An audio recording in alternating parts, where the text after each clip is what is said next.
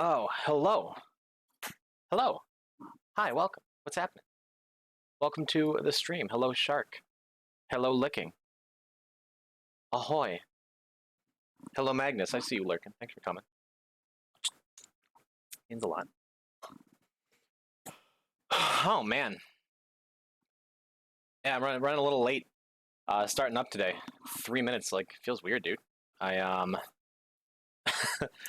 It occurred to me, at like 4:45, it's like, dude, I'm doing like this interview thing that I've been planning on doing for the first time today.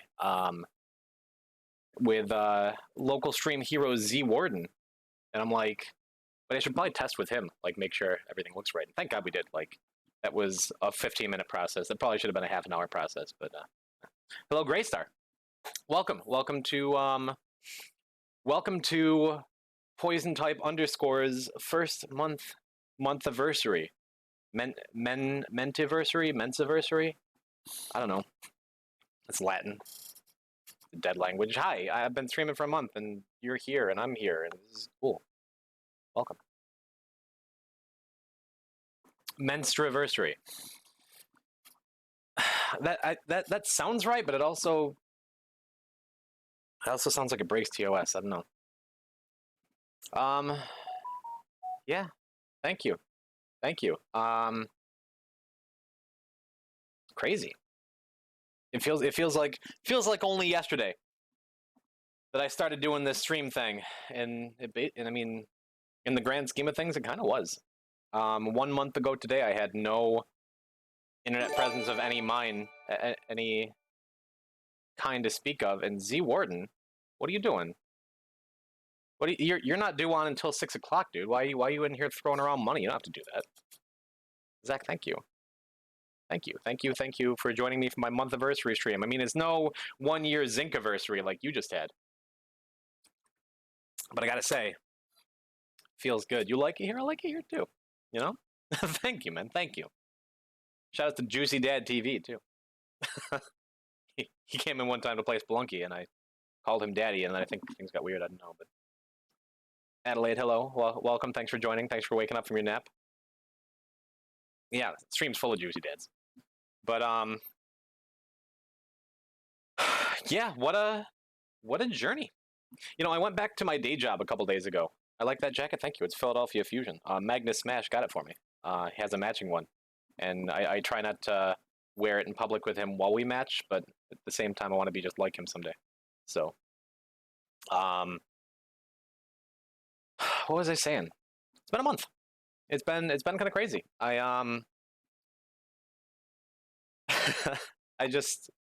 spend a lot of time on Twitch, and I always have. A lot of time on YouTube, a lot of time following my content creators, people playing video games. And a month ago, I finally got my new computer and took the plunge to make it a thing where I actually, you know, play the games for other people. Instead of just consuming content, I am the content. And it's been a lot of fun. I've been playing a lot of Spelunky. Spelunky 2, best roguelike in the world. A little bit of Minecraft, a little bit of Among Us, a little bit of just chatting, a little bit of just talking in circles while people hang out with me. And it's been wild. Jon Snow Brawls. Hello, Jared. Welcome back. Just talking about life for a little bit before we get into the 1 month-iversary, menstruiversary, anniversary, whatever we're calling it. I got to figure that out. But yeah, like I've talked about it a couple times during my just chatting business. But you know, it's good content. I'm not playing WoW. Not today. Not tomorrow. Who knows what could happen in the future? But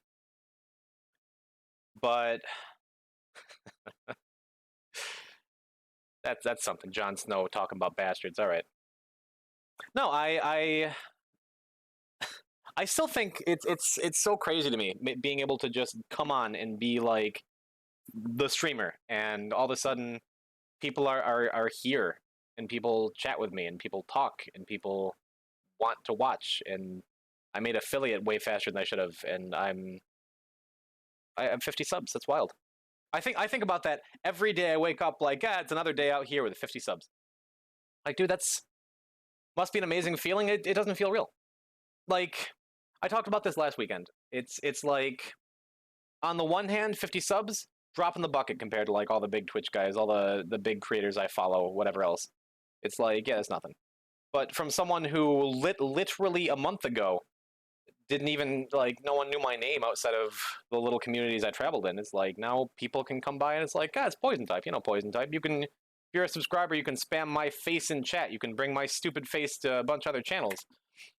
And that all just materialized in like a month. It's wild. And it's such a weird thing to adjust to. And I've talked about it the last couple of Sundays. I've been doing these just chatting streams where I just talk about where I'm at and how I feel about it, and where I want to go. And that's helped keep me not just grounded, but also on the path that I want to be on towards wherever I'm going. But I've been calling this little just chatting series like how to get big on Twitch. And it's starting to feel less funny, like less ironic. It's like, yeah, I'm real big on Twitch from this guy with 20 followers, but now it's like a couple of people that I've known, friends and acquaintances, are like messaging me with screenshots, being like, "Dude, Poison, you're on the recommended channels for growing small communities. You're doing the dang thing," and like, what the hell? that doesn't make sense. I can't help but like try to compare it from both ends, not just from the position of being nothing and nowhere and nobody to where I am now, where I feel like king of the world, but also to like whatever, wherever I want to go. A big deal. Yeah, I have many many leather-bound books and furniture of rich mahogany or something. I wonder, does streaming kind of make some games not as good? Well, that's something I've talked about a lot too. Like I try to think about not just I'm on playing games and whatever, because I mean my hobby's always been playing games. Um, but as I guess a content creator, an internet person, a streamer, what's fun to watch? Like I really think about what kind of content is important. Because for example, earlier this month, shortly after or shortly before, maybe it was December, I don't know, I played through Undertale for the first time. If you're not familiar, Undertale, the indie darling RPG, came out in like 2010. Was one of the biggest indie games of all time. Played through that game for the very first time. It was on my to-do list for ages. Loved it. Loved it. Loved it. Loved it. Couldn't believe how much it affected me on like a personal level. Like I know Undertale is like one of the biggest, craziest fan communities out there. But I didn't expect it to hit me as hard as it did. Like I cried during some things that happened if you never played the game. Undertale is a crazy good game. And I was talking to Shark, who was in the chat a minute ago. He's like, dude, you should stream it. I'm like, no.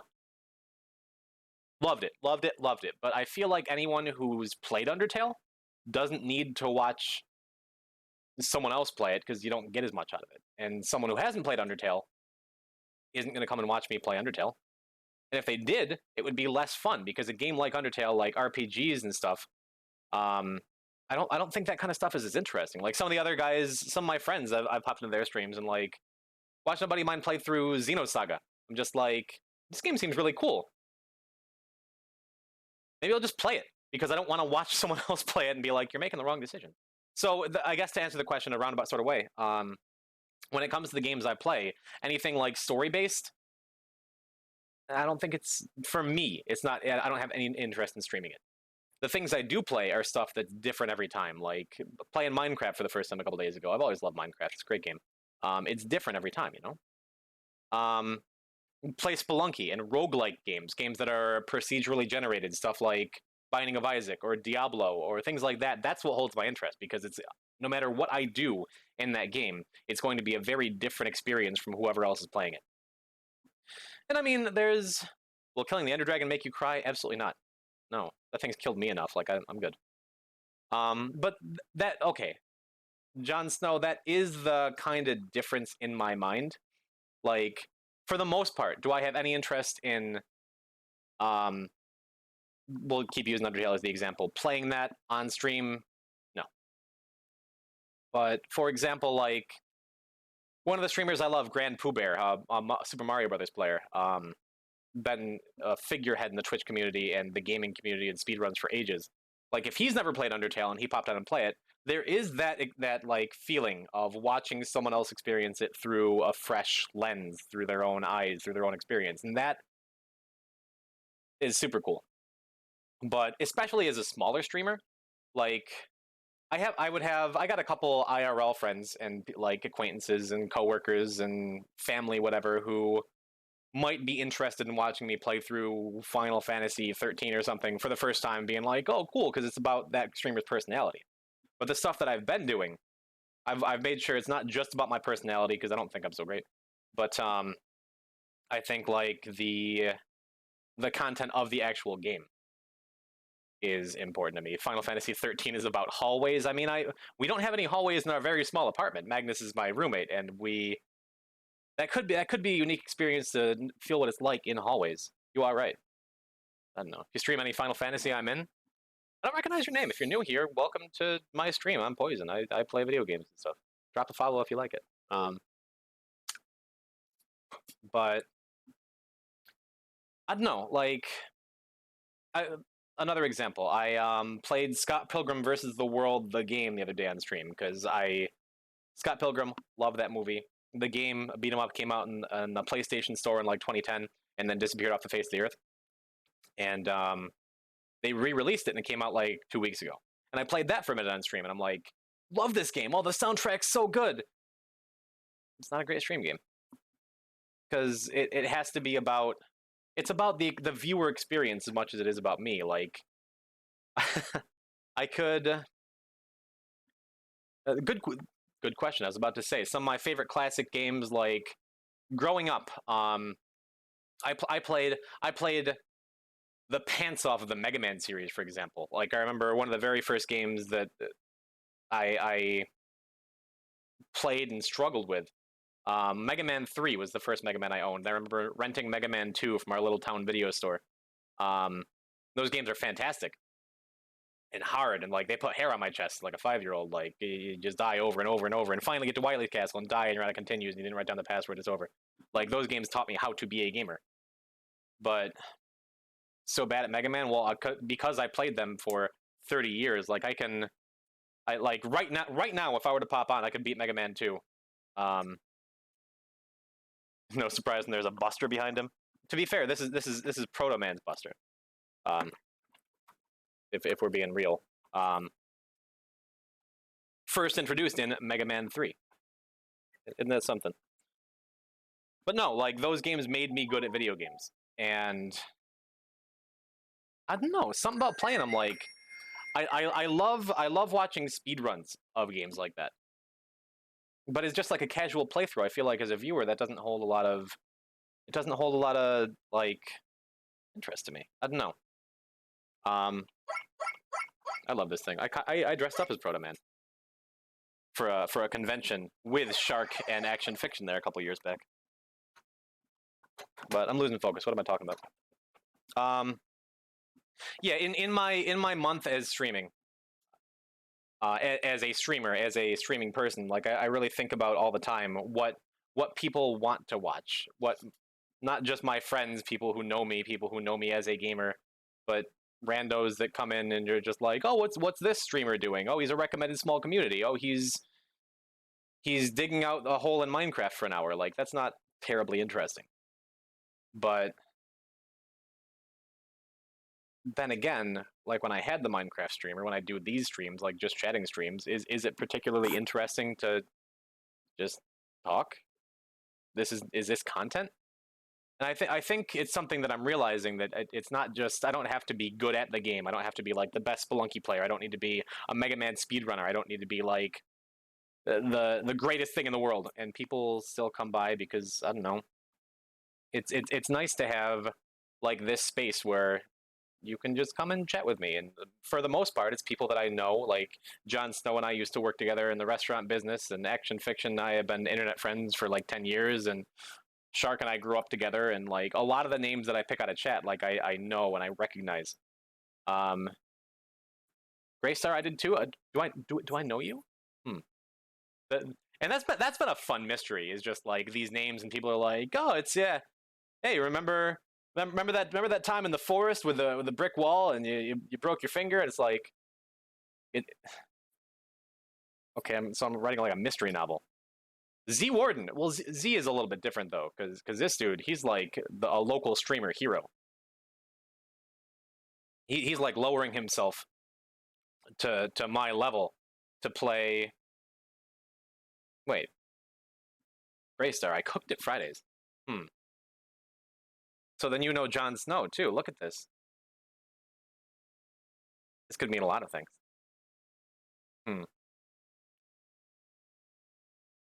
We'll get back to that in a second. I feel the most successful streams are organic. No, he didn't.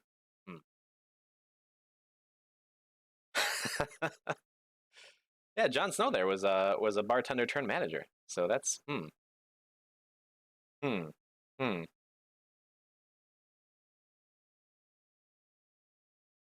Oh my goodness. Yeah, Z Warden. He did not cook it Fridays. Wait a minute. Ryan, hello. Look at that. Yeah, Magnus literally also worked at Fridays. This is, oh man, are we having a TGI Fridays reunion here? Get out of here. 2 years at Fridays or military service. Like I chose the right. Are there seriously 5 TGI Fridays employees in chat right now? Oh my God, Z, shut up. You for sure did not. And okay, you know, yeah, I should have gone into the army. Yeah, yeah. Well, ah, we're all here again. Jared, you did just say like the best things are organic. Like I do feel like I came into this just expecting to play some video games and like I had some cool ideas for what I do, maybe some random dumb skits and things I can say or like content. But these are little organic moments like, oh, all of a sudden everybody in chat knows each other and didn't know it. Like we could have a shift meeting here. Like that's cool to me. That's all these little interesting moments that it feels like happen because I'm here. I think that's super dope.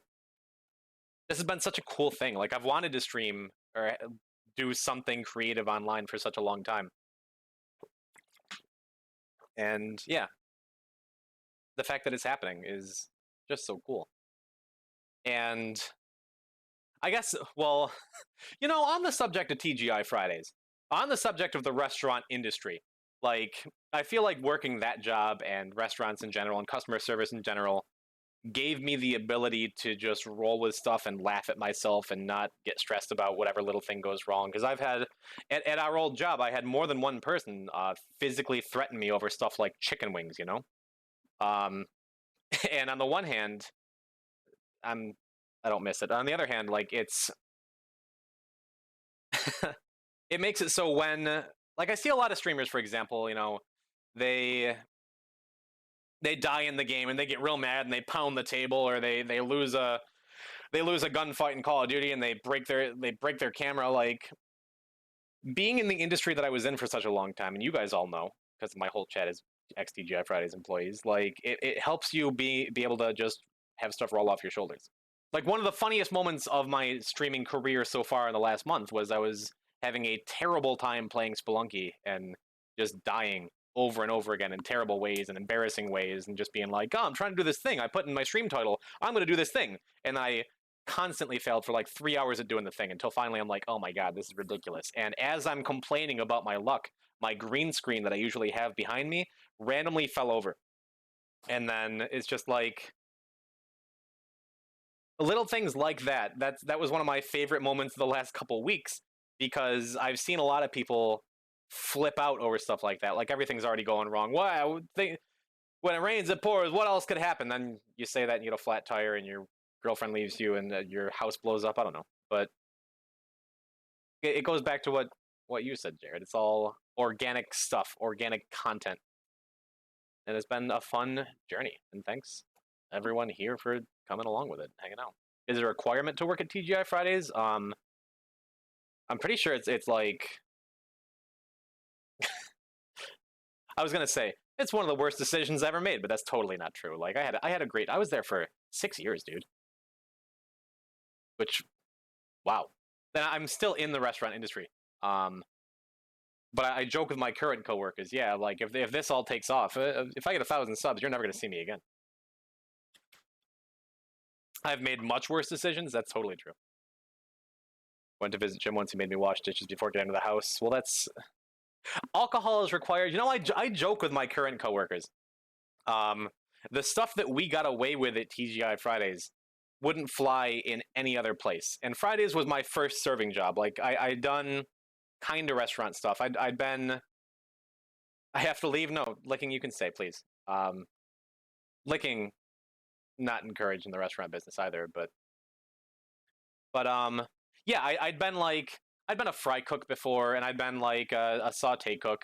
I'd done like I worked at a baseball stadium wrapping hot dogs. Like I worked at the Carrier Dome, the sports stadium in my area, doing food service stuff. But my first serving job was at TGI Fridays. And when I tell stories about the things that I got away with and things that I did at other jobs, it's just like you did what? Like on the night shifts on Fridays and Saturdays, it used to be one of my ex-managers is in chat right now, which is funny. It used to be myself and one other guy and another girl on Friday and Saturdays. The game we started to play on closing shifts, because we'd be there from like 3:30, 4 p.m. to like 3 a.m. The game was to see how drunk we could get in the parking lot before we came in and still have nobody notice. And I remember looking at like having one day I pushed it a little bit too far, and I remember like I had an issue with one of my first couple tables, and went to our manager at the time, Scott, and went up to him like, "Hey, Scott," and in my mind I said, "Hey, Scott, table 13 didn't like their ribs; they would like to get a Cajun chicken and shrimp pasta." But I'm sure what I said was, "Hey, Scott."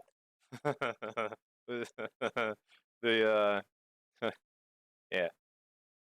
And like I talk about stuff like that at my current job, and people are like, "You so they could smell alcohol in your breath and you didn't get fired?" I'm like, "Well, a couple times it got really bad, but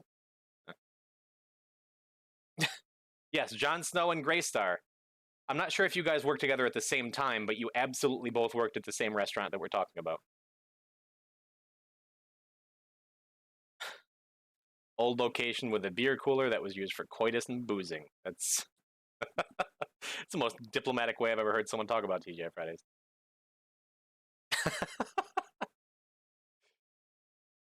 But yeah. I mean, if I guess I've already said all of your real names a couple times. Graysar, Brian, Jon Snow, Jared, Magnus, Elliot. Like we all actually worked at TGI Fridays together, and this is hilarious to me that this is coming together. But yeah, dude, it was. Uh, Brian, that'll be up to him if he wants to put his name in chat. Not the Brian that people didn't particularly like. This was good, Brian. We like this Brian. I like this Brian. I don't know, and I love Sabrina, dude. Give give her like a big hug, a kiss on the cheek, a fist bump, whatever is appropriate. Like I miss that girl. I liked both of you so much. You were always such a positive like influence on everything in the kitchen, even when everything else was falling apart completely. It was just like, yeah, you had a smile on your face and a song in your heart, and that's a rare thing in the industry. But thinking Matt, no, he is not. He is never going to be in this chat. Don't worry about it. But anyway, all of that, like, wasn't sober. It's none of us were. I feel like working in customer service in the restaurant business, like, gave me the ability to do what I'm doing, you know? Um, and somebody at Joe, if Joe Kostrick ever came in this chat, I would delete my Twitch channel. He is one of two people in the last 10 years that like if I caught him on the wrong day in the parking lot, I would have just like grounded his ass. Like I can't stand that human. Don't at me. Like I'm a chill sort of dude, and I am not a fighter, but oh my god, I will I will say like I did think it was funny that every single person at that restaurant had a Kostrick impression. Yeah. What, so what's the plan tonight? What's going on tonight? Huh? Jim, I'm worried about your body. Yeah. I kitchen managers, dude. I don't know what it is. Enough about Joe Kostrick. I'm gonna get mad. Working in the industry, I working in the industry, I feel like that gave me the ability to just talk at people, and I'm gonna sleep off my shift hangover. And you guys know what I'm talking about. Like, at least before this, for me, I was a very reserved, kind of quiet, like antisocial sort of fella. And working in the industry gave me the ability to just talk to people and connect with people in small ways. Like, having I'm trying to keep up with chat right now, and we're back to me. Bring the focus back. It's not that I was antisocial or bad at talking or particularly awkward more than any other teenager was, but like it's a perfect, like, working in customer service in the restaurant industry specifically, I feel like is the perfect warm up to being a Twitch streamer. Because if some random person comes into chat and starts tossing stuff around, um, as a streamer, if they're just coming by your stream, you might have 30 seconds to a minute to get them to stay, to interest them enough to want to continue watching. Or if they say something, to be able to talk to them and keep them around, you know? And that's exactly what you do in the service industry. Like, you have 30 seconds to make an impression. Like, if you're walking up to a table like, hey folks, my name's Poison, welcome to Nondescript Restaurant, they will decide within 10 seconds whether or not they like you, or they hate you, or they respect you, or they're going to be good to you. And and being a cook is the same thing. Like, you have these little micro interactions all the time, and that's such a huge learning thing. And it set me up for this streaming stuff real well. I don't know. That is that is true. Shark knew Pokemon card tournament, Poison, in the 5th grade, back when you had a bowl cut and braces, and I was a mess. Someday maybe I'll put some of my yearbook photos on here. I was sheesh. And then yes, action fiction. I met you in college, and everyone else chatting like I've met you in the last couple of years, and I'm a fan. I'm a fan of all of you. Like, I'm glad that the right people are coming into my chat. It was weird for me. It was like I got nervous talking about, like, I guess when I first went to advertise myself on my personal Facebook and being like, "Hey, I'm doing a thing. Come check it out." I guess, like, that was super nerve-wracking, because the idea of exposing myself to, I guess, everyone in my life in any way, and being like, hey, I'm doing this creative venture and I think it's going good. Come look at what I'm putting my time into. Like, that makes me so nervous. It's one thing if I'm just like, because in my free time in the last, like, frosted tips all day, I was never brave enough to have, I never did hair gellers, but I haven't combed my hair in 20 years, whatever. But like, so as like a side gig before COVID, I put together and ran a Super Smash Brothers tournament up at Destiny USA. We did like a weekly thing. I didn't like create it whole cloth. I found a smaller Smash Brothers tournament at a like shopping town mall, an old dead mall, and I brought it to Destiny USA. With the help of a lot of guys in the community, but I wound up being like the tournament runner for that. And so, like, talking to the Smash Brothers guys in like our Smash Brothers Discord and Smash Brothers Facebook group, they already knew me as Poison. They already knew me as like this gamer who organized things. And in that setting, I was already like a leader and a respected community figure. But going and being like, hey, random ex-coworkers and people I went to college with and old high school friends that I don't know why I'm friends with on Facebook. Hey, random family members that I don't talk to or see that often. Come and watch me play video games. Like, in that kind of context, it was super nerve-wracking to say, hey, this is me, this is what I'm doing, you know? And the people that like are coming here, I like them all. It's cool. It's cool being able to look in chat and there's not a single person that I'm like, oh, you came. I don't know. But thank you, X Fridays employees, for coming through. Thank you, Magnus Smash, for speaking the truth about playing Super Smash Bros. Ultimate Online. And hello, Joe. Okay, we're getting close to 6 o'clock. So I'm gonna be, and my viewer count is rising to the point like my stream is actually active. In like 20 minutes, I'm gonna try to get this Discord call with the world famous twitch.tv/zwarden. And it looks like there's,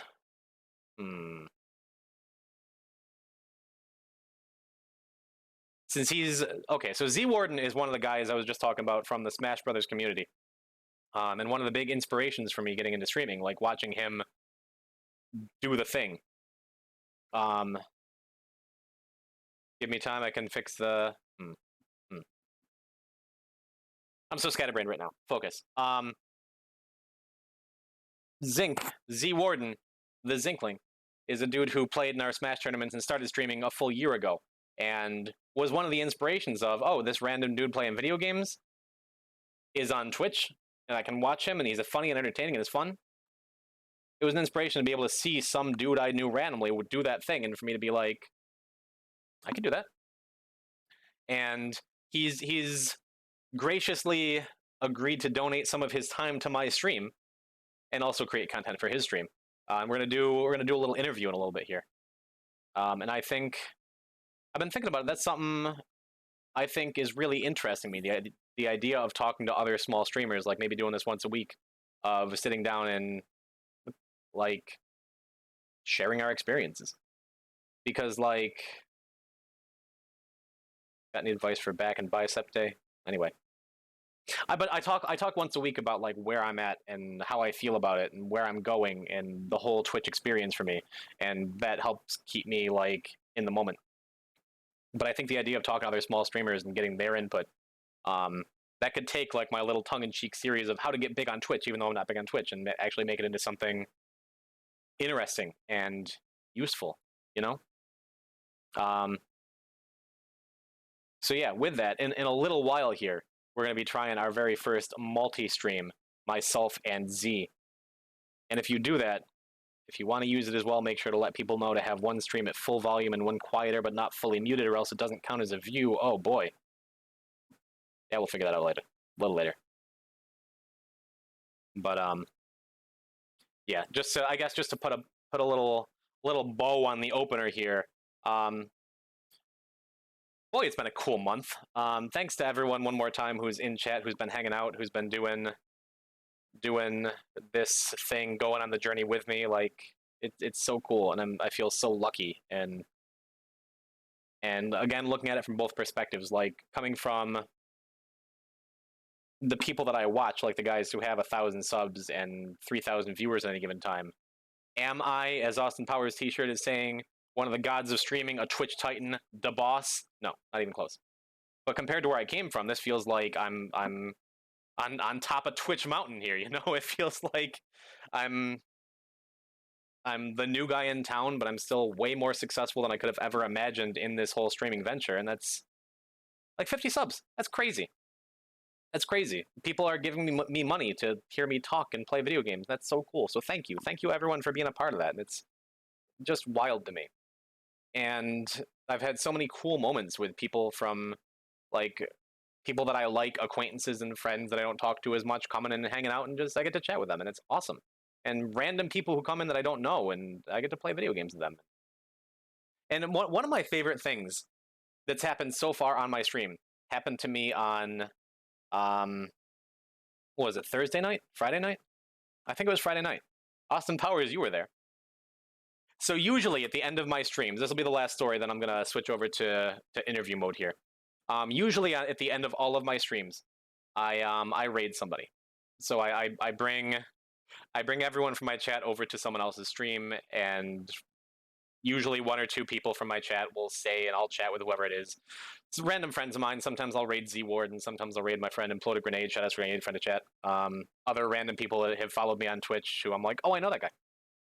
But on Friday at the end of my stream, nobody that I knew that I was close to was streaming that night.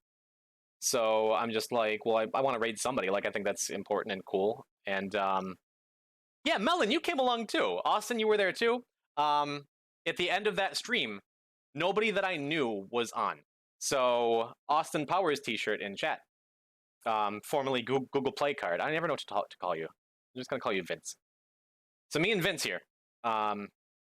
Vince said, just raid some 0 viewer creeper stream and we'll all join up. I'm like, you know what, that's actually a funny idea. But instead of clicking on, I went to click on a random Minecraft stream, but I clicked on IRL by accident and scrolled to the bottom and found like a bunch of 0 viewer IRL streams. And there was one that I'm like, oh, it's gonna be, it is like a random cooking stream. There's like some stoner kid in a tie-dye t-shirt. Let's just raid his stream and we'll all go in. Yeah, stoner guy making hot dogs, because the stream title was something like cooking with this guy's name. And I'm like, this will be cute. You know, a guy with 0 viewers just making some chili dogs. We'll pop in there and we'll hang out with them. So I load up the stream as soon as and raid the stream, so all of my viewers go over there, and I start typing in chat, "Woo, chili dogs!" And Austin Powers like, "Yeah, chili dogs." And the kid with the tie dye shirt, like the stoner kid, wasn't talking or anything. And there was like another voice off stream, like some Australian dude. Long story short, I was really quite wrong about what stream we were rating because it turned out to be um, a special needs kid with his caretaker doing like a cooking stream thing, and it turned out being like really wholesome and really sweet. Like we came in with guns ablaze and like, "Woo, chili dogs!" And then we realized, oh, this is not what we thought it was. But then like the caretaker was talking about like his process, and it was just a couple Aussie blokes down making some chili dogs for lunch, because even though it was like midnight our time, it was like lunchtime in Australia. And me and a couple of my other chatters sat and like talked to this dude making American style chili dogs, and we tossed out some memes, but for the most part it was just like this connection with people that we never would have met or talked to before in any other setting or sense. Melon, don't encourage him. But like that kind of thing is why I wanted to be a Twitch streamer, is why I wanted to do this, because what started is like, yeah, let's just raid random chili dog streamer, turned into something where like me and a couple people in my social circle, now Melon and Austin and whatever, we made this kid's day. Like I said, like he appeared to be nonverbal. His name was Jai, Jye, hashtag Jai Gaming. And when we went into his chat and just chatted for a while, he kept getting so excited, and like pulling on his caretaker's sleeve and being like, "Look, they're talking." And we chatted with him about like American style baked beans, and we tossed out ideas for the next cooking stream, and it was so cool. I mean, you know, I've heard talk and studies and things about like parasocial relationships on Twitch, and like when I watch some of my bigger streamers that I love, um, you know, I might be one of 5,000 people in chat. And I think of, you know, we'll use like German985 as an example. Like I followed him when he had like 100 subscribers on YouTube. Now he has like 11,000 viewers on every Twitch stream. And when I watch him, it's still like hanging out with an old friend, you know? I guess not unlike, it's a similar feeling maybe you get when you like in the old days, like growing up in the 90s like I did, you'd watch interviews with a celebrity on daytime TV and you'd feel like some kind of connection with them because that's what interviews are about. But with Twitch, it's like you can talk to these people and hang out with these people, and you start getting to feel like the streamer is your friend. Like the waitress is hitting on you, so she's in love with me. Parasocial relationships are just that. Like it's a social relationship that's one-sided, where it feels like you're on even footing, but this is like a big Twitch streamer. It's a feeling I imagine you get when you go to a strip club. But like, even though there's the danger of that, of feeling like a connection with someone where it's not really there, I feel like, at least in my experience on Twitch, those connections have been real. Like the idea of I can interact with people in chat and talk to them, and actually it feels like a real social relationship. And a lot of people I know and a lot of people don't. Melon, I don't think you said you were just a rando that popped in because whatever, and now you're on my Minecraft server and you built a lovely flower garden and set up a bee next to the nether portal, and it feels like, well, yeah, we're kind of friends. Yeah, Melon's my buddy. And there's been a bunch of people who just come by. It's like, oh, I saw you in the growing communities pane on Twitch, and you seem pretty cool, so I'm going to hang out. And now, like, I got dozens of those people who I talk to every time I stream and are active in the Discord. And it's such a cool, unique, strange experience. And the first month of it has been successful beyond my wildest dreams, and I like the trajectory I'm on. Like, I feel like this is something I want to keep doing. And so I'm going to. And maybe those tongue-in-cheek jokes about getting big on Twitch are going to be more and more true, or maybe I'll still have this small community that I'm at right now where I have like 15, 20 viewers at a time, which is awesome. And maybe I'll never grow past that, but that's still amazing. That's so cool.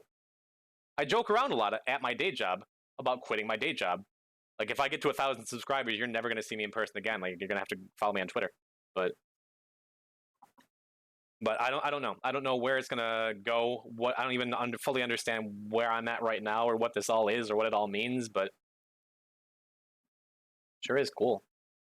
So thank you again, everyone who's been here, who's here now, who might have just popped in. Thank you to random names in the chat who I don't recognize. Hi, I'm Poison. I'm gonna be doing this all the time, so come hang out more often. So yeah, I'm gonna maybe take a few minutes here. I'm gonna run to the bathroom. I'm gonna get my multi-stream business set up, and we're gonna be back in a little bit with Z Warden. First, I mean, those parasocial interactions are real. The problem is when people expect them to have the same gravitas on either side of the equation. A streamer with 1K people every time they're up is interacting with all of you. You, the viewer, is interacting with very few of the people present.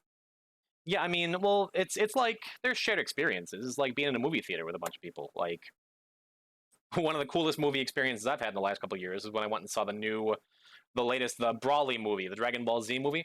The one they had in theaters, like, it must have been a year or two ago. That was cool. Because, like, it was a bunch of dudes like me, a bunch of 30-year-old dudes, like, going and being like, oh, yeah, this has, like, the Gogeta finally get defused, and they have the red hair and whatever. And I'm not, like, a huge anime guy or a huge Dragon Ball Z fan. But in that theater, we were all 13-year-old kids again, trying to go Super Saiyan in our bedrooms, you know? Like, when Gogeta powered up his Kamehameha to blow Brawly away at the, like, near the end of the movie, like, the entire theater in unison. Again, mostly 30-year-old dudes. Some out with like their friends, girlfriends, whatever, and they're just like Kame. Every single person in that theater shouted Kamehameha with Gogeta, and it was awesome. And that's something like besides the one dude that I went with, I'm never gonna see those dudes again. But that connection was very much real in that moment, you know. And because of that, maybe I have a different view on parasocial relationships, like the streamer chatter relationship thing, because I don't know whether it's because I'm a small streamer, whether it's because of other personal experiences. It's like real to me. I read every single message in chat, and I talk back to every single person. Even when Austin Powers is spamming garbage that doesn't make any sense. Even when my cousin Jack is spitting out Bible verses while I'm trying to play a video game. Yeah, like this is exactly what I wanted out of streaming, out of being a Twitch guy, out of being an internet personality. The connecting with people that I know and connecting with people I don't know, and the spreading that feeling of positive social interaction to random kids in Europe, to my other friends who are just playing Dead by Daylight, to anything. Like, it's all so cool. Twitch is awesome. Happy month-iversary. To my stalkers, yeah, like Septua Centennial, yeah. Hello, welcome. You showed up right as I'm about to take a break, so I'm about to take 5 to 7 minutes. Let's see, we're gonna change the stream title. What's a good clickbait title to get people to come in to watch me that don't know me? What is that? What, parasocial relationships, or my clickbait stream title? We're gonna say interview with God of streaming of Twitch Titan of whatever. Unacceptable, keep me entertained. You going to the bathroom with me? Oh, here come the suggestions. Streamer ruins life in 10 easy steps. Did you listen to anything I just said? Did you just unmute me to talk? Okay. World's largest, nope. 420 stream game, nude women. Well, not that bad. Let's see.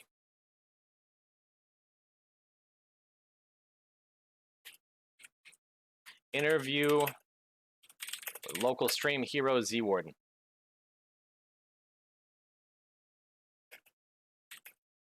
I think that'll be good. All right, we'll update that. Put Fortnite in there somewhere. Doctors hate these 10 secrets to making millions. How to get rich in 3 seconds.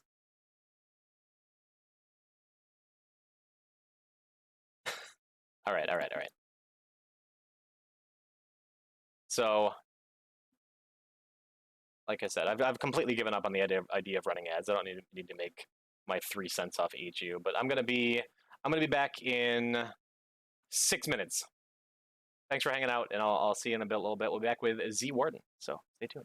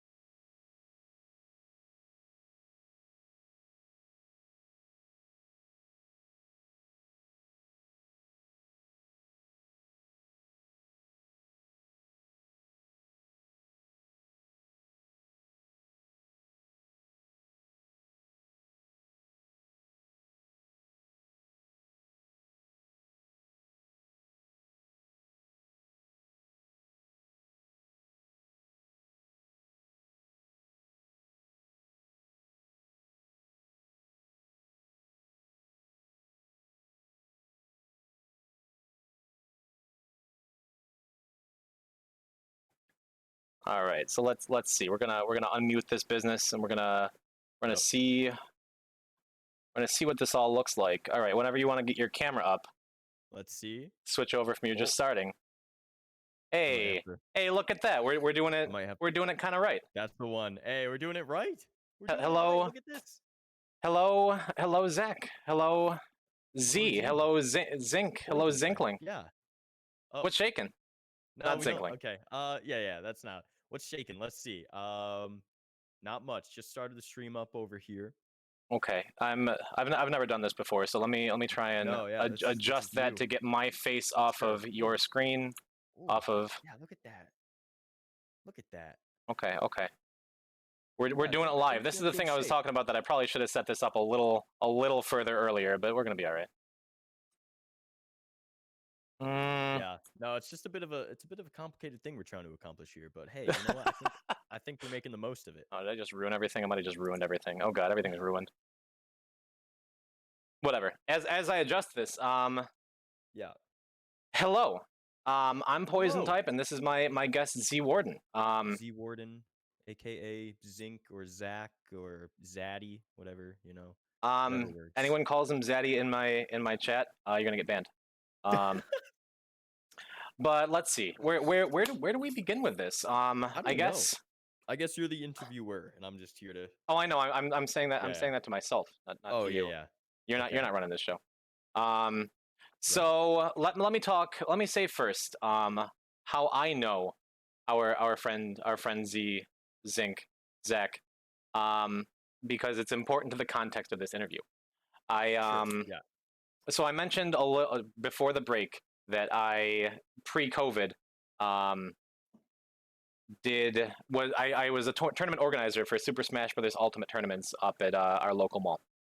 And at first, Zink was just one of the dudes, guy that came by, King DDD player. Seemed nice enough, Spoke didn't to know her. him that well.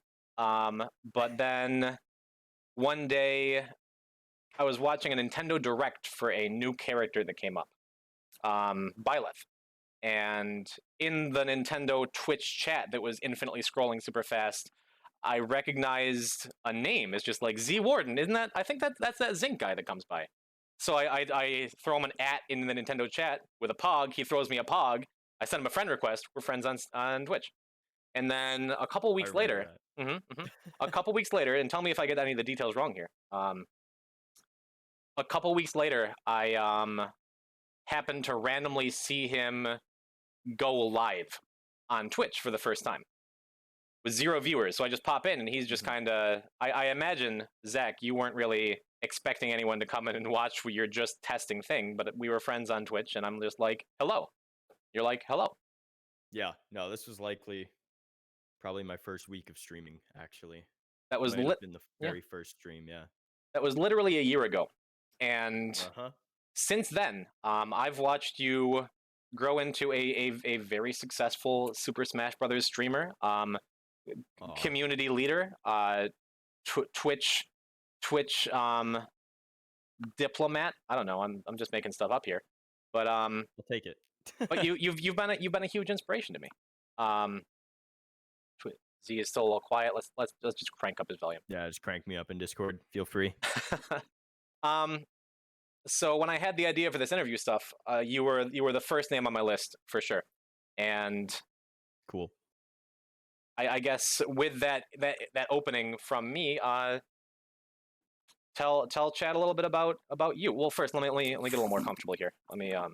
Oh Let me. my! Yeah, all right, Whoa! all right. I'm not even wearing Zink merch right now. What? So tell me a little bit about like your journey, your business on this Switch stuff. So I'm interested. My journey. Yeah. Well, I just celebrated a year of streaming The with Zingiversary. Yeah. a 24-hour stream, which was wild, and I didn't think I would make it, but I did, and it felt awesome. Well, Mhm. the next day, sleeping for 24 hours felt awesome, but also all the support and stuff from that day was totally unparalleled to anything I've experienced before on this journey. I would say I really got my start because I just wanted to put aside a little bit of time every week and I was still working a full-time job at that time. So I was streaming like 3 days a week max for like 4-hour sessions, and it would just be like me playing Smash usually because I just wanted because otherwise I would just like sit in bed all day, and I was like, I need to like force myself to play Smash. I need to allocate the Sure. time to improve because like that was really my goal when I first started. It was like I want to do well at tournaments locally, and I want to become just a better gamer. And that's why. That's definitely Yeah.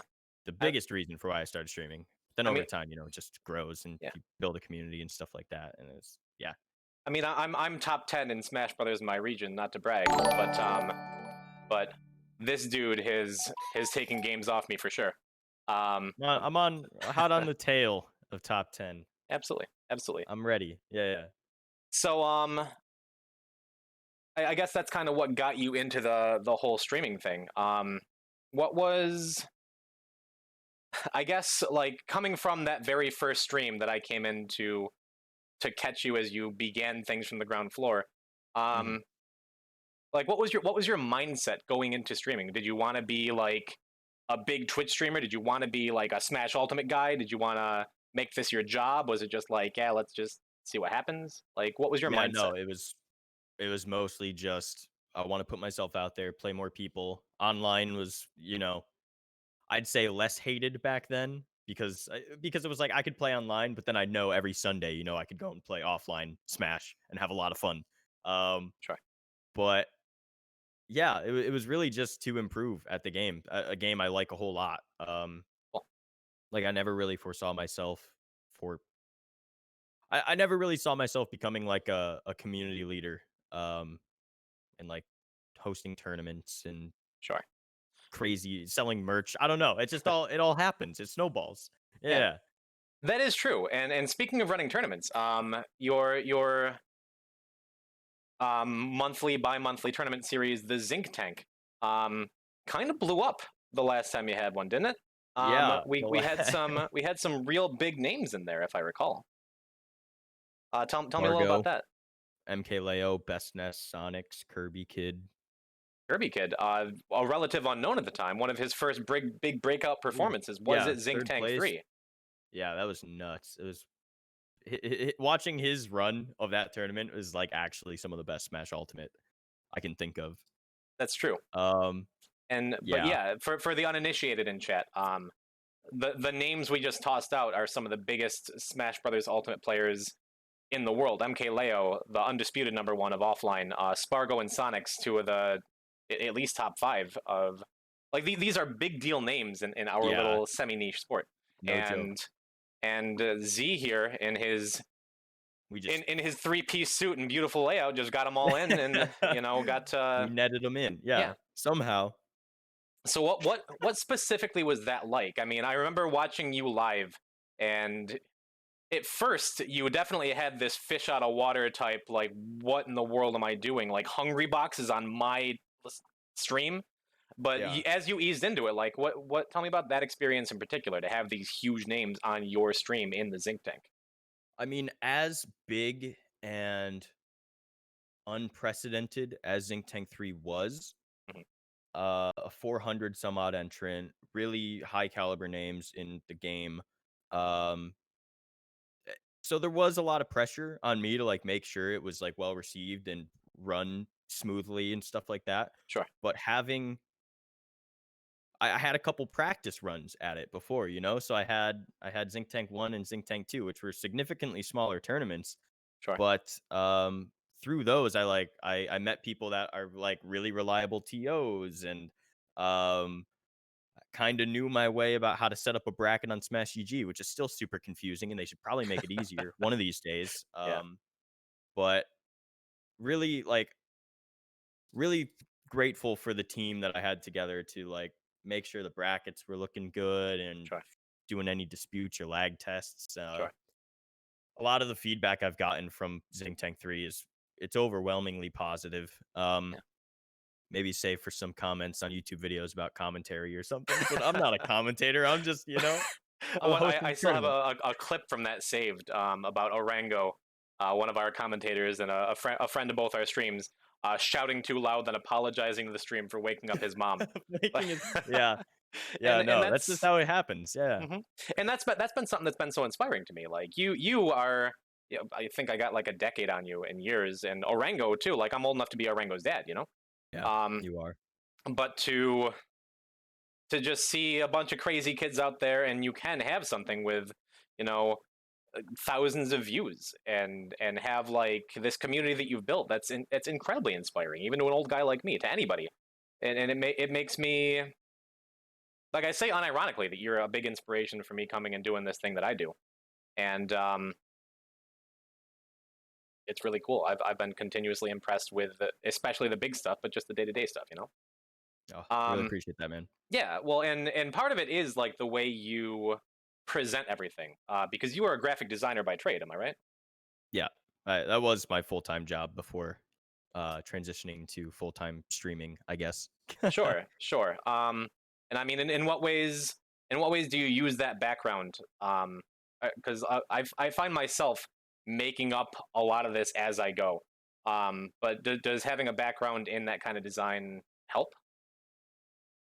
um, I'd say definitely for some people probably less, but for me as someone who's like really meticulous about like the visuals appeal of anything I do, um having the creative control to like make my own overlays and alerts and panels and graphics and logos for tournaments and whatever. The only thing I like don't touch myself really is my emotes because I'm not like an illustrator. I'm not built like Sure, that. But sure, fortunately, I've got a friend who's quite good at illustration that I tap for those. Um, what else? I mean, yeah, a lot of backgrounds just in like a bunch of stuff I've done. I've got a little bit of a background in broadcast journalism and stuff, which definitely comes in handy with okay, OBS and just speaking, like public speaking, I guess is affected by that as well. sure, Um, lot of that. I mean, I did theater and stuff too. So I like talking to people and sure. yeah. Yeah, right before I switched over to the interview, I was actually talking because I had a couple ex coworkers in chat from the restaurant industry, which is my day job, and we were Let's go talking about how Fridays. like yeah, well, yeah, you were there for some of it. It's such a great primer to have a background in those things, because like I see, did my roommate just come in? Okay, because I see like a lot of people come on Twitch and don't like, and they have trouble acclimating to talking to an audience. But if you have a background in theater, if you have a background in customer service in any way like that, Mhm, it comes much more naturally because you're just used to being able to talk. for sure. Yeah, but and I guess that segues into my next question. Like as you went from, as we all do, just like starting out, building up, doing this for the first time, um, to where you are now, like an established Twitch guy. What are some of like, what are some of the things like you struggled with? Like what were the difficulties in, like, from a learning curve perspective, or what do you think was tough about being a Twitch streamer, I guess? Hmm. I think I think Everything that's is a just really easy. I interesting mean, you question. Everything's not easy. Everything does not come easily. There's definitely like as once you hit a certain point where you feel like people like might have expectations of you, mhm, making sure you're in the headspace to like continue to fulfill those can be a challenge. Like whether or not you're having a good day or you wake up not feeling good or something. And it's like I usually stream these nights. I should stream this night.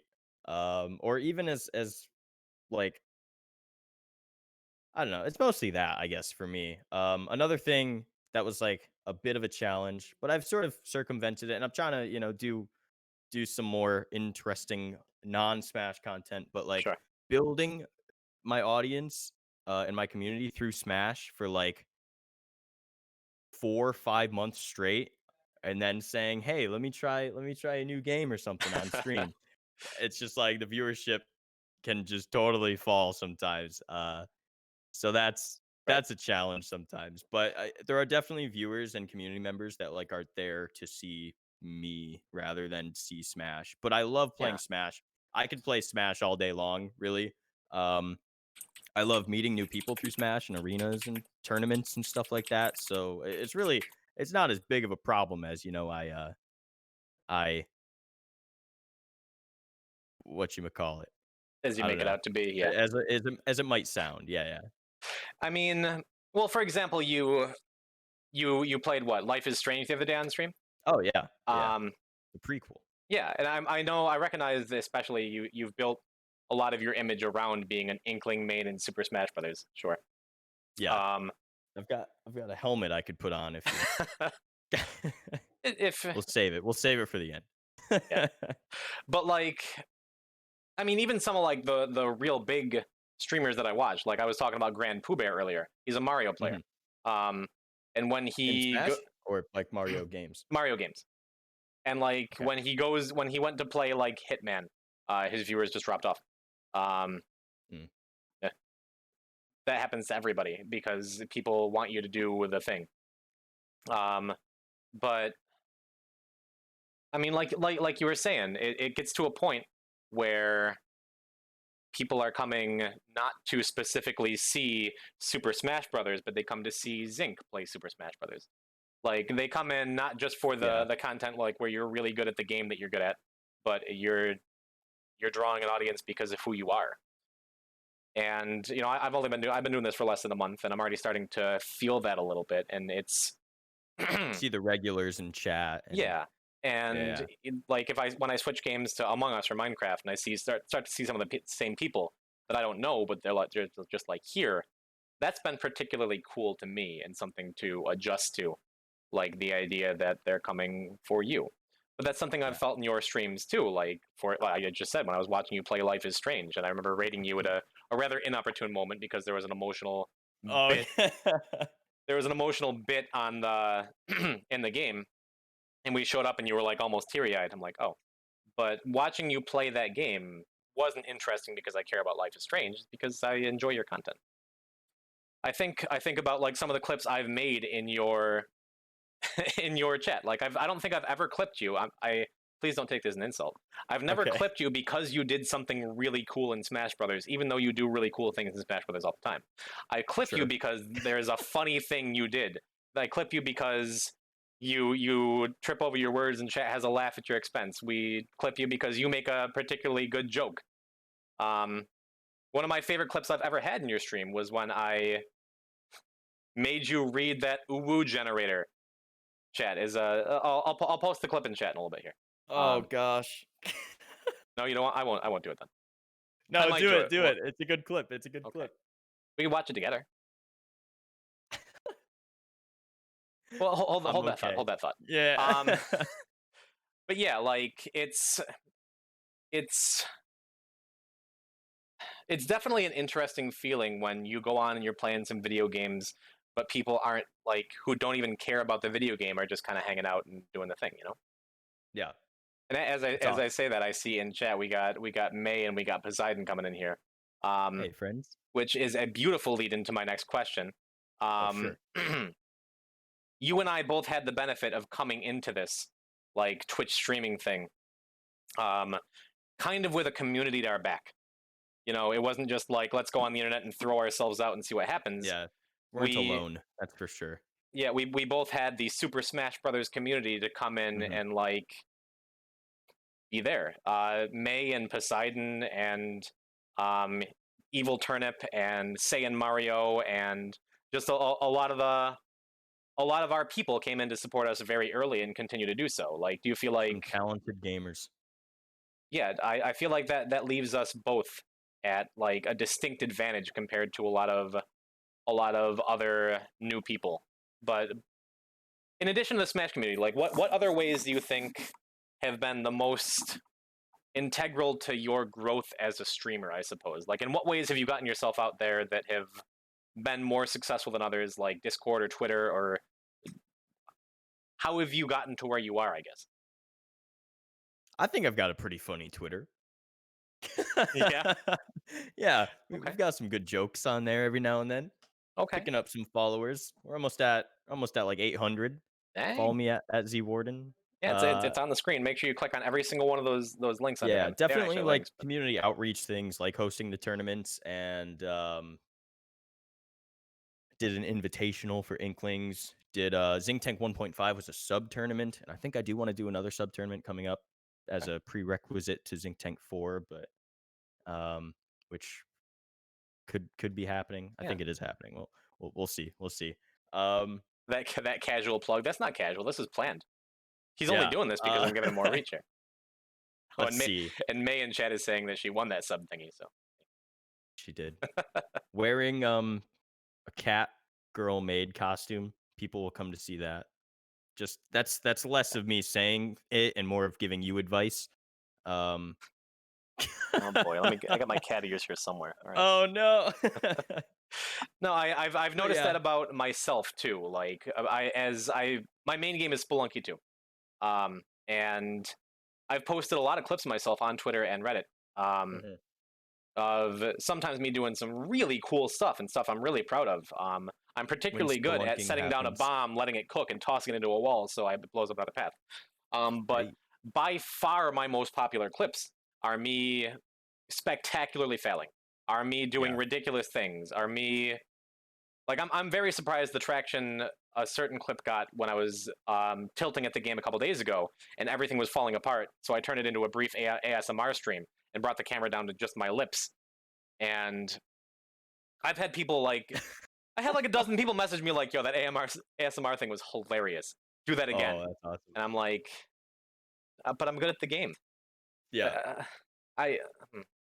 Is there anything that like particularly frustrates you about being a streamer? Like something you want more attention on that doesn't have enough attention, or something that gets too much attention that you're like chill it a little bit?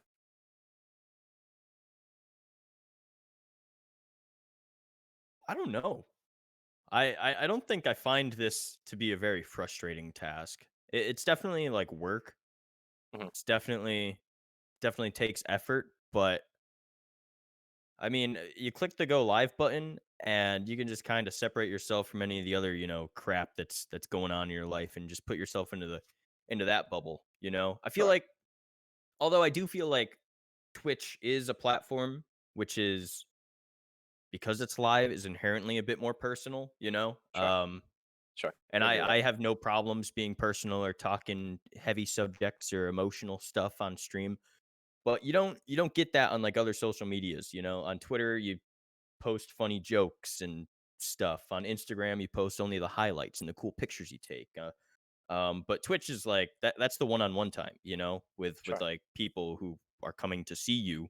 literally see you and can talk to you live and stuff like that. So um yeah, I wouldn't say anything's frustrating about that. Thank you for the 6 months, Poseidon. Hey, shout out to Um Poseidon, friend of the stream. yeah, no, it's just like being able like having this as like a separate space to just come and be a cool person sometimes. I don't know. How could I get angry at that? It's super fun. That's entirely fair. And I guess a related question, Mhm. because this is to me, I have a blast every time I come on. Like this has been Oh such yeah. a cool experience to be a Twitch streamer. Um, and I try to look at it not just as enjoying in the moment, which I absolutely do, but I also try to look like what my next step is. I talk about that a lot, especially in these just chatting streams. Like, what's my plan for the next couple weeks as a streamer? What's my Mhm. plan for the next month? And as someone who's been doing this over a year now, like, what advice would you have for a new guy like me? Um, in a general sense, in a specific sense about individual things, like what would you recommend to someone in my spot?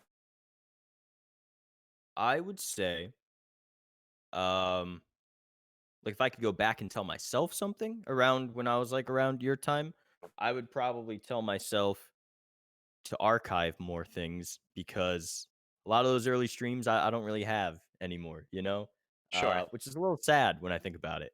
Because Twitch only holds them for like 2 months. Um, and I've got clips from the early times, and I love getting clips. I love when people make clips, and that's basically what my whole like Zinc Rewind 2020 was. It was just like Yeah. clips made for Yeah. me, and I'm so grateful because they captured some really really funny, uh, powerful moments, I would say, and it Yeah. made for a really really good year end like wrap up, for 1 year of streaming. Very cool. So archiving things, that's really cool. Just because of the way my brain works, I really like to make things like visually look really good, but you don't need to throw a bunch of money into getting like a into making it look professional if the content that you're making, if the beef of the sandwich, what am I saying, is like still Oh, good, you know? There are sure. some super successful streamers that like used all the default alerts and like still use like you've got like the headset mic, like, and that's just Yeah. like it becomes who they are. It Sure. becomes something that people look forward to when they come into the stream. So there's no reason to like go all in on like a super expensive streaming package and Sure. getting a ring light and a microphone and like I have a ring that's light. just the It's way too late for my that. brain works. Oh yeah, that's Me, just the me way and my Jess then. brain works. I was like, let me get all this expensive equipment and then I'll start streaming. But I feel like I Yeah. should have jumped into it sooner. Yeah. I mean You're in a that. good spot though, I feel. Yeah. That's the big thing is there's a lot of things you can say, a lot of things you can do, but the most important thing is just do it, man. Like Just do it. all you got to do is download If you've download got OBS and stuff click to the button. Yeah. say, if you've got stuff to say, just say it, you know?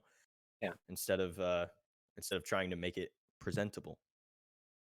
Yeah. That's basically advice to anyone in chat that's like maybe thinking about streaming, but you feel like you don't have the equipment or you feel like you don't have like the production value won't be up to standards or anything. Sure. Just like do it. I It's mean, it only yeah, yeah. it's I think of like I follow a lot of big guys on Twitch who have like beautiful layouts and cool transitions and custom sounds and they paid a bunch of money for like Mhm. their favorite bands to play. But Oof. then I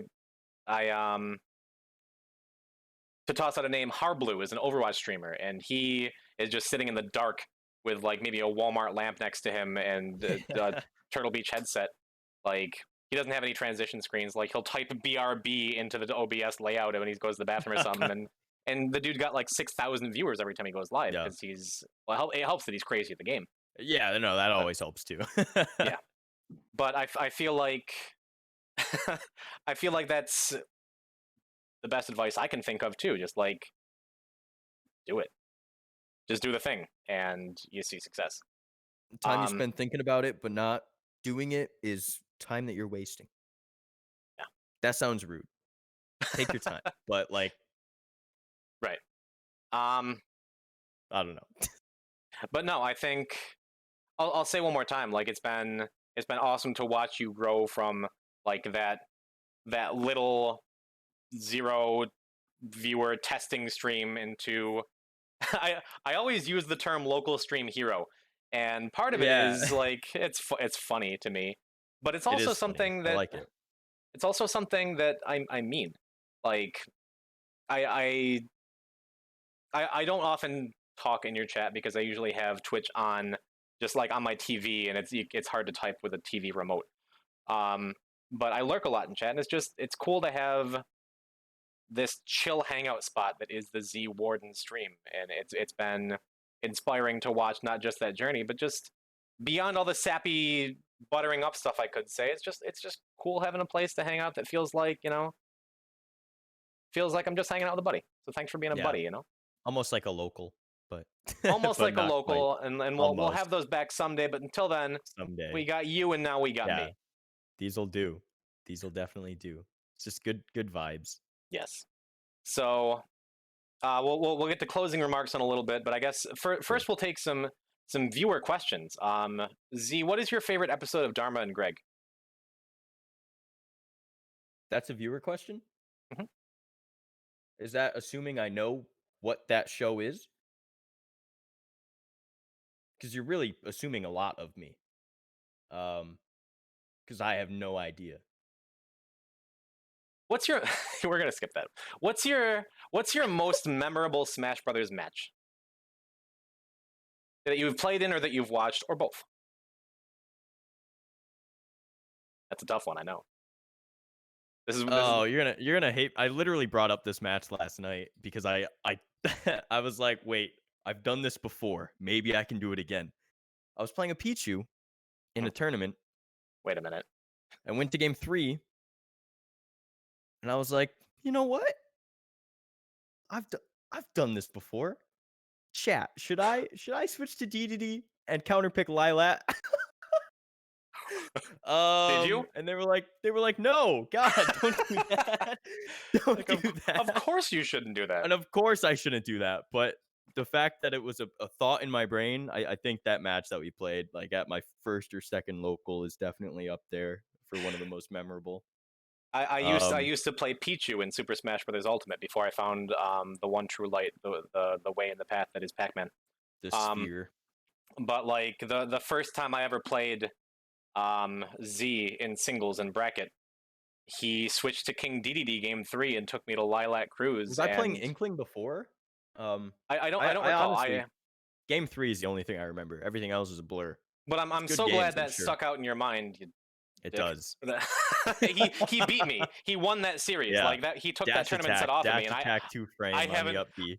You remember the exact? Of course, It's yeah. burned into your brain. Okay, I'll Mhm. take it as a compliment that it The means kill so much that screen's you like, beat me. if I blink really fast, I can see the kill screen. I was at 40, dude.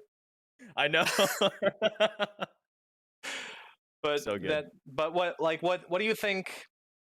I didn't forget that either. It's one of my memorable too. I'm glad this Yeah, sticks out. So what's your favorite, your most memorable Smash Ultimate moment on stream? Then we'll say. on stream.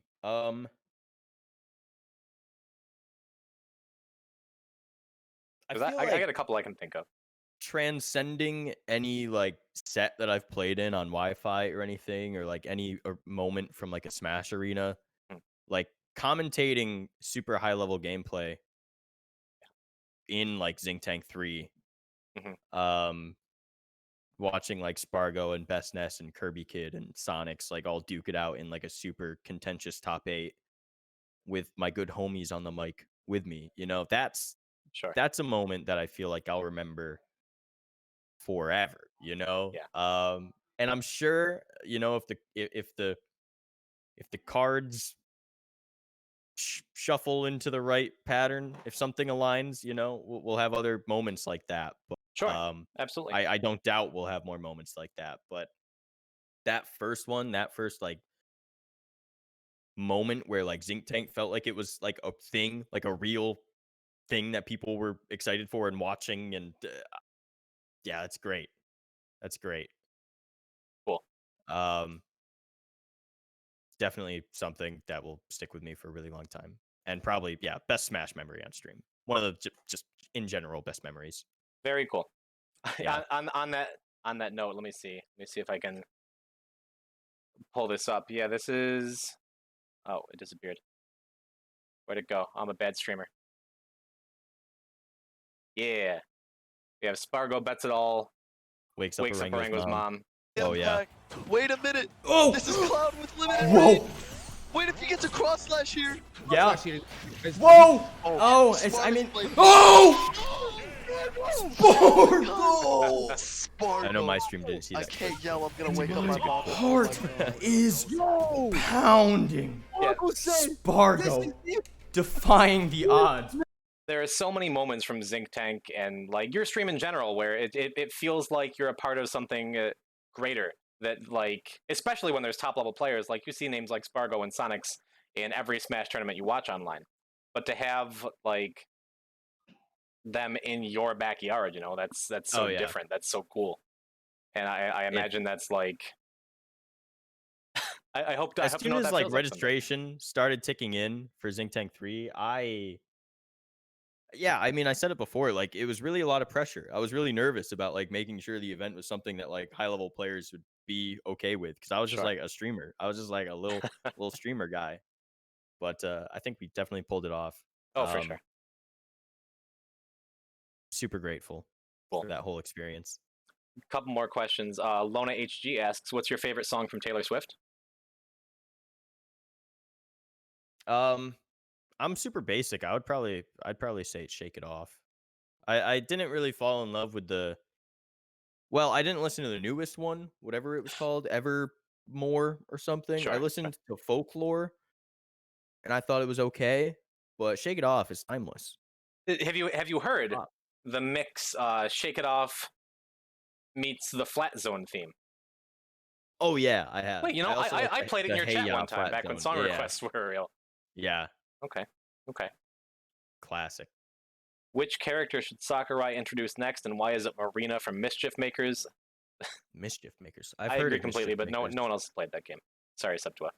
I've heard of it, but is it like a wizard girl? She's like a magician or something? Before your time, you young pup. Yeah, I'm a baby.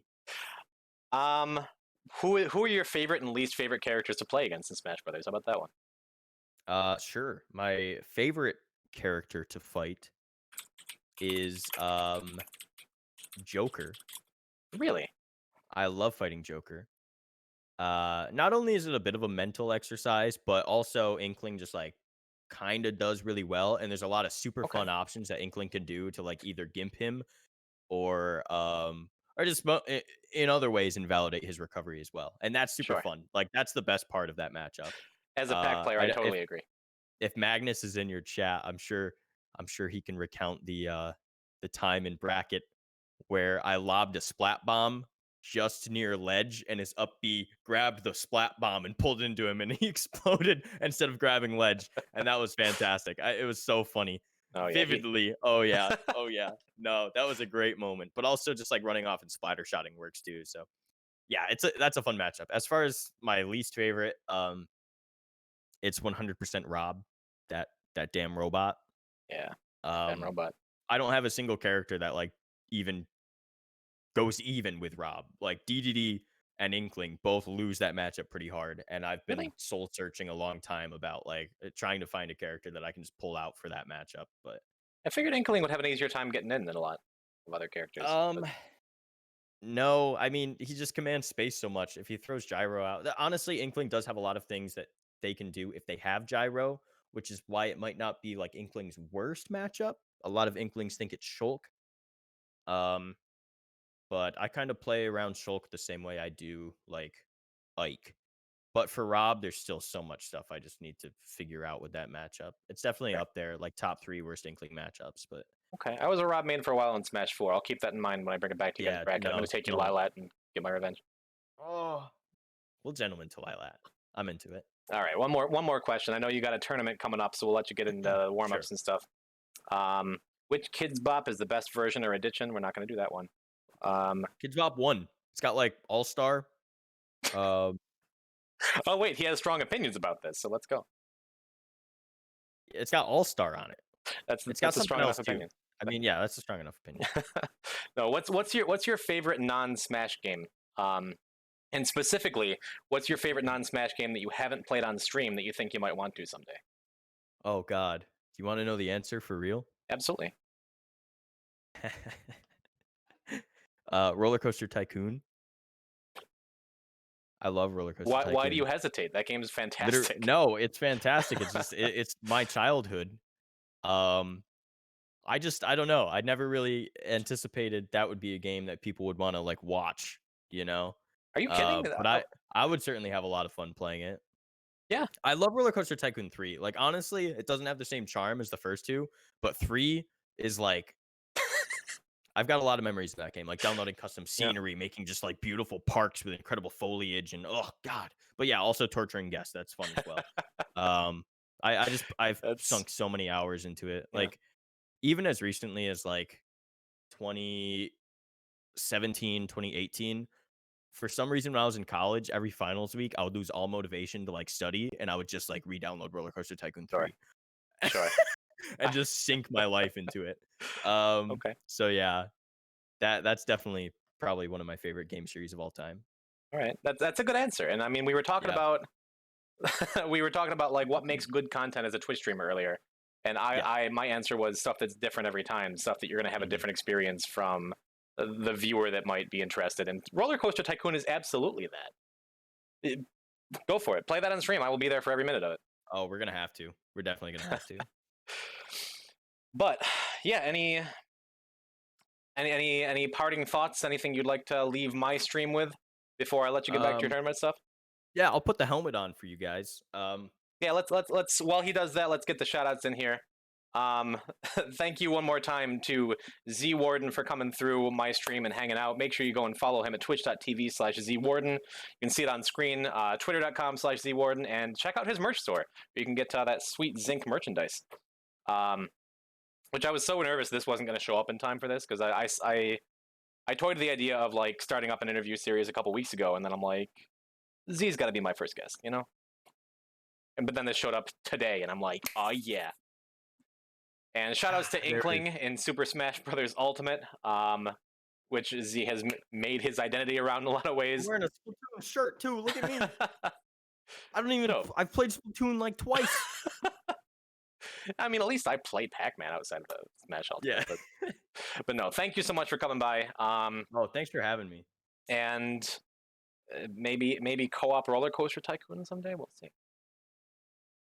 Is that a thing? I don't think that's a thing. No, that's not a thing. All right, go follow this dude. Thank you for coming by the stream, and gonna take a quick break before coming back with some more Spelunky. Poison type. I'm gonna plug him in my chat real quick. Oh yeah. Oh right. You've been live this whole time too. And thanks to Z Warden's chat for coming and hanging out and letting me talk to great your boy. stuff over there. Super cool. Super cool time. Way to start off my stream. Gonna love it. Gonna pop off in this tournament. I promise. Do it. I got the energy. Good luck out there, and from my end, we'll be right back. Thanks for tuning in. Thanks, man. Have a good rest of the stream. Yeah, you too, man.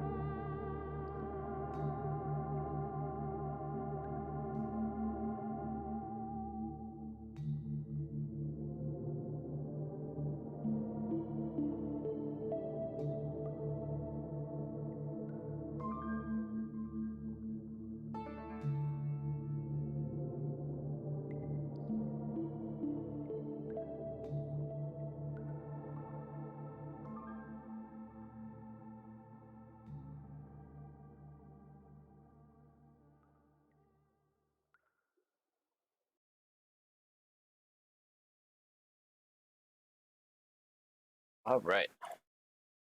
Let's see here. Let's get my usual setup back in. Back set up. So that was fun, huh? Huge shoutouts to Zinc, the Zinkling. What a guy. That was really a lot of fun. Probably gonna wind up cutting that up and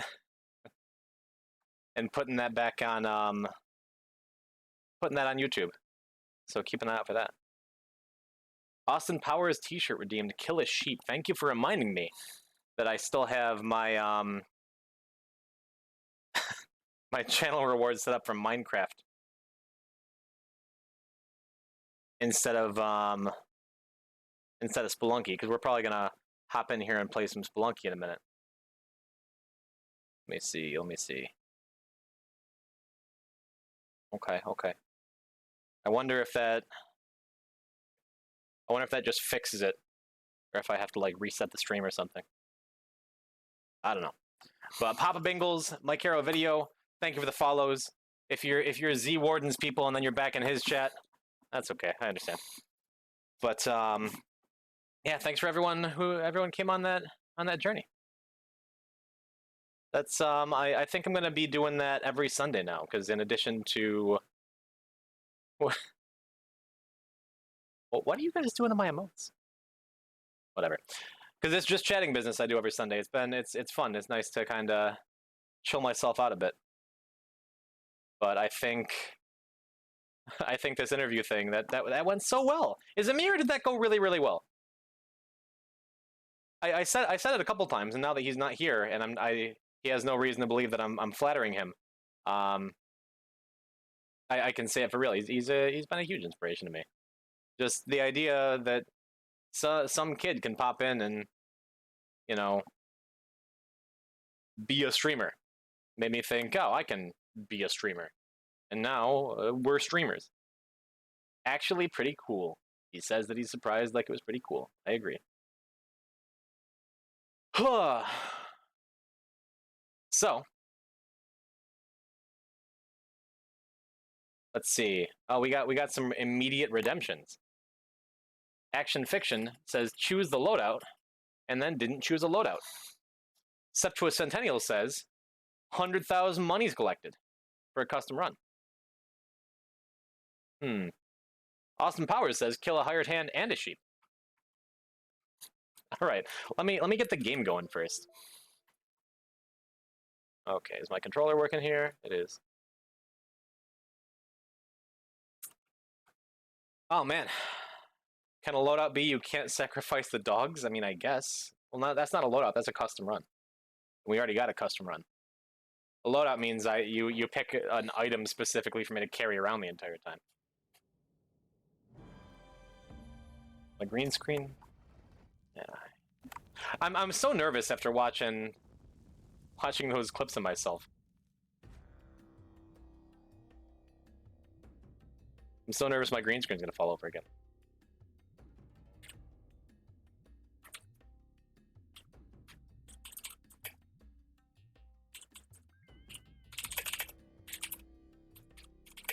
All right, we're gonna change the stream title.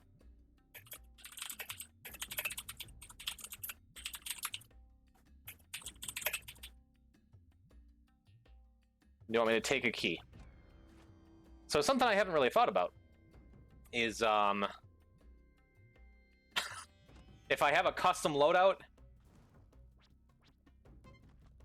and custom run, I have to do both at the same time.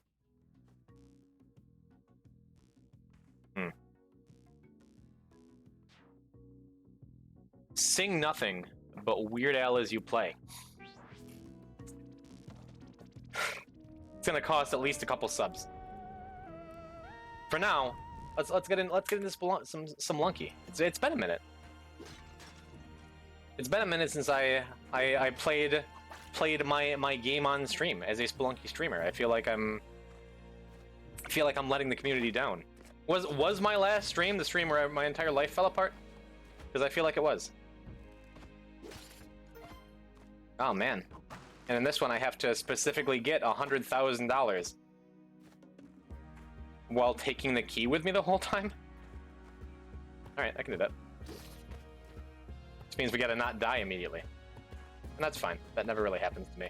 I never die constantly during this game. So... Step to a Centennial, immediately busting in with that bad hair day action. Okay. Is that a controversial opinion? Bad Hair Day being the best Weird Al album? I feel like the alternative polka in particular deeply influenced the way I look at music for many years into the future. No, it is. I don't follow the Weird Al Yankovic scene. Is that just his undisputed best album? Because let's talk about Alapalooza for a minute here. Or perhaps Off the Deep End. Or Running with Scissors. Running with Scissors was my first Weird Al album. And it showed me a beautiful world. Yeah, I remember... If your life fell apart on stream, you're probably a very proper Spelunky streamer. I feel like you might be right. My first Weird album, but yes. Austin Powers, I don't think that's Weird Al. I think you've been grossly misinformed. And I'm sorry. Yeesh. Oh, Nude Naked Ladies, yes. It was my favorite 90s band, yes. Alright. Oh man, now that we're back to Spelunky, we can give our shoutouts back to Yang. Make sure you go follow Yang at twitch.tv/Yang. And for some reason, I thought that these caveman bodies could break the skulls up there, but maybe they can't. It doesn't matter. There's no reason to get up there. It's fine. Remember in the early 2000s when every parody song on LimeWire was labeled as Weird Al? Yeah. Yes. Absolutely. When everything everywhere was completely mislabeled for no reason. Yes, I remember that vividly. I still have... Oh, man. I remember I was trying to download... Austin Powers, you'll like this. In the early days of file sharing, I was trying to download 10,000 Days by Tool, because I had just found out who Tool was. And I'm like, oh, this song is pretty cool. This band is going to open my mind and change my worldview. And it was on an old file sharing site called Aries. It was like after Napster died, everyone used LimeWire, and LimeWire was falling apart, so we went to Kazaa. Kazaa died. I went to Aries, was like the next one before everyone got into torrenting. And oh man, I think I still have it somewhere. I went to download 10,000 Days, it was either Schism or The Pot specifically that I was downloading, and I got it finished, and I started playing the song, and it was very clearly not Tool. It was some dude with a guitar that sounded like Nick Coletta from high school, playing this, and he just sang this weird howling song. Like the chorus, every time he got the chorus, it was ow, ow, ow, ow, ow, and it's the funniest thing. 20 years later, I still have it saved somewhere. I need to. You know what? No, I. One sec. Hold up. So what I'm gonna do? I'm gonna take a second. I'm gonna plug in my external hard drive here, because I am positive I still had this song somewhere. It was the funniest thing, because like I had it saved forever as like a Tool song. I think of it. Like sometimes I'll be having a bad day and I'll think of this random dude who like got his name out there. Who knows how many people still think that was Maynard James Keenan or whatever. That's a dude. Is that a wrestler? Okay.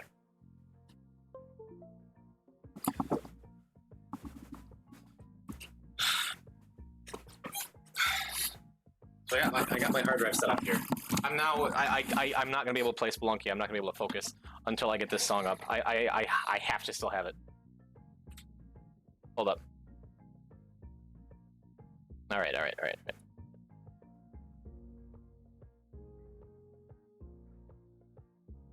it gonna load? There it is. All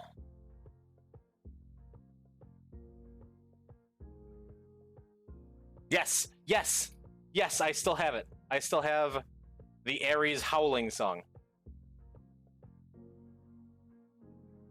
How did I never mention this in high school? Oh, Squiggles. You're another one. Oh, I should have noticed from the 315 your name. I know you, but I don't know you. Who is this? Hold that thought. The mystery can wait, because... Oh, man. Let me... Where'd it go? Where'd it go?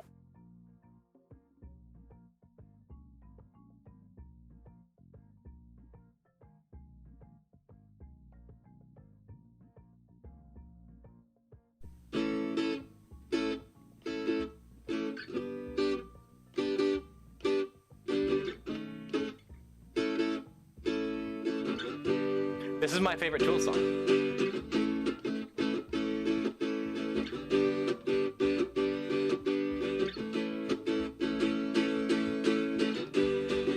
I haven't listened to this in years.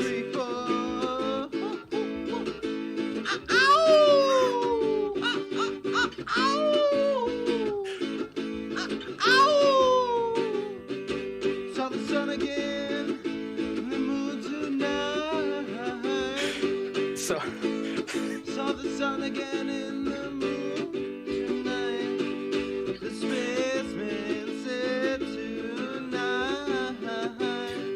so imagine just learning about Tool and going and downloading a Tool song on a file sharing site. Like, oh, we get to listen to Schism. I heard this on K-Rock earlier. Hey, Mr. Spaceman, don't you turn your back tonight. Chilling up at the mountains when I saw the light. And it's the most, it was, oh my god. I was so mad. I was so mad at first because this was very much not Tool. But then it like got, yes, it got caught in my head. It's been in my head for the last 20 years, this song. But you can never come back tonight. Isn't it beautiful? How could I ever You know, and now that I listen to it, I feel like the most disappointing thing that could ever happen to me is like Googling the lyrics and finding out that this is a band or something and I'm gonna get DM'd. Imagine if I get DMCA struck for this. Ship was coming for me tonight. Ow!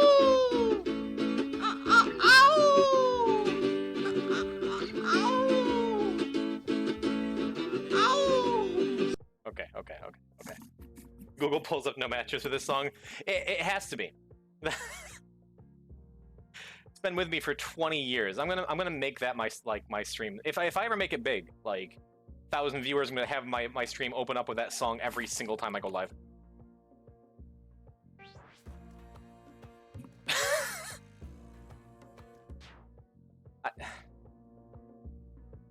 All right. Thank you.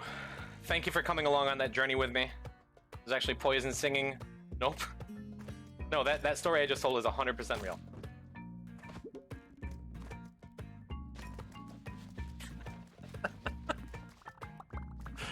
All right.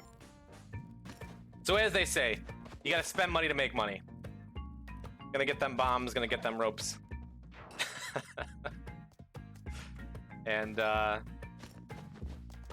tonight, that ship is gonna come for me tonight.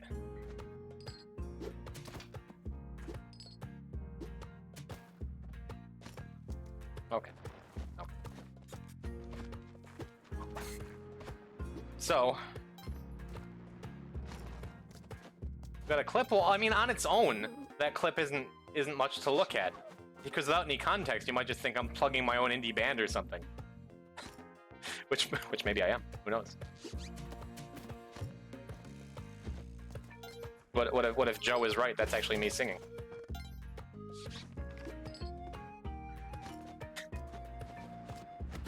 All right.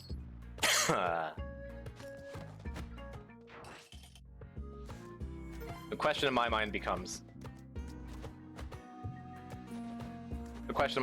do I want to try to take this run in the Cosmic Ocean, or just get my 100K and bring my emotional support gold key around and then be done with it?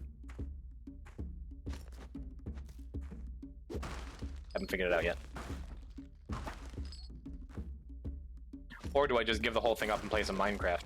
Because I'm still thinking about Minecraft. I got a lot of work to do in that Nether portal. Maybe after this, we'll go and get our Eyes of Ender and go and kill the Ender Dragon. Perhaps. Which reminds me, Sadako, you are blacklisted, whitelisted if you want to ever come and play some Minecraft with us. I was wondering how long, Austin, it was going to take before Geeds for SOJ made it into that list.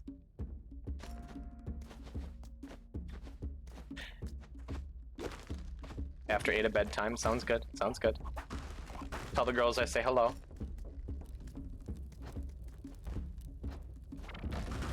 Also, Shark, you and I were talking about this a while back. About what makes this dude, like, sit still or what makes him come after you. Got it. You have to be a certain number of blocks away from him before he jumps in the air for him to use his rolling attack, or he has to be caught on a wall. Learn that from Twiggle's stream. Shoutouts to Twiggle. Oh, wait a minute. We're still under talk shows and podcasts, so we gotta switch over to Splunky 2 tab. So we can get them sweet, something views. Recommended community views. Oh, we're talking about Geeds and immediately Salt City shows up. Hello. Wish I can bacon. Them sweet lunky views. Oh yeah. Oh wait. Wait, have I made a grave mistake here? No, we're fine.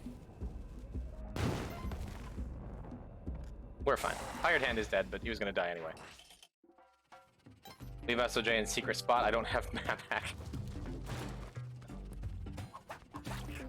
Just leave it in the Bloodmoor. Salt City Slayer's ear. Yeah. D2 stream when? We'll do it after the Honey Pops 2 stream. Honey Pop 2, February 14th. You ready? I'm gonna get banned from Twitch. I'm gonna do it my way. Okay, we're gonna use a bomb here. Just so I can take both keys with me. Because I won't need both keys for long.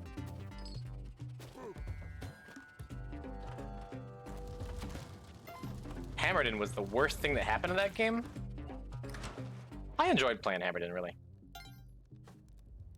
I feel like it over centralized in PvP a bit, perhaps, and it was more powerful than it should have been in general. I don't think it was necessarily a bad thing for the game. I mean, if you're saying that, you're basically saying that Enigma was terrible for the game, because Enigma created the Hammerden.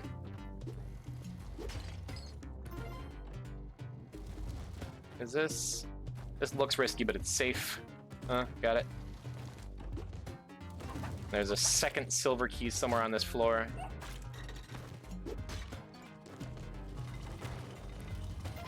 There it is.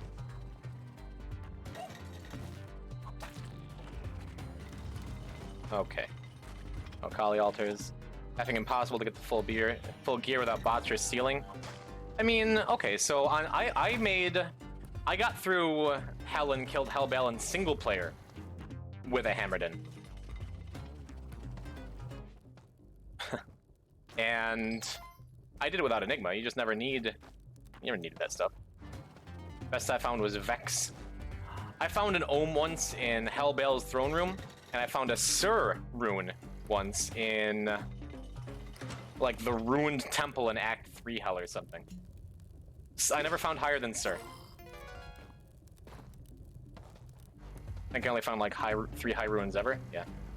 Well, I spent a lot more time in single player than I did in multiplayer overall. My brother and I both did, really.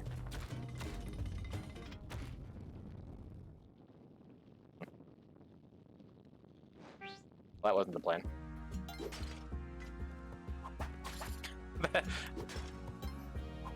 Those are my least favorite deaths, where it's just like uninteresting, boring, missed a jump.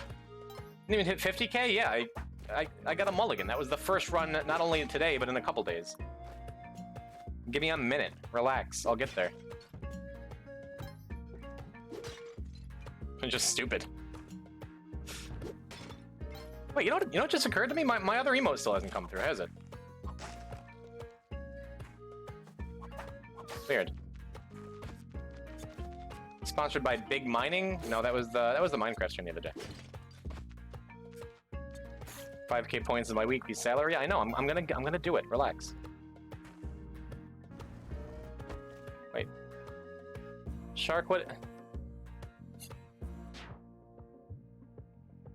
Shark, you changed one of your emotes to me?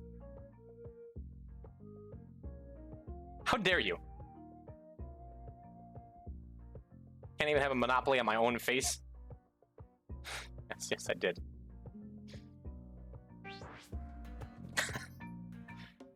And Septua figured out how to modify emotes with his points. Okay. It's all arms. That's what they called me in high school. I was all arms. All arms Ryan, they called me. All arms all the time. Arms 24/7. That's why I did Trek. Get those arms races.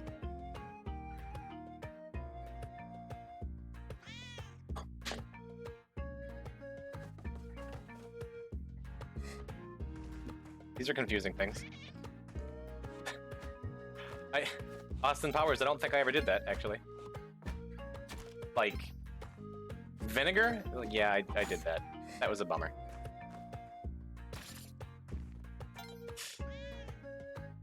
Why can we make you drink water for 500 but highlight is 10k? Because, you know, you're not the boss of me, as it turns out. Although, I shouldn't have broken that pot so soon. There's the gold key over there. I think this is okay. And it's not outwardly okay. I feel like there's enough people here to check your kidney function hard. Yeah, I put a soft limit on the number of times people can redeem hydrate.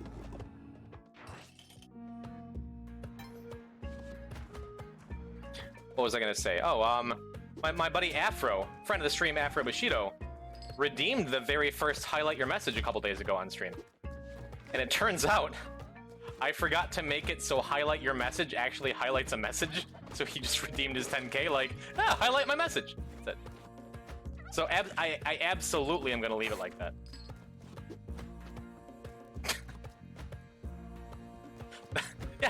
Yeah, redeemed, highlight my message. You did that quite a while ago? No, well, I increased the price because of that. Hello, Gypsy Weed. What's happening? Thanks for throwing my face around. Welcome to the stream. You missed the big interview. You missed my coming up moment. You have to catch it on YouTube. You have to watch the reruns. And you always got to shout out Gypsy Weed. Give them a follow at twitch.tv/gypsyweed. Check out their awesome content. What do you mean you weren't alerted? You're in the Discord. Get it together, Mom.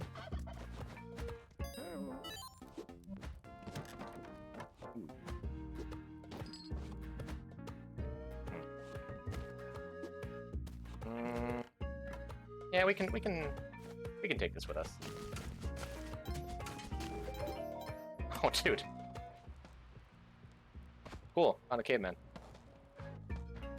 Like, how fortunate, but it wasn't that fortunate. Brought the turkey down here.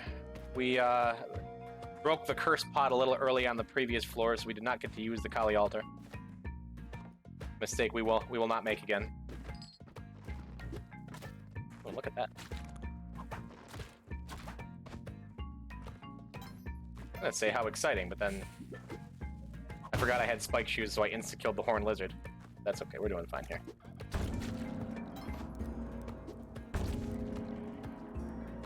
A man walked into his house and was delighted when he discovered that someone had stolen all of his lamps. That's actually pretty funny. Okay. Septua, I believe you know Gypsy Weed, actually. Thank you, Nightbot. I'm sure Nightbot would say you're welcome. You can do more. One's enough. But no, Septua, I'm pretty sure Gypsyweed created your very first AOL email address.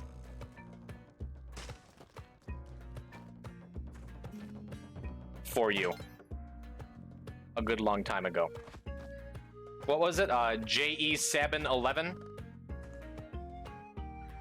was your very first email address, if I'm not mistaken. And I'm not. And who made that but Gypsyweed? So toss her a thank you, if you would.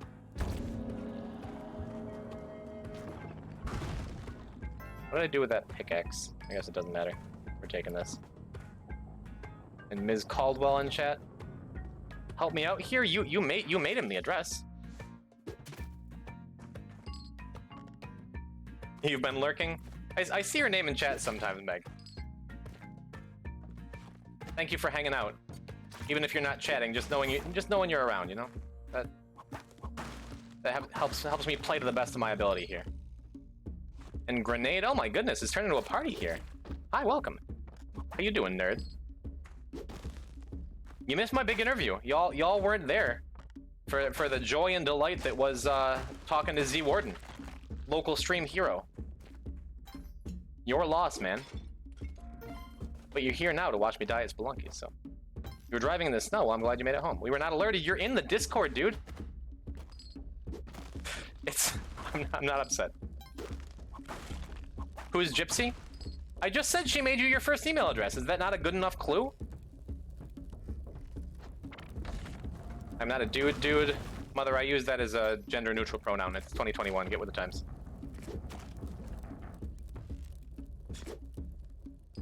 It's a sign. It's a respect thing, not an insult.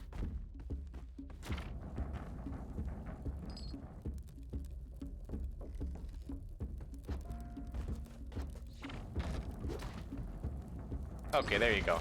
I make an effort to not throw out real names here. Just in case anyone is particularly self-conscious. Except for Grenade, who I call Kate as a reflex. But everyone else, no names. No names. Whatever? Sure, for throwing... You are special. You are the first VIP in this chat.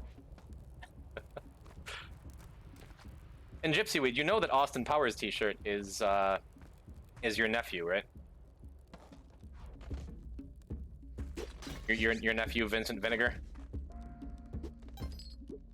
I'm sure you figured mine out by now. I have not. I actually have not.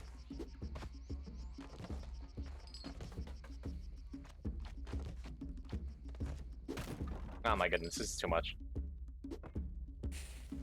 Three-word phrase, yes. Playing word association over there?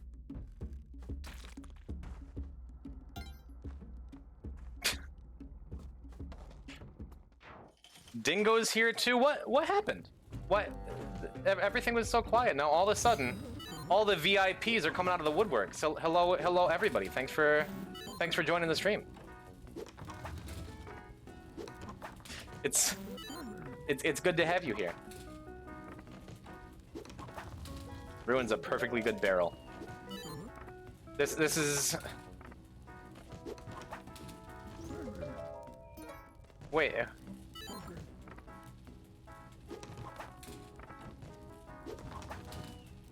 Squiggles, I think I figured it out.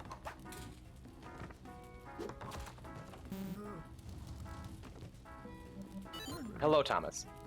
What's happening?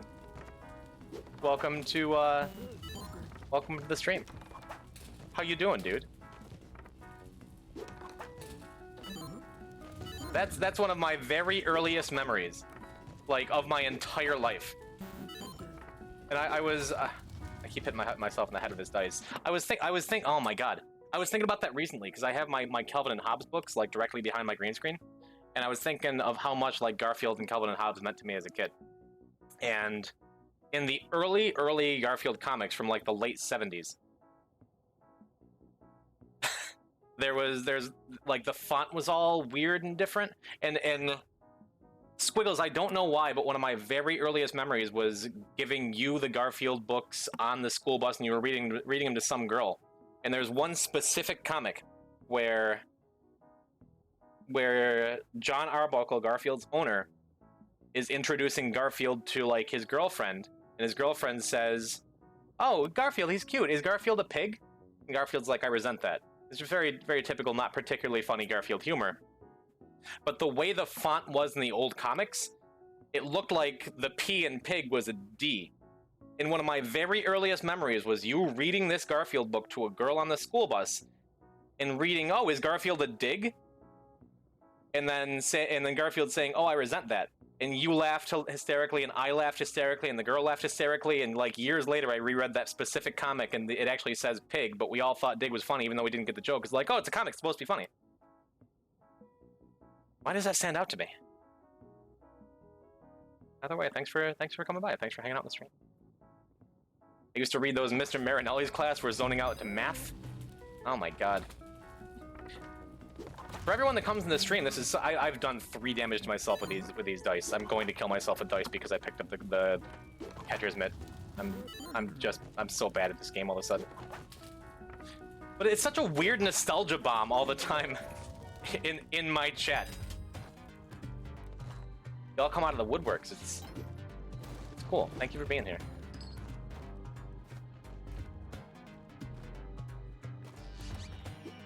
Is that Mr. Australia? I get the feeling it is. I think you two might know each other. It's quite the social mixer. The poison type stream. But Mr. Marinelli, does he still work at the school district?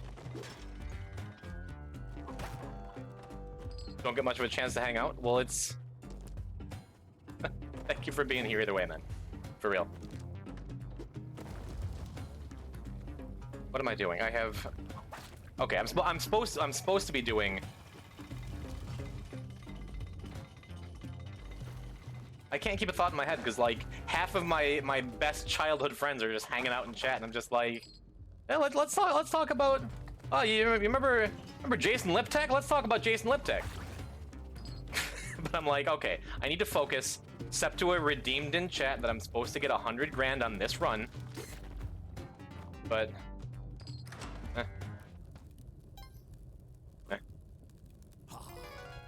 If I just die again, there we go. 10K is a good start.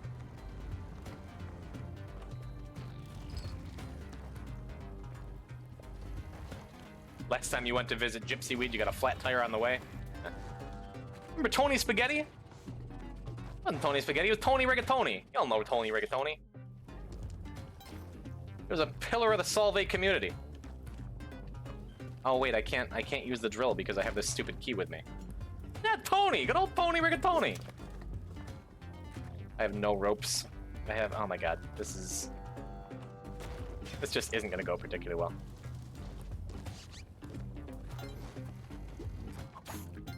Tony Bag of Donuts, different guy. Don't know what you're talking about. That sounds made up.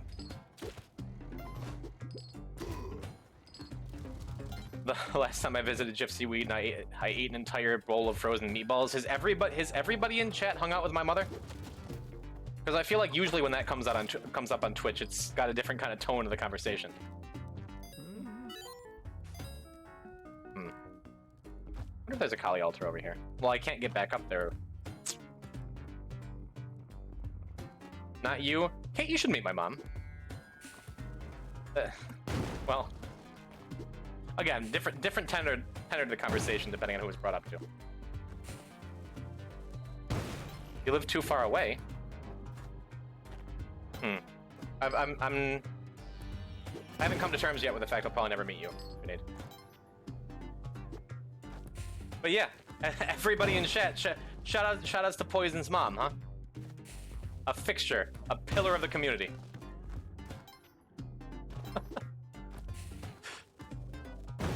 And endlessly funny to me that you come and hang out. I do really appreciate it. Truly blessed. In case you haven't figured it out, Austin Powers' t-shirt is the middle badman. But you'd think you'd be able to tell from his constant shitposting.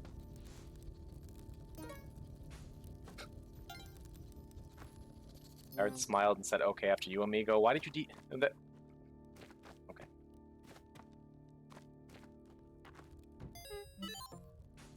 Okay. I think I'm gonna leave the hover pack there because we got Vlad's cape up ahead. Let's get back to the important content. Let's get back to the game. Let's figure this out. That's true. Not a joke. Swear on Jai's life. Where's the money, Lebowski? I finally saw that movie for the first time like 2 years ago. I didn't understand the hype. I thought it was pretty alright. The best I can do for it. I don't know if it's one of those things, maybe I caught it in the wrong circumstances, who knows?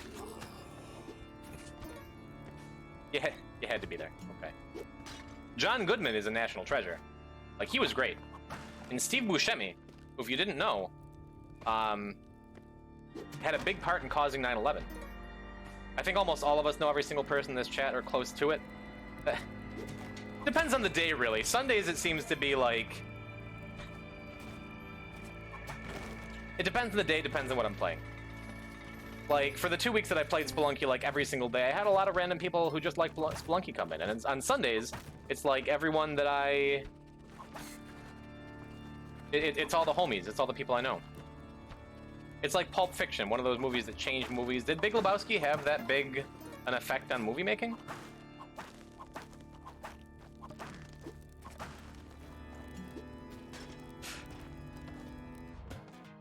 I don't know. No, it wasn't. You're just... No, it wasn't, but I'm expressing my opinion as fact. I can get behind it. Now you're being a real Twitch chatter. You're figuring it out. Don't get me wrong, it's got funny moments. I am absolutely a Lebowski fan. I just wouldn't say, like, I wouldn't list it as like, oh man, that movie. I don't know.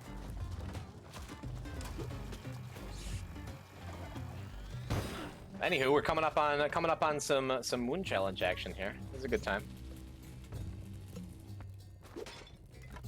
Everybody's favorite part of the stream, playing a little bit of Minecraft. I can't even say that. I can't make that joke anymore because now I've played Minecraft on stream. It's not the same. I think it was his broad appeal. You think so? Lebowski has a broad appeal? I feel like it's kind of a niche sense of humor. In my mind. Maybe. Gonna adult and fold some laundry. Megs, thanks for coming by. Appreciate you. Stoned teenagers love it, true, but that doesn't strike me as a movie with broad appeal. I think broad appeal, like Lego Movie, or Princess Bride, or something that genuinely everyone loves. Stoned teenagers have their tastes. It's hardly broad.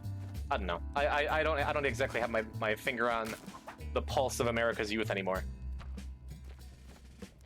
Monty Python? Yeah, everybody loves Monty Python and the Holy Grail, is true.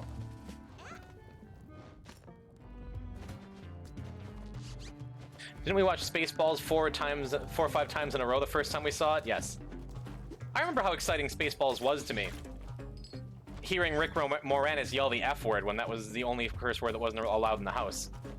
And just being like, oh yeah, it's rated PG, but he can still say it, right?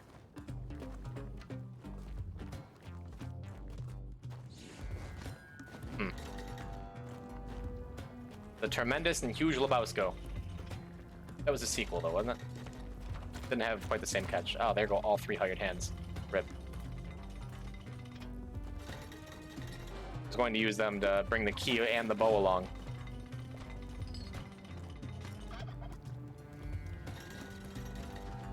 Not only that, but she had a contract.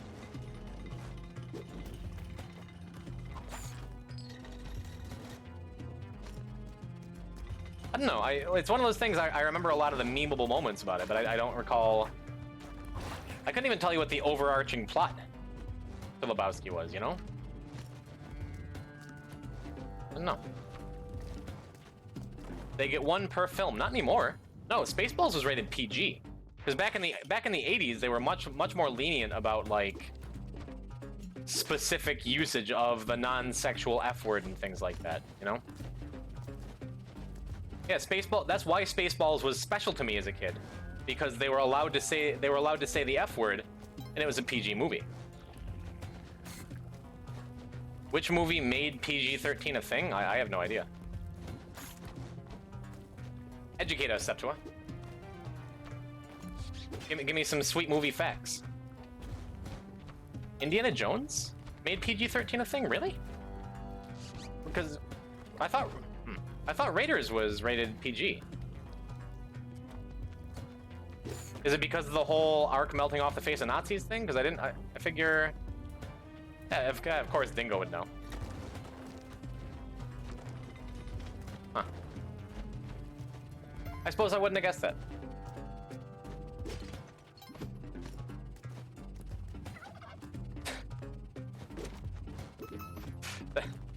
Thank you, Vince. Ripped a heart out. I guess that's fair. That is why the goddess of death in Spelunky is named Kali, because of that. I've never seen Temple of Doom. Matter of fact, I've never seen any of the Indiana Jones movies all the way through. The only one I've even watched part of was Raiders of the Lost Ark, and like, I was watching it with a girl for the first time, and like a quarter of the way through, we got distracted, and I never went back and finished it. Yeah, never watched the Indiana Jones movies. A lot of people get real mad when I say that, but let's just say it. Let's get a couple more out. Never seen Jurassic Park, any of them. Never seen a Jurassic Park movie. Sorry about it. Never fully watched the Star Wars original trilogy. Yeah, Never seen the Star Wars movies all the way through. The only cut I've seen of the Star Wars movies was one that Dingo in chat put together. Never seen an episode of Star Trek. Not a single episode, not a single minute of it. Doctor Who, never. I know. For being such a huge nerd, like, if you find out, Kate, I'm specifically sorry to you that you had to find out like this. Like, my nerd cred just takes huge hits whenever I talk about, like, I'm sorry.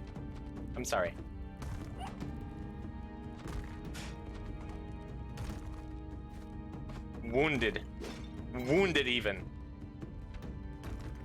I don't know, like, it's not even that they don't appeal to me specifically, it's just I never... a bunch of that stuff's on my to-do list.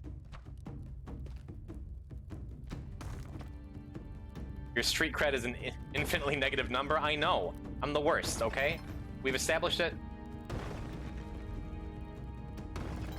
Salt said he's still outraged about Dingo's Star Wars cut. Doctor Who, more like Doctor, I'd never watched that movie.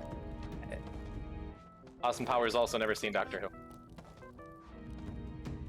I mean, I'm working on it. Up until a couple years ago, I'd never seen the Godfather movies. I finally picked those up.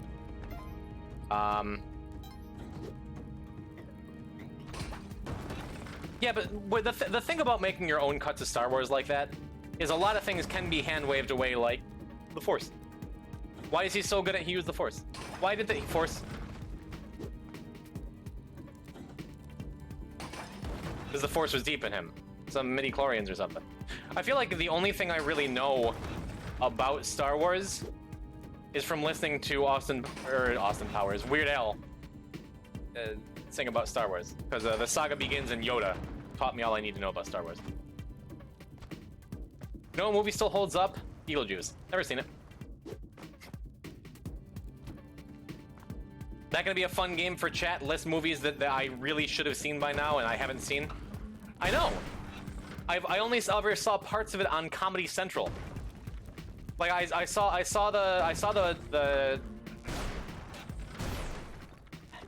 watched a lot of the Beetlejuice cartoon, okay?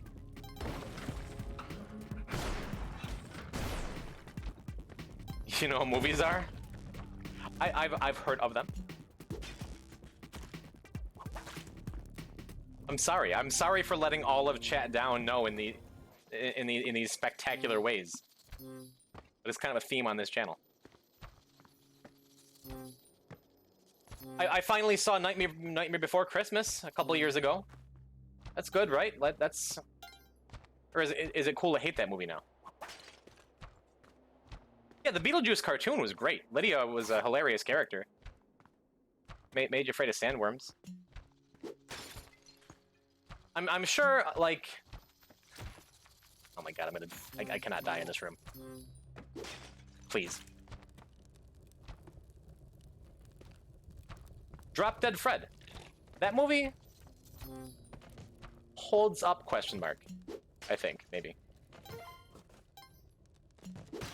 I still liked it quite a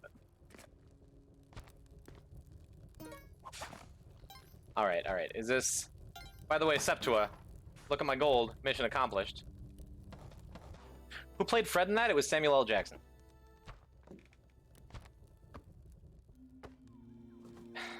Yeah, I might as well just drop this off and go Temple. That was the first movie I ever saw in theaters. I think... For me, it might have been Aladdin?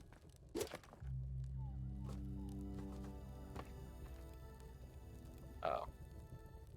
We're gonna use one more rope just to be totally safe here. Because I can't afford to take fall damage.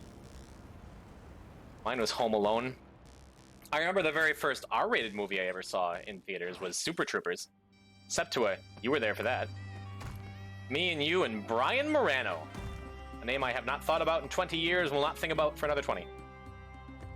That was one of the best days of my entire life. Are you kidding?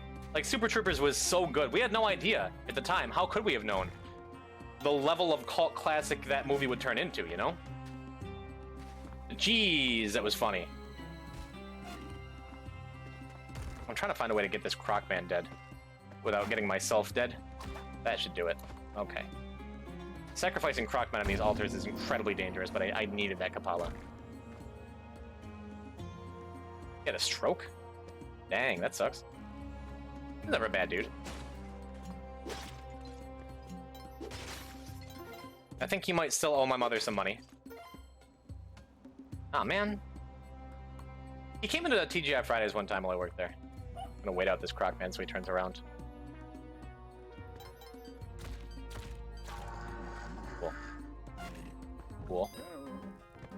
Could buy a cape just to make the temple safer, but we're gonna lose it in 2 floors anyway. I don't think it's worth it. It's worth it. Immediately change my mind. Why not? You know, money isn't that important this far into the run. That was gonna happen.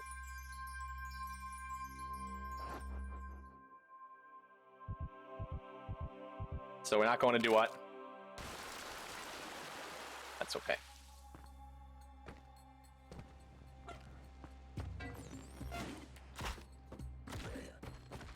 Okay, but we're not dead.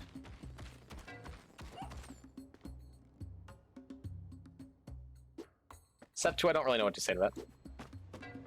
Have you ever heard The Run That Should Not Be by Metallica band? Yeah, I live it all the time on this stream. Okay, the one thing we're not going to forget, though. Wait, Salt, you got some GameStop stock? Hashtag Ankh skip do what? Well,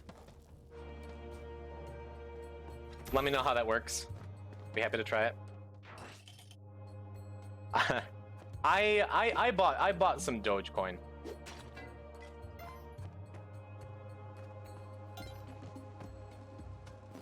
And then I got nervous when it dipped and sold it. I almost broke even because I kind of invested a lot in it. What's it at right now anyway?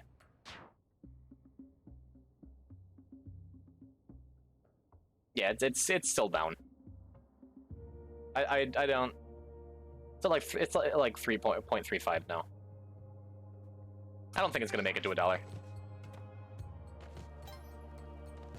I've made my money on the crypto market. It'll go times 5 at least once more. You think so? How come? I don't think that's particularly the problem with Dogecoin.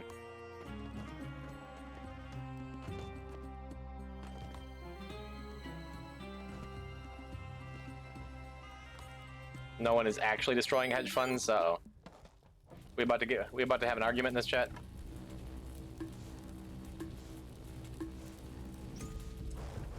All right, it's fine. It's one of those things that's easy to look at and be like, you know, I remember hearing this on Wall Street Bets ages ago. I should have invested. I should have put in some money. I feel bad that I don't. But on the other hand, I mean, most of what's on Wall Street Bets is just people being like, oh, I lost all of my money on this crazy, ridiculous, risky idea, and now I can't feed my family, and like, this is the one time where it went right. Like, I don't regret not being a part of this huge movement. However, cool. That is my knowledge of the stock market. All right, so we have Vlad's Cape, and as I've said before, I don't know how to do the Vlad's Cape Unk skip. Or Vlad's Cape Keelan skip, but we're gonna try it later on anyway. Might as well, because otherwise this is a pretty decent looking run. I mean, there always could do that True Crown business, huh?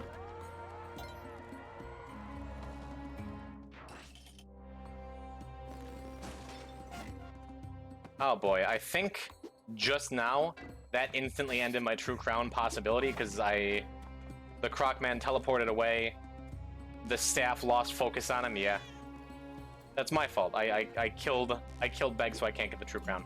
The True Crown is not a myth. I've gotten it 3 times on stream, and every single time died immediately with it. That's not true. Twice died immediately with it, and once not. Once things went pretty well for a little while. And then I died from the True Crown. But yeah, my hopes are never high when I pick it up, exactly. Make sure to not get poisoned.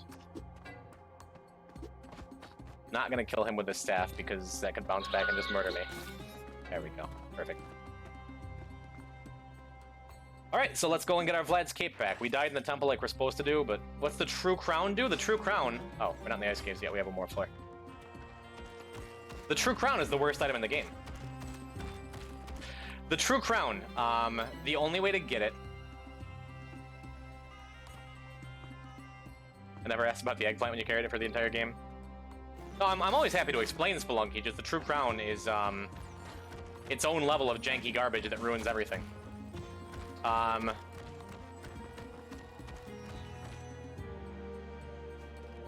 to make sure I don't just insta-die from something random here.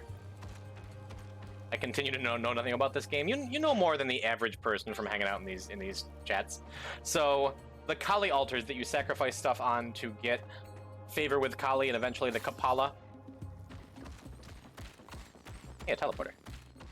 If you blow one of those up, then a secret NPC named Beg appears. He's the little mouse girl that runs like the...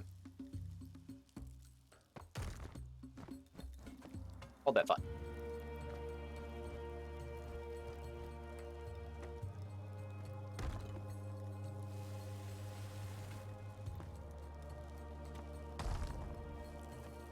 Okay. Anyway, the little mouse girl Ton that runs all the hidden shops and things, the specialty challenge shops. Her brother Beg appears if you blow up a Kali altar and is like, oh, you really like chaos.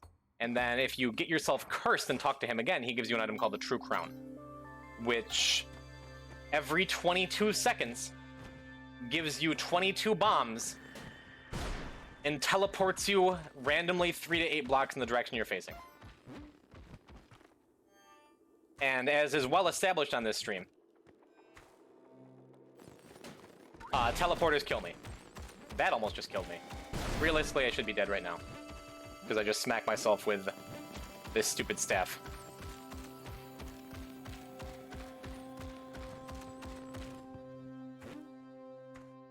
But we're still alive. Everything is fine.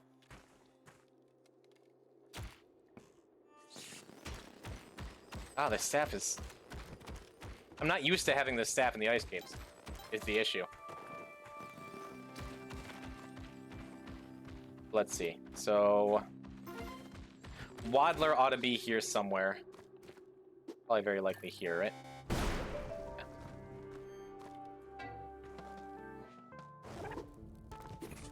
Leave the bow, take the cannoli. Now that we finally have our Vlad's cape back.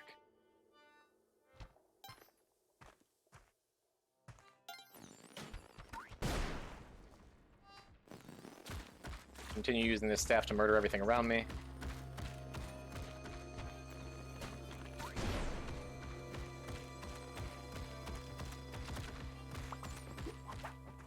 Other nice thing about having Vlad's cape is the double blood, which will get all my health back from smacking myself with this staff earlier.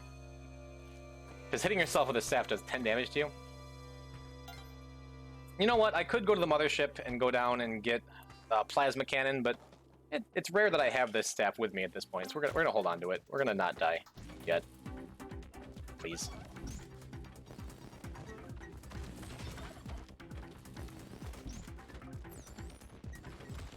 Why? Wonder why the staff is purposely dodging the axolotls. There we go. It might be worth to go up and get a turkey, just to cook it for the extra health, maybe?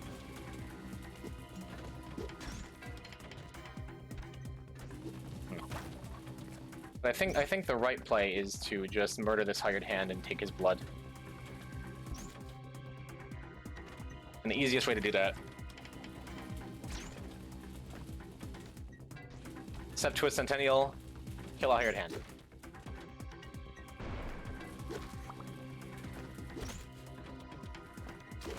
Done. The staff is a reward for killing Anubis in the temple. And you usually drop it. He drops it in 4-1, and you immediately discard it in 4-2 to open the door to the City of Gold. I'm not supposed to have it this far, but since I died with the Ankh in 4-1 before I got to 4-3 in the City of Gold, I couldn't get to Duat, which is the whole point of going into the City of Gold to begin with. Anyway, usually you'd use up the staff in the temple, but I died and screwed up, so I couldn't do that thing, so I just kept the staff. Why not? It is real nice, because when you fire it off, it homes on the nearest living thing and kills it instantly. But it's very easy to kill yourself with it too, as I almost did earlier.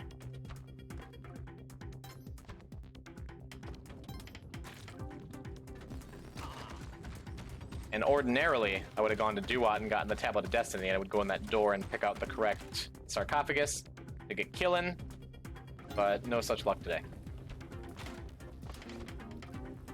So we're gonna go for the extremely difficult skip after Tiamat with an item that I don't know how to do the skip with. Should be fun. We could almost die there. Patrick Warburton versus Neil Patrick Harris? Neil. If you're asking the question, if you're asking like who would win the fight, I don't know.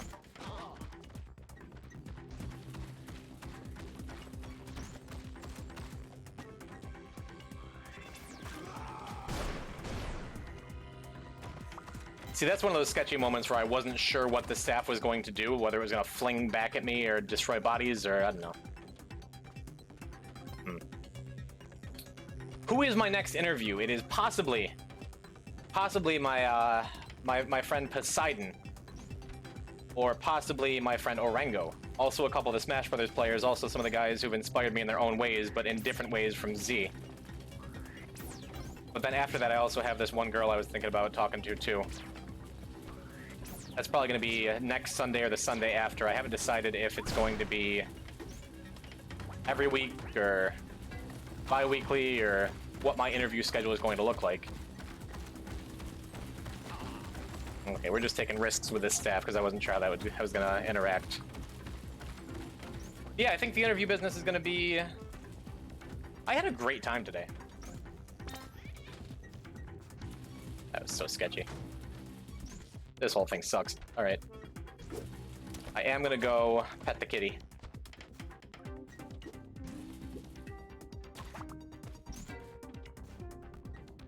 And I could fight my way into Tusk's place, but I think I just want to get this over with, because there's no point in going through the whole Tusk business if I can't hit on skip, and I don't think I can hit on skip.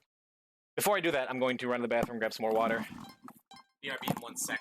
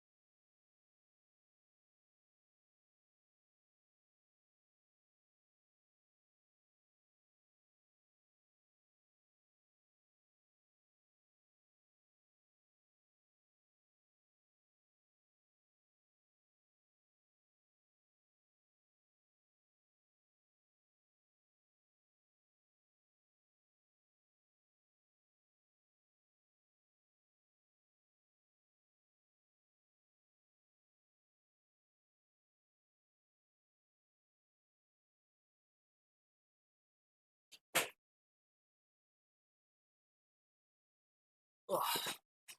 Put Trench on screen. Boy, I got some bad news for you, Austin Powers t-shirt. So you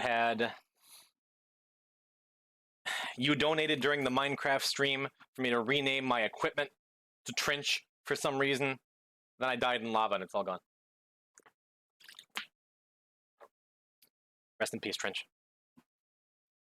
Can't have any more Trench baked beans ever. No? Yes.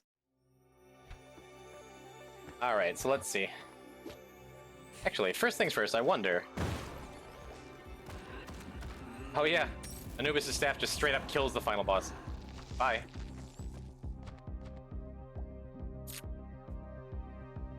But now... we ride.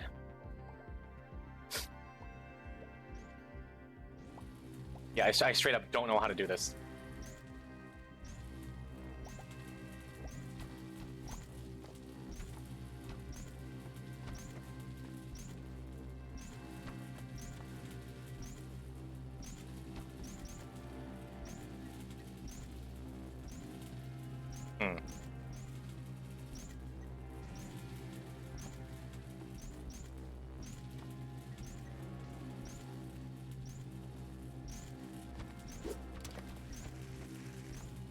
That doesn't work, does it?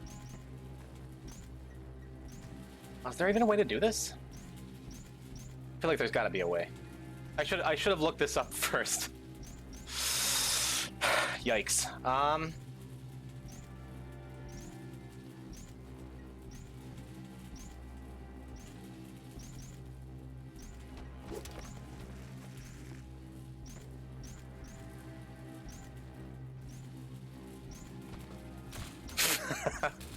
All right. That was shockingly close for having no clue what I was doing. I feel like I had it if I dipped a little lower on that last rope jump. Huh. Dang.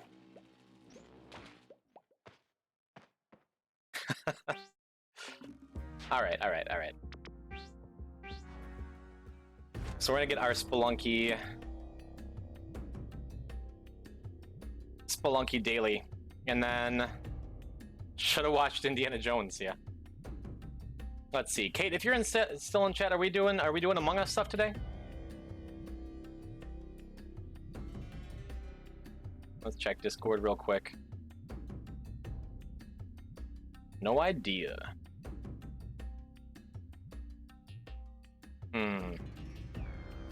Let me at peeps. Yeah, you get on that, because either... I think what I'm going to do is pop in for the Spelunky Daily Challenge.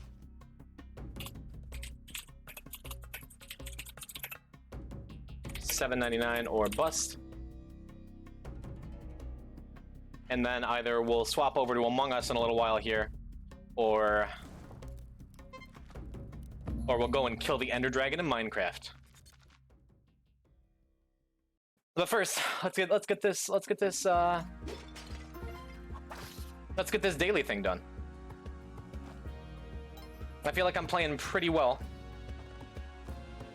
Man, I gotta look up how to do actual kill-in skips. Because I can do it with the jetpack pretty consistently. With Vlad's cape right there, like, I feel like I was just kind of freestyling, doing some freeform jazz. I'm not good at jazz.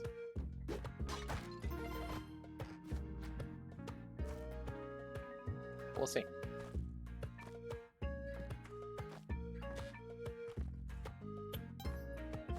So probably, depending on the kind of money I'm looking at on this run, I'll probably wind up doing jungle tide pools, because that's just a safer route, and for a daily challenge we only get one shot. I feel like it's wise. I'm gonna use a rope just to make sure I don't screw up that jump and kill myself immediately.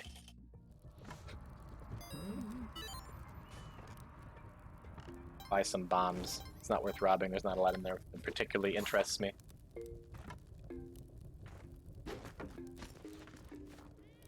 Tread very, very, very carefully around that horned lizard.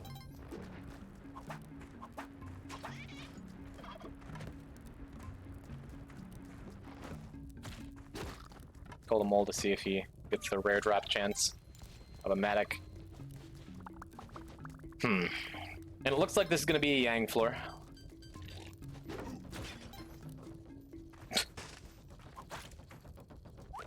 Probably actually help Yang out this time. Okay. See, Grenade, you say you don't know anything about this game, but you know as soon as I say Yang, someone in the chat has to toss out the Yang command. So really, you're one up on most people, I'm telling you. We'll send both turkeys down here. And there's Yang. Friend of the stream, friend of the chat, friend of the people. I'm trying. You were a good Twitch chatter, Kate. Don't you worry about a thing. Ride this turkey up to get the other turkey. Oh yeah, all you need to know about Yang is that you spam Baby Rage in chat when he shows up, and you bring him turkeys. Or more often, murder him and take his gold. But for now, we gave him his turkeys, we get his key, and we get his monies. Maybe a shop? No shop. The last several daily runs I've done on this channel I've been very lucky with getting jetpacks randomly. I keep finding jetpacks in walls, which is a rare thing to begin with, but on a daily run, it's been delicious. So hopefully it happens. Hopefully it happens again today. Hopefully we get the gold key in the next floor, and wind up getting attacked by moles every single floor all the time. That's fine. All right. Trigger the arrow trap very carefully here. There's a kitty cat over here. Yup.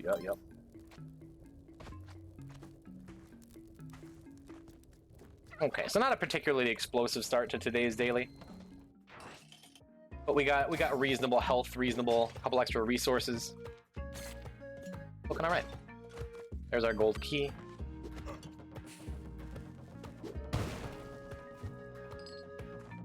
Maybe a Kali altar on this floor. That would be gorgeous. Okay. Yeah, I'm probably gonna go into that. Whoops. Probably gonna go into that from the bottom instead of wasting another bomb. Not thrilled with all these scorpions that keep showing up in these last couple runs, but yeah. Bring the caveman along in case there's a Kali altar on the bottom floor. Not gonna get my hopes up.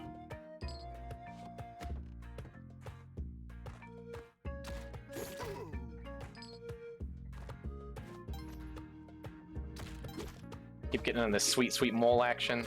There we go.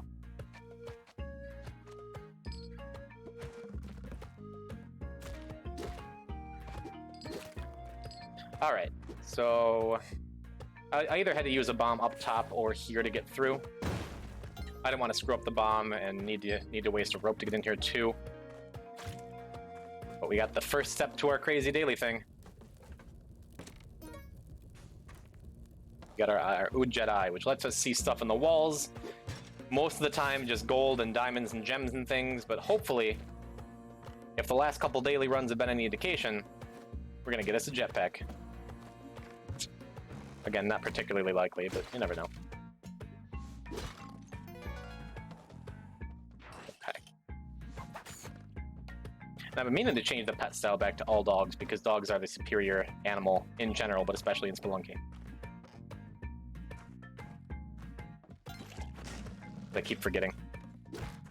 Especially with that Miss Caldwell in chat. There's no one around to tell me I can't do cats anymore.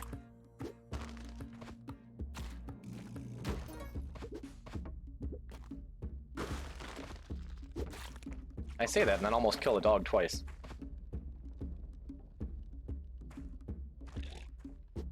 Wait, Austin Powers t-shirt. Did you get a new website or something? What happened to, Never mind.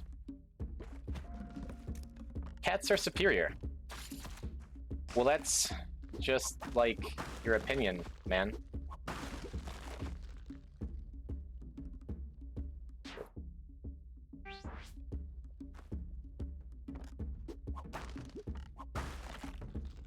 That's a lot of W's. Yeah. The first couple stand for whoa. Do you normally go jungle or lava? For the most part, there goes the dog. Now I killed him by accident. Tragic. Rest in peace, Monty. In general, I wind up going to Volcano much more often. There's only one www. You spelled it differently both times. For the most part, I usually go Volcano because I don't know, for a lot of reasons. The biggest one is because Van Horsing is in the Volcano, and you need Van Horsing for the Alien Compass, and golly, I love the Alien Compass. Also, if you go jungle and you don't want to rob everybody, you need to take your time getting a bunch of gold, so if you're moving fast, the Volcano is better. Having guaranteed Vlad's Cape is always real nice. But then that being said, I think I'm gonna go jungle this time because I think jungle the tide pool is generally safer, by far. And on a run like the daily, where you only get one shot at it, safety matters.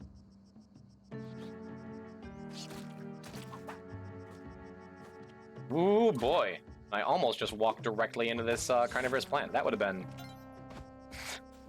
been really sad.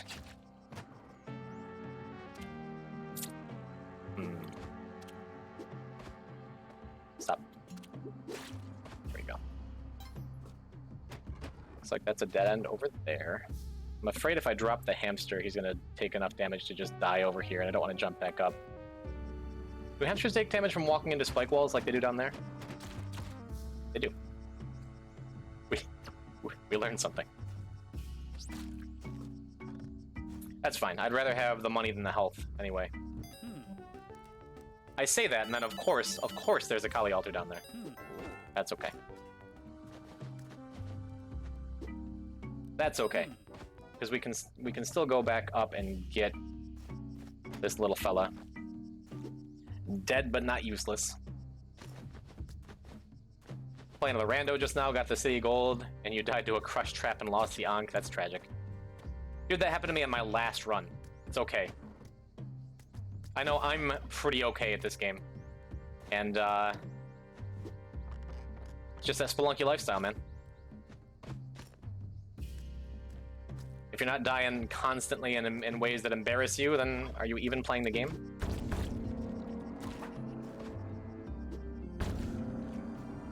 Alright, but we have a whole lot of bodies here, which is cool. Doing some sweet gamer jumps to make sure we can get back up here without using a rope.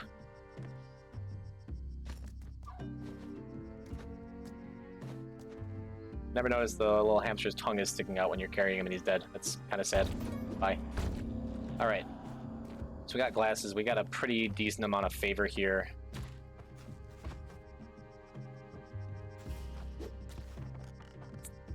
Gonna dodge the guy with the shield.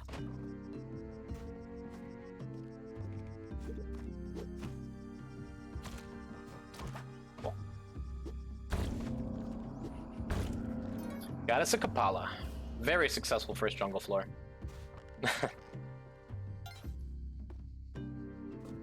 And again, I don't know what it is with me and dailies that I suddenly want the true crown in my possession more than ever before. I'm like, oh yeah, we did it, let's blow up the altar. It's just a terrible idea. It's done. Alright. So we're not hard committed to the idea of true crown yet, but we have one altar down. And shout outs to Afro Bushido. Good old Afro, friend of the stream, taught me last stream that you don't need to blow up 2 Kali altars to unlock the true crown. It's only the one. And boy, that makes my true crown run so much safer.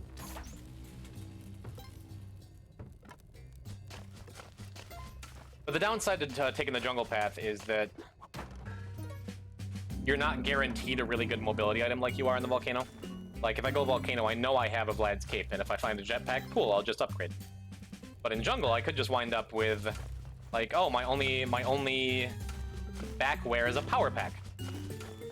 And that's not exactly going to help me if I make it to Cosmic Ocean, now is it? Because I do plan on getting to the Cosmic Ocean here. We'll see.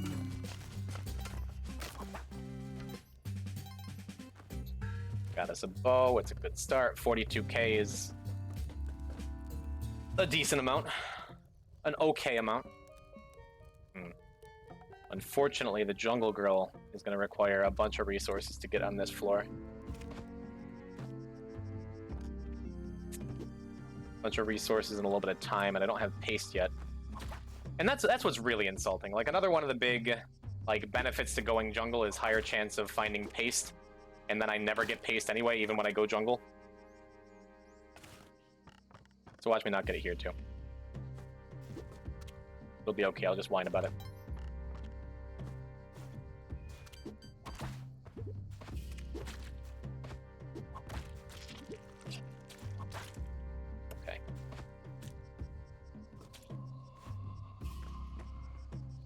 Tread very lightly. Oh, wait. We got a shop down here. Jetpack? No.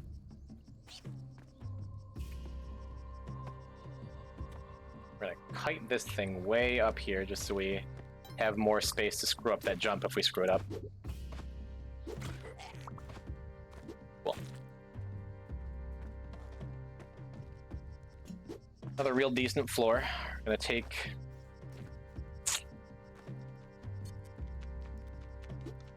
Oh, that's a bad bomb. That's a terrible bomb. Okay, it wasn't that terrible. But we do need to get up there. We got the bomb cooks, as always. All good things. The story of a trench. Jungle Girl number 1 rescued.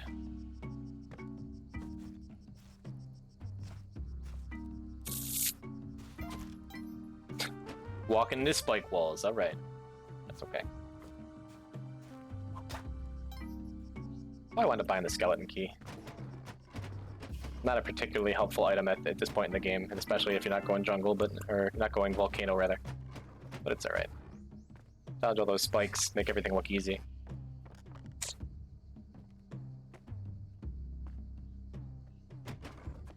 Sweet. Yeah, we'll buy bombs and skeleton key. Okay. That would have been a good shop to rob, but with the daily, I generally avoid robbing shops. I'm happy to have the extra bombs here. This is the black market floor. Jeez, stop walking into stuff.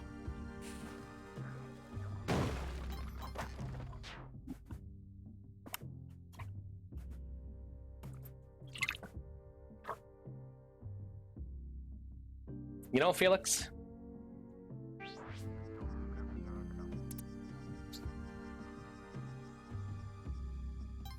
You're right.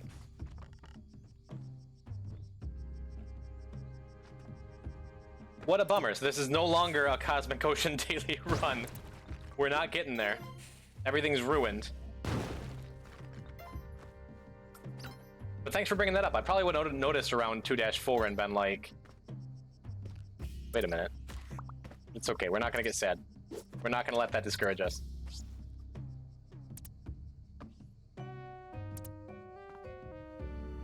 Where's this black market, though? It's just more motivation to get the true crown going. That's all. Okay, there it is. That sucks.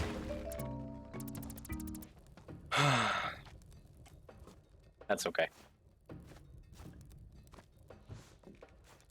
Watch there be a jetpack down here too.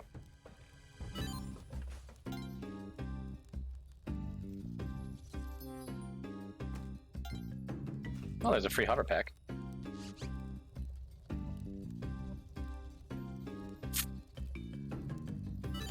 I think that means we just take the teleporter, right?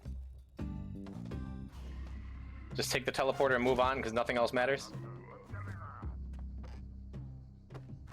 We're gonna tell. Okay, the current goal then of this daily run is to telefrag Tiamat.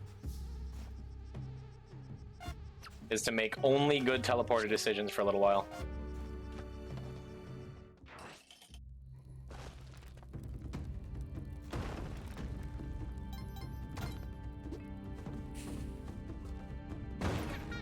Just immediately gave up on the idea. Yeah, there you go. on the idea of having a more successful run. Oh, man. That's okay. We got Ankh.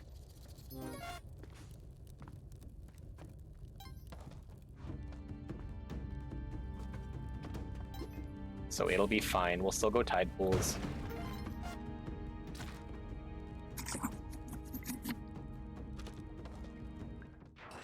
Hey, and there's Beg. Okay. So we'll go and get ourselves cursed in a minute here.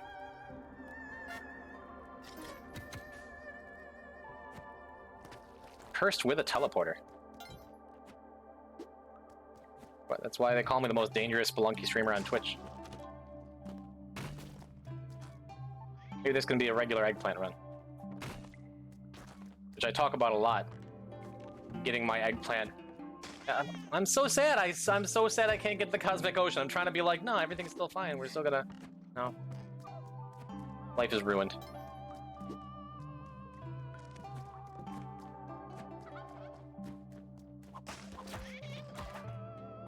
Okay. Need to make sure I have at least 2 health. There we go.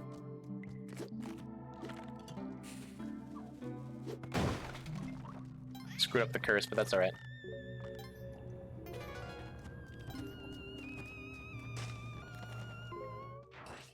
We keep the teleporter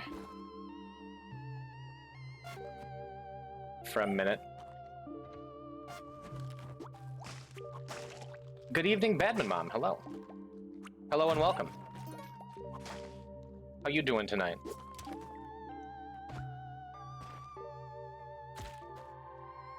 I have ruined everything in this run.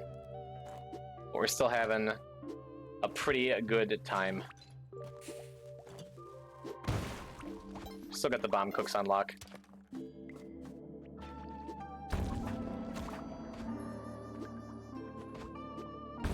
Alright. And we have an eggplant. I haven't ruined my hairstyle. Some would disagree.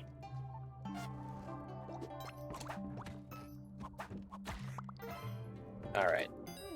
Should I even bother with a clone gun? I think I will.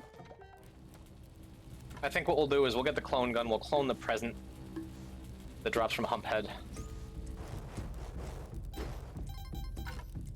Yeah, this seems fine.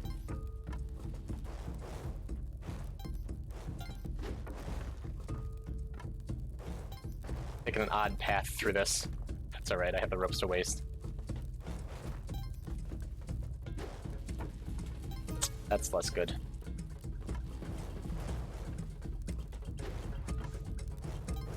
Five seconds remaining.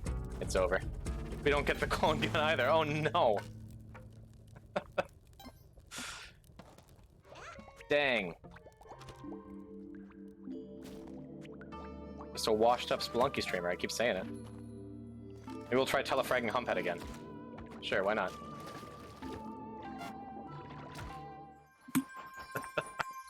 I can't do anything right. Just one time, give me the random teleports that I need. There's no reason not to just go and get Excalibur and kill him the normal way anyway. These decisions, man.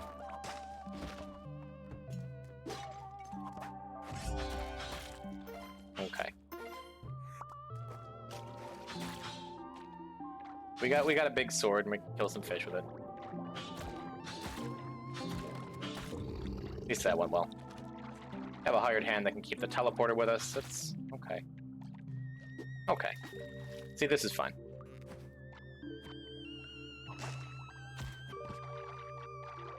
As long as that hired hand in particular doesn't die, and I mean, what are the odds of that, you know? Hired hands are known for living long and healthy lives.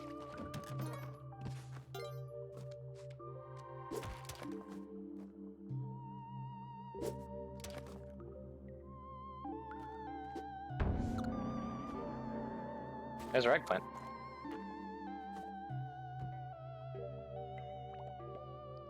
Yeah, you know what? Why not? Hired hand's dead, who cares? Teleporter's gone, doesn't matter. No way of getting back up to where I need to go. No way of doing on skip currently. It's all fine. All we have is an eggplant and a dream, you know?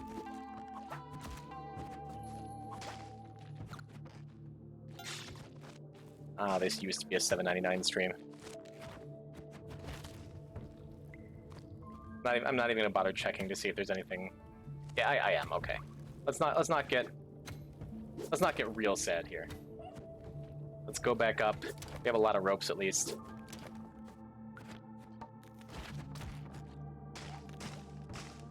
Get back up here.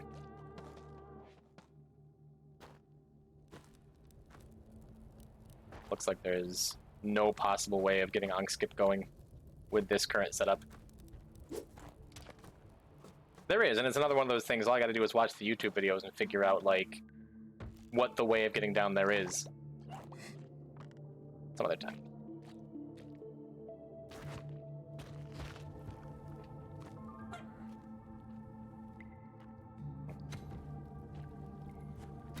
For now,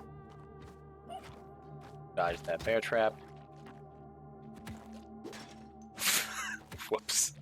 Well, I was gonna get another curse setup going, but even that's going wrong. Can't even get myself killed properly. All right. All I need is a jetpack. We got ropes over there.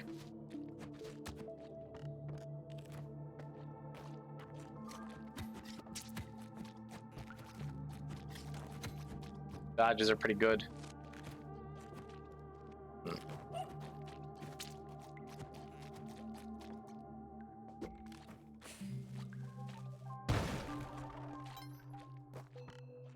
Okay.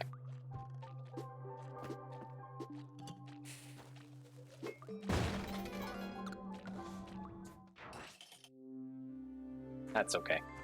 Missing those curses is not the end of the world, because I don't really want to be cursed. And we got our eggplant child.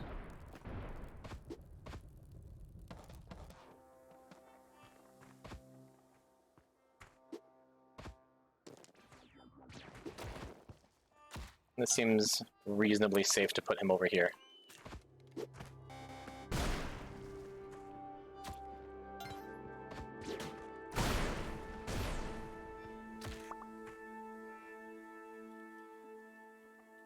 Whatever happened is probably your fault. Take it to your therapist. That's some quality Ryan family advice. Down here we can get some spike shoes and more ropes. A lot more Yetis than usual.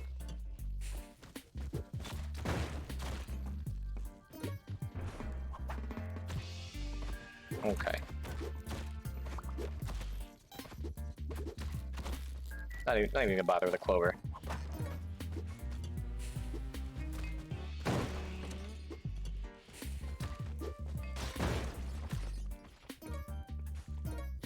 Super good bomb cooks. Feeling good about that.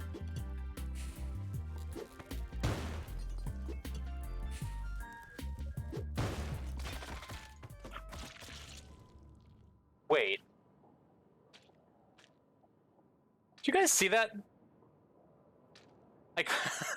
I cooked the bomb properly and got it under the curse pot and got it to fall on me properly, but the bounce broke the pot that I was standing over, which had a snake in it, which I got cursed by the curse pot falling, but the snake hitbox didn't activate until after I was stunned, so I died from that. How stupid.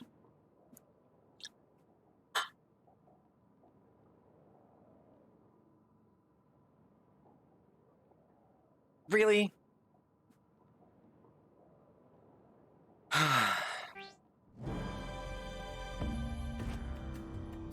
No, you know what? No, we're not gonna give up on that. I'm not gonna be like, well, guess that's Spelunky. That's another failed daily run. Thanks for coming, guys. No. Yeah, I got the eggplant, but every other decision I made that entire run was absurdly bad. And it doesn't even matter I got the eggplant child. It doesn't matter, because I skipped I skipped everything that would have gotten me to the Sunken City anyway. I'm just like, oh, maybe I'll find a jetpack in Neo-Babylon somehow. No. No, I refuse to let the game do that to me for the last run of the day. Should have kept the bow. That was the beginning of the end. All I needed was the bow. So instead, we're gonna get ourselves cursed on the very first floor, on the very first layer. And somehow, the entire rest of the run is gonna be fine. I believe in this run, for some reason. Chin up, little guy. Thanks, Badman Mom. Thanks for your completely earnest support. In no way will the decisions I made just now, or the words that I've said, or anything come back to bite me. Right, we're just gonna land on some spikes safely. We're just gonna get a sweet Yang kill. Please, please, somebody clip that, because that's the power of being tilted right there. Not in a million years should that have worked, especially in my current mindset. But that was the coolest thing I've ever done in this game ever. Jesus Christ! All right, so on top of that, we got a Kali altar. We're gonna get a Kapala and blow it up. Somehow, this is the run. Are you ready? Yeah, the casual viewer doesn't even know how insanely wild that thing I just did was. But my goodness, oh, take my word for it. That was my perfect game in bowling. That was my Zerg Rush equivalent. Whatever that means. Oh, there's a jetpack here? Y'all ready? Y'all ain't ready.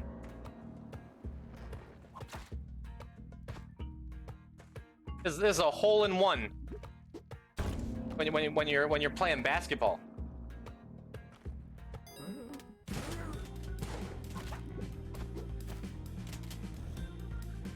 Sure, perfect luge run. Shark, where is that clip?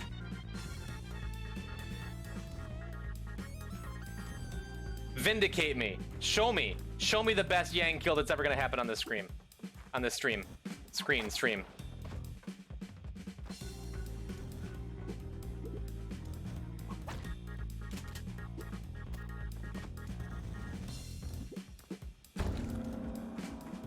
Okay, that mole over here. Want to lure him out? Oh, never mind. I was gonna say that should be the Kapala, but I think the turkey will just do it here. Yep, we got a Kapala. Oh, did that uncurse you? We're gonna go get ourselves cursed again. That's how much I believe. That's how much I believe in this run. Okay.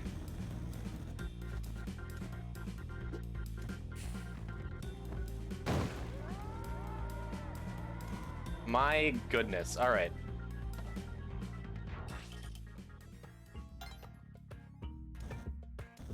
For some reason, I didn't think that the uncurse happened yet. I'm gonna be honestly a little bit bummed if there's another Kali altar on this floor, because it would mean. Why anger Kali? Because we're getting True Crown. We are getting True Crown.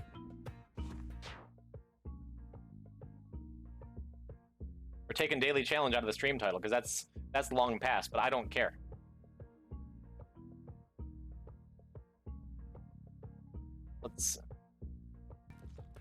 Right, we're just gonna land on some spikes safely. We're just gonna get a sweet Yang kill. That was an insane Yang kill. Please, somebody clip. Completely insane.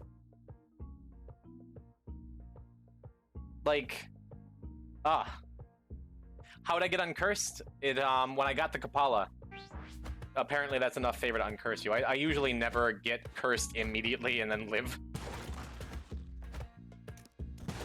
I've made poor decisions and I shouldn't be rewarded for them as I have been, but we have been. I'm poisoned.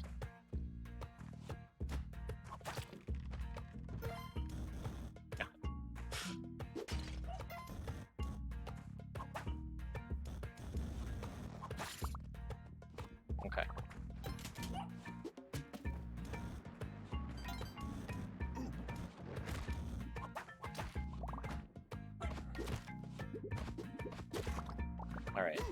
We've mitigated the poison damage here.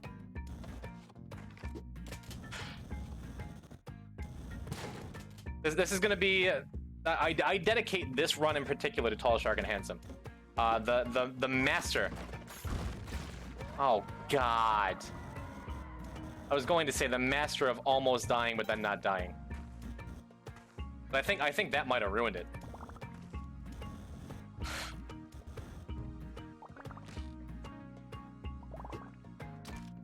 Having the ball and chain is awful. Oh my God. All right. And I'm out of bombs? Okay. It's fine. We're going to slow walk our way over here. I did not want to destroy that other altar. Slow walk our way over here.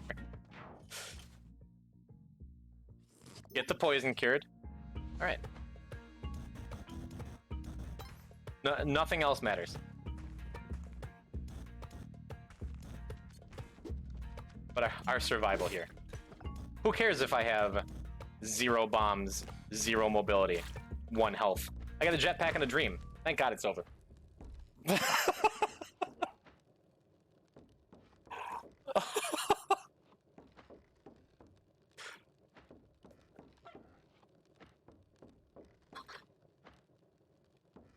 Look at you talking all that trash.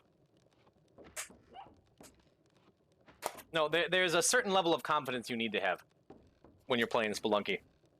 And it's just enough where you feel good about what you're doing, but not enough where you feel like the game can't just break you. Oh man. That is fine. Yeah, cursing yourself early matters for the gift shop, but in any other way, like, it's just generally a bad idea. So let's do it again, huh? Let's do it immediately. Yeah, we're not gonna get that gold over there. Yeah, I'm over here like, this is gonna be it. This is gonna be the run. This is where we're gonna make magic happen. We're gonna get to the end. We're gonna, thank God it's over. And yet the game wishes to reward my tenacity. Because wouldn't you know, that's another second floor jetpack.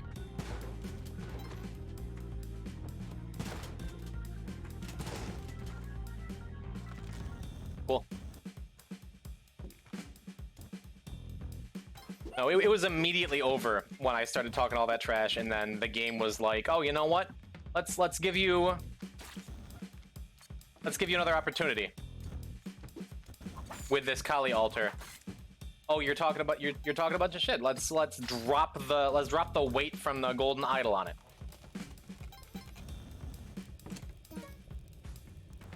Sheesh. Okay. That's okay. So I was keeping the present just in case there was a Kali altar here. And that cures my curse, doesn't it? We don't want that. Of course that's gonna be in the present when I don't want it. And yes, Joseph, I put the TP down, okay? I'm going to bomb here. To get the shopkeep to jump onto those spikes, so I can go and get more bombs. And look, a teleporter! Yeah, we're actually not keeping it. Don't worry.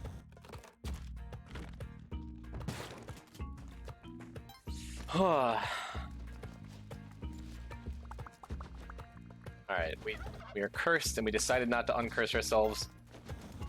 So we don't care about the hamster. We don't care about the camera. We don't care about the value of our own life. Which is why we got cursed immediately. Alright. See, we're still gonna be a good Samaritan. Yang didn't drop the key on our head like he does sometimes. Yeah, honestly, not a bad start. Having enough bombs to get into the gift shop safely with a jetpack is very, very important. We got the Ujit Eye. I dodge a mole one time. And it's much, much safer for this exit to lure the shopkeep to the right, get him hit by the arrow trap. The mole triggered the arrow trap, so now we don't have that option available to us. Oh, dude, he's coming right up. Wow. It's a good thing I was ready for things to go horribly wrong in that specific way. All right. I already have a skeleton key, so I'm not going to bother with the skull pillars. We got a shotgun, the boss is easy.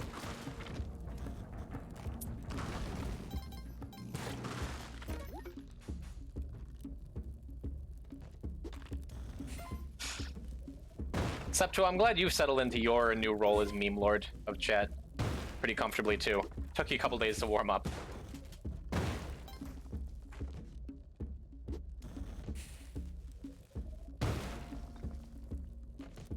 Man, I'm still not great at like pinpointing where the gift shop is. Is it right here or is it over here on this side? Okay, it's right there. So this is the shop you can only get into when you're cursed.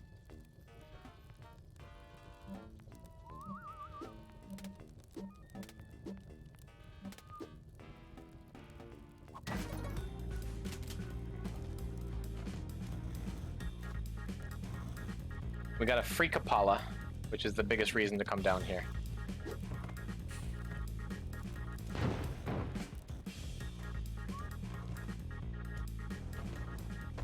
There's a double explosion. Oh, the other explosion was the bomb destroying the hover pack through the wall. That's kind of funny. Moo seems upset. Yes, we stole all of his stuff. Kill a hired hand. Oh, before you even could click the reward, the ghost had already murdered that hired hand. But yeah, you can only get into that shop if you're cursed, and getting yourself cursed in the first couple floors almost definitely is going to happen on purpose. The only way I could see it happening by accident is like a horned lizard knocking you into the curse pot, but even then, that's a rare thing. But now we got a free Kapala out of it. And a whole bunch, 11 bombs, 11 ropes. And that's the biggest reason to dig for that. We get one more rope. Woo. One more rope from Sparrow there.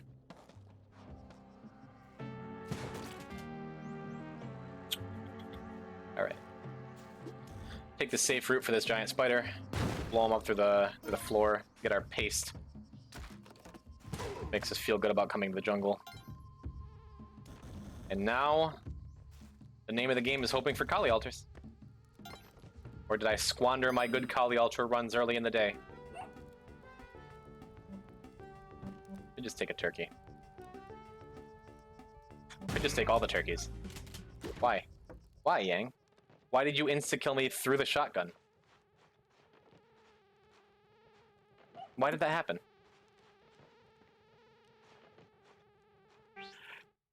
Okay.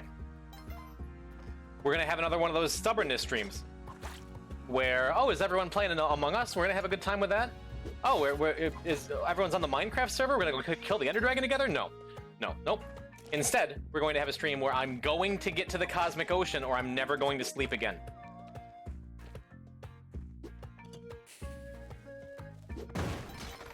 I'm going to curse myself immediately with my first bomb on the first floor every time too.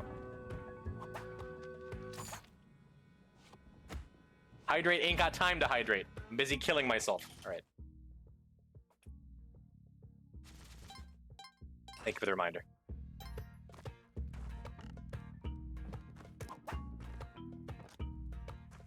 Okay. This is sketchy. But it worked out. So far. All right. Fade the shopkeeper one time. Kali altar down there. Beautiful. Beautiful.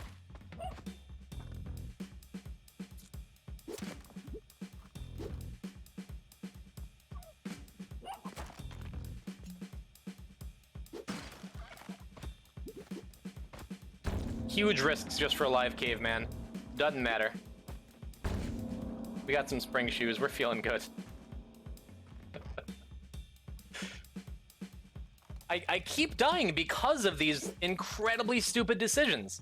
When they work, it's like, that's pretty cool, right? Right, chat? That's pretty cool, huh? Huh? But I did that before I was a streamer.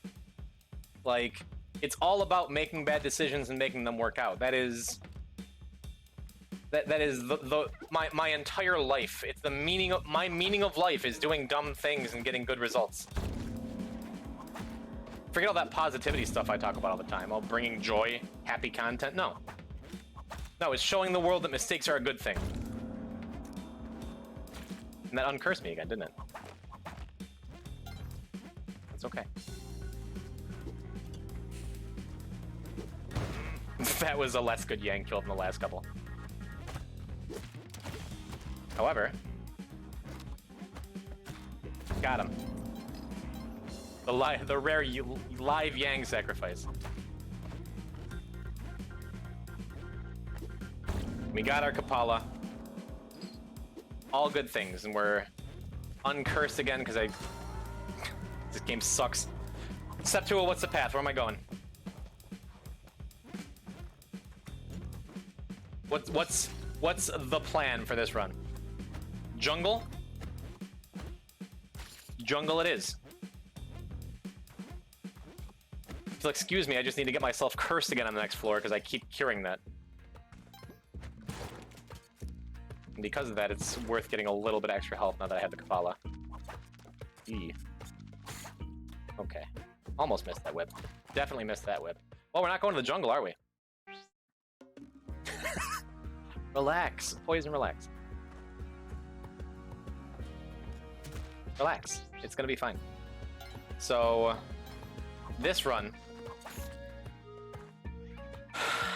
I'm not going to go and get myself cursed like I've been saying I've been doing. We're not going to go and get cursed, okay? We're not even gonna tilt that mole that jumped on us after dodging the first mole, okay? Okay. Instead, we're gonna take it slow-ish. We're gonna just avoid the gift shop. We're going to hope for True Crown or Eggplant Crown. We're going to go to the jungle. I'm not entirely sure how to play this game, but I think you're doing something wrong.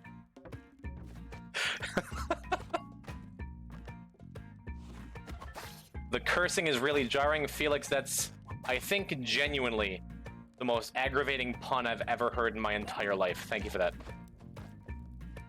Where's Dingo? Get it? Because you get cursed for a jar. So, TD, my old friend, the Spelunky 2 is...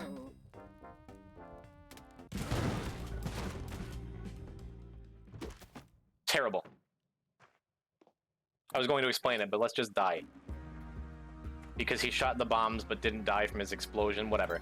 So this is a procedurally generated roguelike platformer.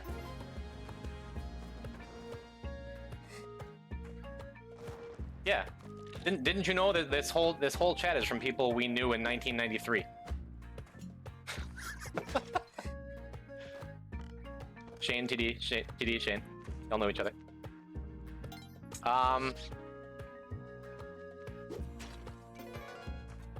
Yeah, y'all didn't pick up on that? Where you been? Squiggles, did you even follow yet, by the way? Drop that fat follow.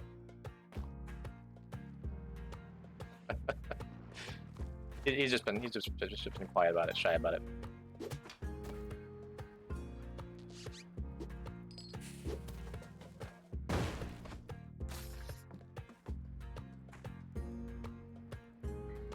How's those spiders treating you?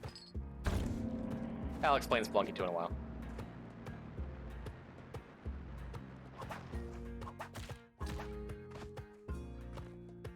Alright. Yes, get those memories out. Look at these moles, dude.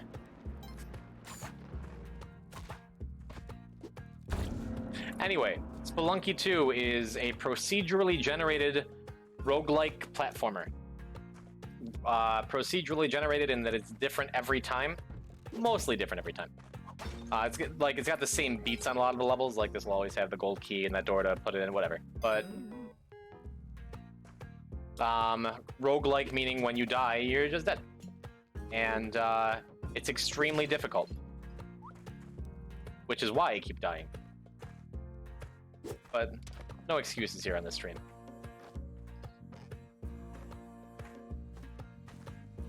But perhaps I'm doing something wrong by dying as often as I do, and perhaps that's just the nature of spelunking. Vertical D2. That is a way of looking at it, for sure.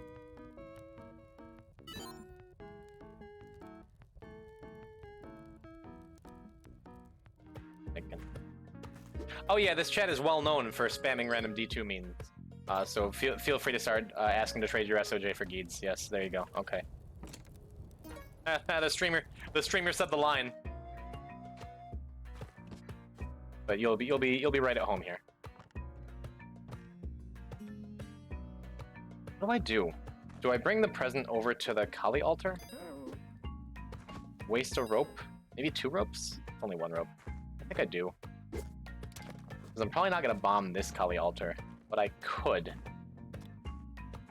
If I do, I'm going to want to go up to the top there and get that horned lizard to make sure I can get a Kapala. And yes, that is the thing about this game, is a lot of it really feels like if you don't know the game well, you're listening to a foreign language. In some way you are, but it's... all you really need to know is that it's like...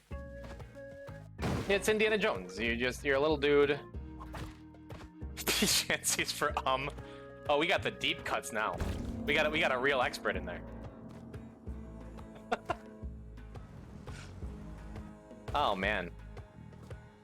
But yeah, you're Indiana Jones. You're exploring a cave and you got your trusty whip, and the goal is to get from the top of the cave to the bottom of the cave, and it's difficult. And there's 22 floors of intense pain.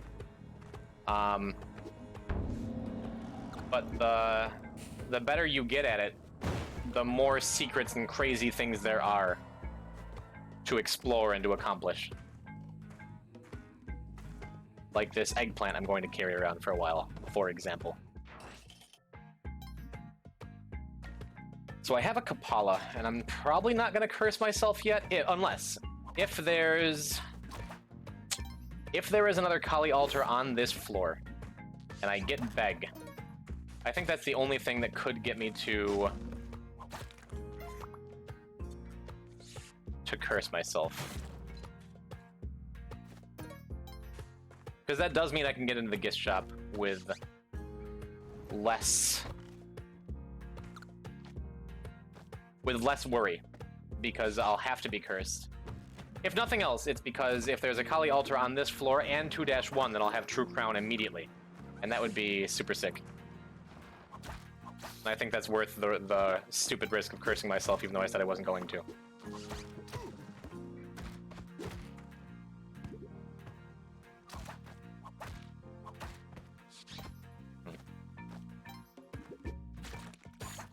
It doesn't look like there's an altar here.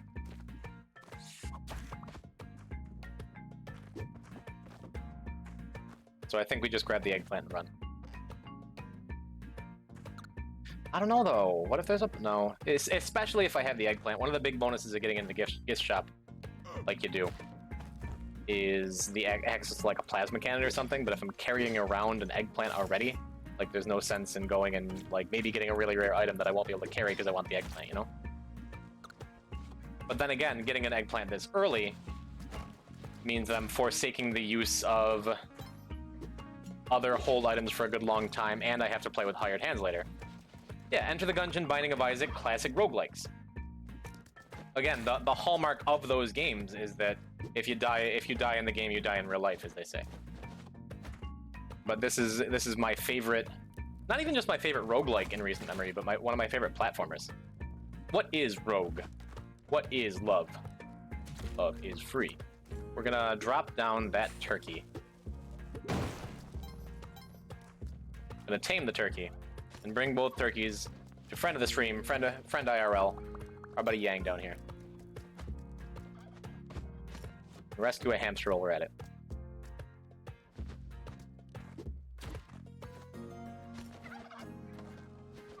All right. And since we have a couple less familiar viewers in chat tonight, we can explain a little bit, sure. Shout out to Yang. Yang is an NPC that always appears in 1-2 or 1-3.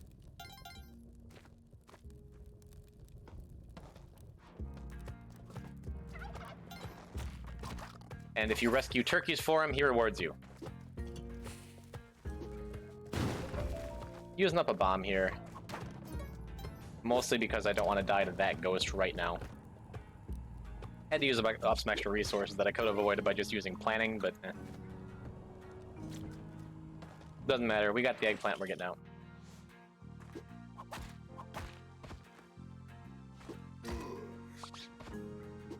So, getting extra health in this game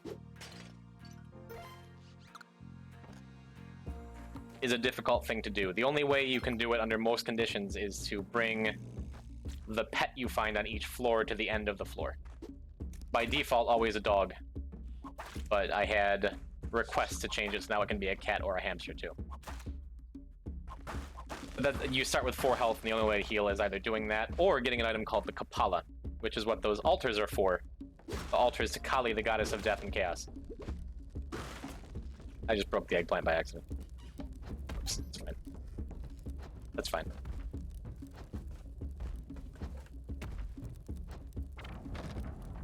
You miss Jug Lady? She's a playable character in this game. You can play as her. So she's not just, you know, classic video game woman. Now she's modern, empowered video game woman. Yes. Yeah, you can unlock her and play as her. She's not as voluptuous as she was in Spelunky 1. But that's also okay. Yeah, having the Kapala means we can get quite a bit of health. And now, Septua, we're going to the jungle like you asked earlier. We finally made it.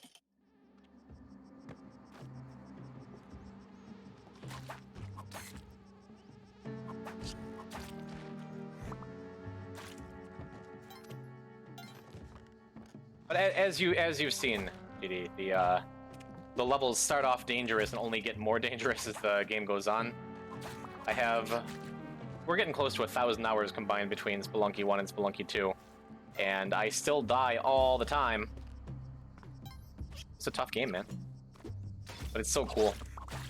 And the biggest reason I chose this game as my game as a new streamer is because the nature of procedural generation and randomness means it's always different. There's always interesting things, and even if it's the same general beats, it's always a different and cool and funny and new experience. Here's Yang, upon whom we will not be exacting our revenge, because I just want to get to the end of the game. Just want to get my Cosmic Ocean on today.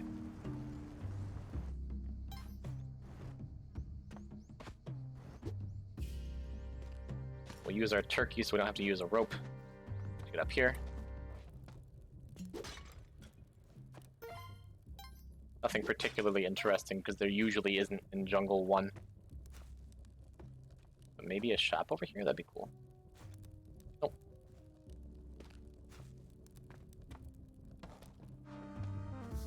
Okay.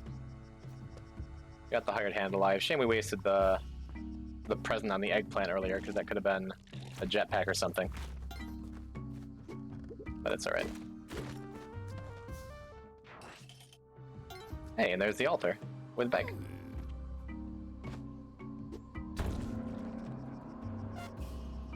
Get some extra bombs, that's tight. Get our favor back up here, because we're going to be getting ourselves cursed in a minute here.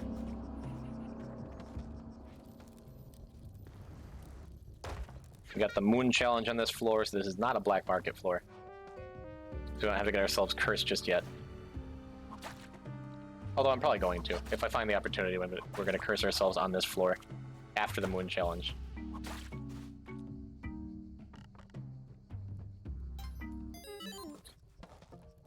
The moon challenge, everyone's favorite part of the run. Because it takes forever and it's not terribly interesting. For some reason in my mind, every time I get to the moon challenge, like there's a voice in my head who's like, this would be a good time for some donations. Like, yeah, we have a $10 donation from Septua Centennial. Like, hey guys, real happy to support a great cause like Doctors Without Borders. Thanks for putting on GDQ every year. This is a wonderful experience for me. I always watch it with the wife and kids. Orb. Greetings from Germany. I don't know, whatever the memes are. But like that's what comes into my head. Like I wanna throw it over to the announcer desk. No idea how to donate. It's a joke about GDQ. I don't actually have donations. Yeah, come on, dude. You've seen GDQ before, right? You're a gamer. You know what that's all about. What button do I press, dude? You already subbed. That's all I need. I don't even need that. Your being here is enough support. So chill at some. Would have liked to get to that crate. But... What's the VIP lounge? There's a VIP lounge? Are you still just talking nonsense? Because if there is, cool. Maybe that diamond next to your name I gave you is worth something, but I don't know. Ooh, that was not a fall I wanted to take particularly, but okay. Everything is fine. How makes the martinis? I am no longer of any help to you. Where is the curse pod? Did I miss it? I'm gonna drop that off so I can come back for it later. I'm not gonna forget the bow this time.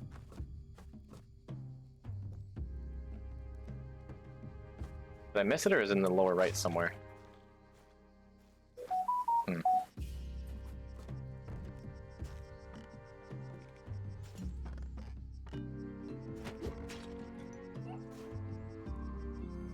A shaman dude.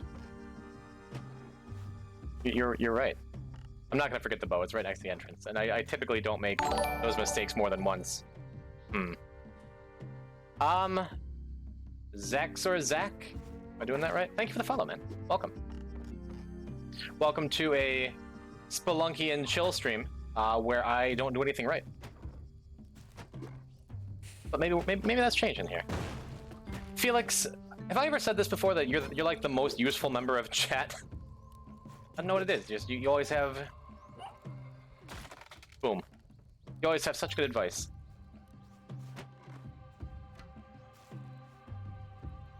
All right. Ahem. Shark, you're right. Austin Powers is the more useful member of chat. Am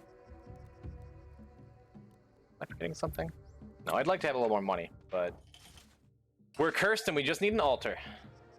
And we got ourselves an early true crown. And boy, TD, if you thought I did stuff wrong before, you have a degree in Spelunky or Twitch chatting?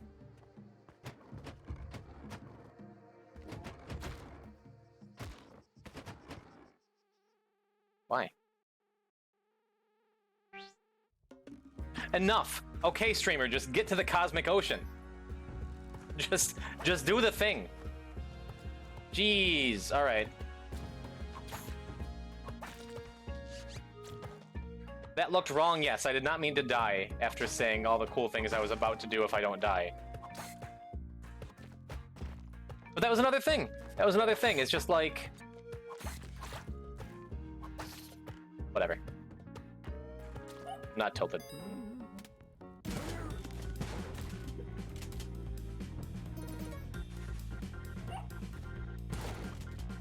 The point was that he had an altar on that floor. Yeah, but you can't talk to Beg and get cursed like on the same floor. You have to talk to Beg, then get cursed, and then on the next floor. On the next floor, he can give you the true crown.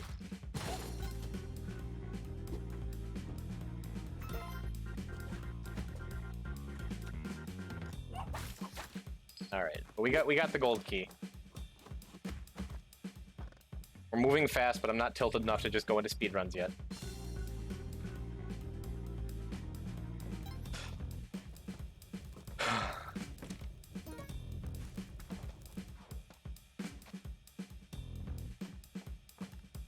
Okay. The shopkeep is stuck over there. Did I leave? Okay, I left the shotgun at the exit. Everything is fine. And a jetpack. So we're going to lure the shopkeeper a little bit to the left so his shotgun shot doesn't destroy the jetpack immediately.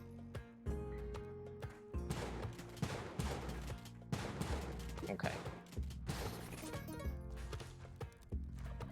And of course we're going to take the teleporter. Insane of you to think that I wasn't going to take the teleporter.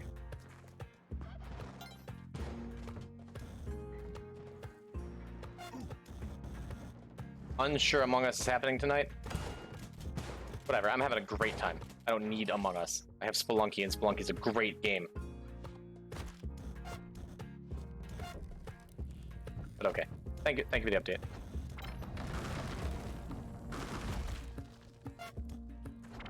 I'm gonna be very careful about telefragging this dude.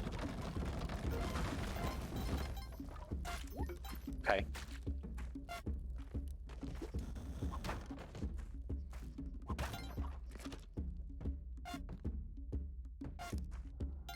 Yep, some good teleporting happening here.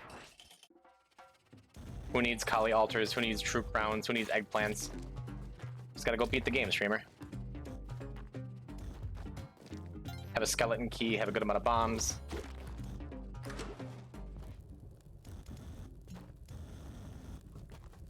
Have Van Horsing rescued.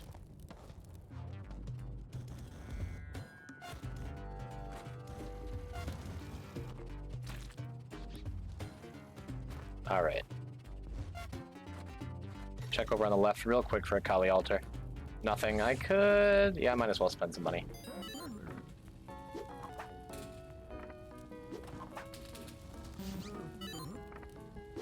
Melon redeemed, kill a hired hand. My pleasure. Give me a minute. Let me just roll a bunch of ones first. Okay.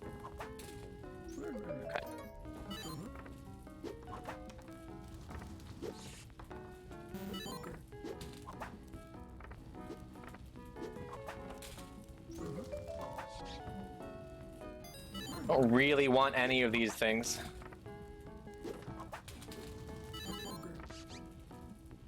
You got a jetpack? Why teleport? Because after a while, after the game kills you enough, you wind up with a point to prove.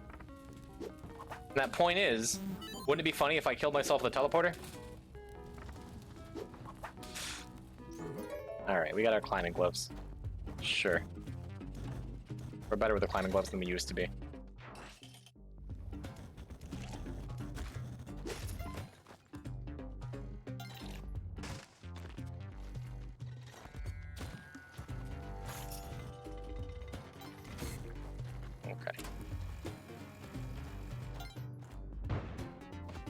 Amazing Melon redeemed, kill a hired hand. Done.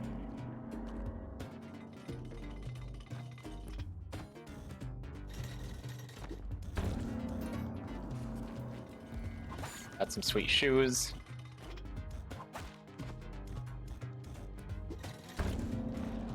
Got a Kapala already? Really? Oh yeah, because I guess the first one was a hired hand. Okay, okay.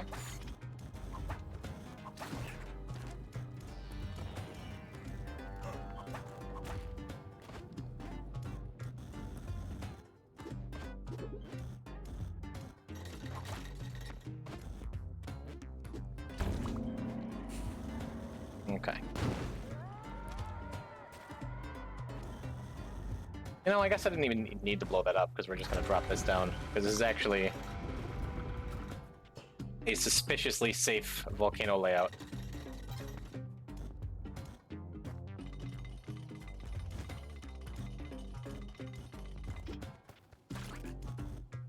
Okay.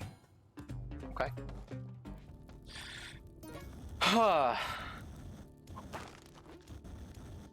Maybe the play is to wait until... I have a lot of ideas for what I want to do with this run. I'm not sure about any of them yet. Maybe the play is to wait to get cursed until I get into the temple. I don't know. We'll see.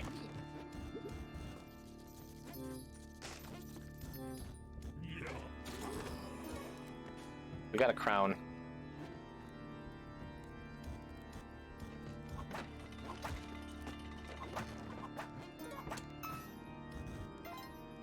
because I have jetpack and climbing gloves.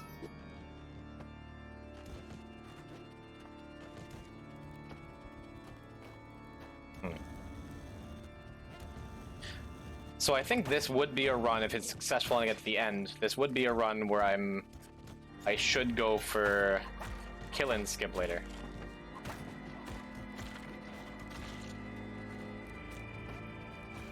A lot to think about. For now, let's just focus on surviving for a little longer. If you get vampires and throw them against the wall, you can get infinite health. I've demonstrated that on stream several times, but we're in the just keep moving portion of the stream. Another reason we're keeping the teleporter for much, much longer than we should. Because I just want to get things done. What I'd really, really like is a Kali altar on this floor. One of those things I say all the time. Oh yeah, there it is. Okay.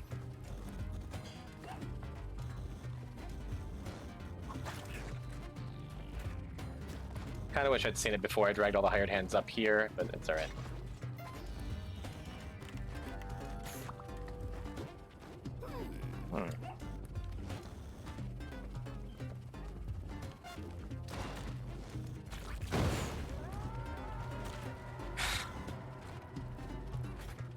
Sort of tragic, but alright.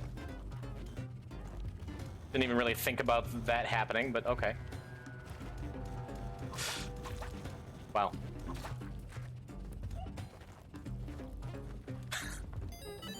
What a weird, unfortunate thing.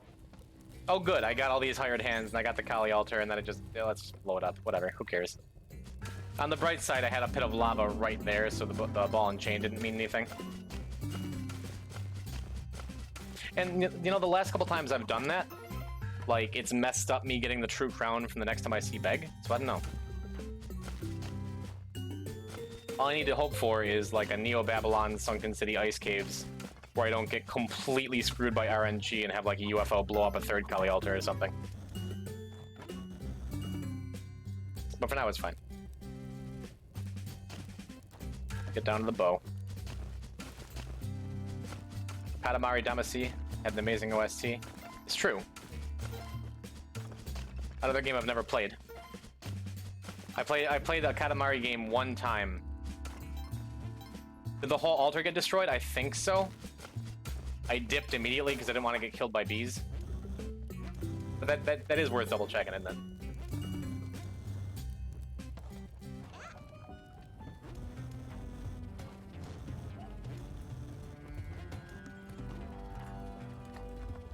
It did not. So okay. Even though that's a huge and unfortunate hit to our plans, we can still get a whole bunch of favor back here.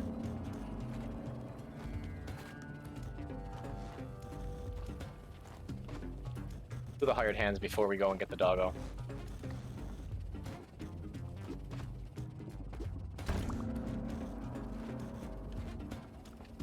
Kali accepts your sacrifice. She seems angry with you. Yeah, I don't blame her.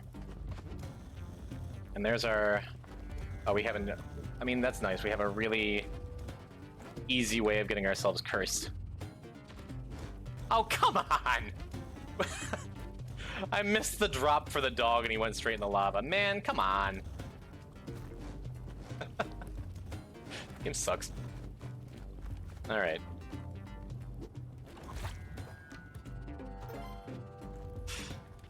Alright. See if we can do this. I tried very carefully to do that without blowing up this stupid robot. Game sucks. Okay, just means we need to use a bomb. So really, we've lost out on 4 bombs this floor, because we should have 3 more. I will very patiently wait for this guy.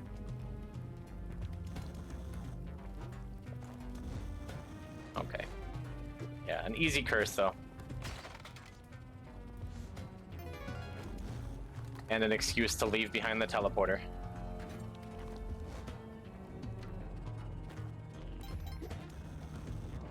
Oh. I was gonna go back up for that idol, but for some reason I thought the ghost is on the left side. But would you look at that? We got ourselves a true crown. This is a true crown stream now. All I have to do is survive this floor and everything's cool. And to do so, we're gonna chill here for a minute. See when the teleport happens. It happens at 23. The next one's gonna be at 45. So now, from now until the end of the stream, the end of the run, which might be the end of the stream, who knows? We're gonna, every 22 seconds we're going to teleport.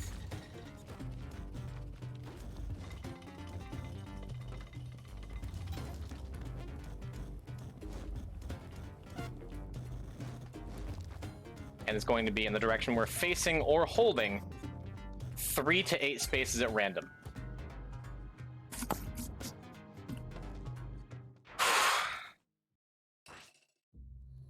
But hey, we had the true crown for a floor and didn't instantly self-destruct, so awesome. We have paste, we have a jetpack.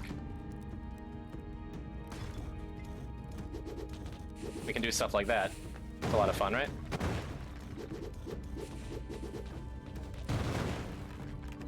Because every 22 seconds we get a bomb refresh.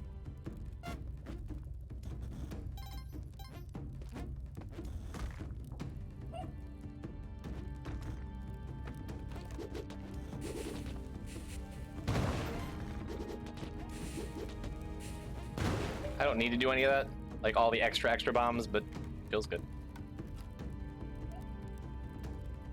44 is the next teleport, okay. Leave that with Waddler.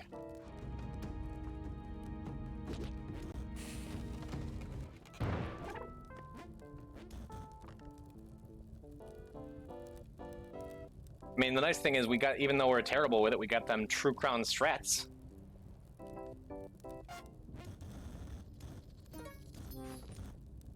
Telling you, man, things are looking up.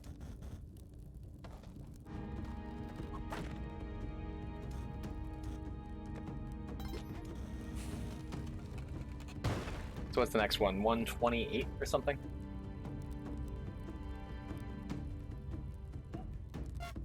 Okay.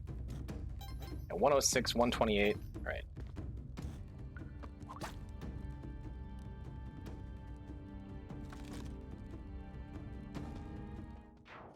We'll go tide pools, sure.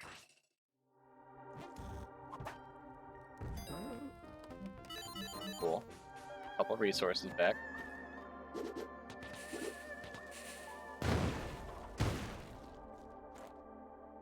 There's another Kali altar, which is actually really nice at this point in the run.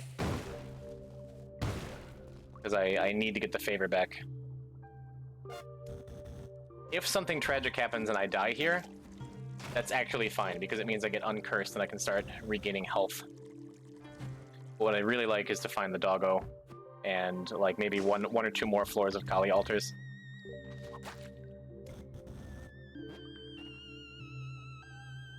Gonna wait up here, just play it incredibly safe with my teleports, because that's by far my #1 cause of death in general on this stream. So if we got the extra bombs, I can just bomb all this and it doesn't matter.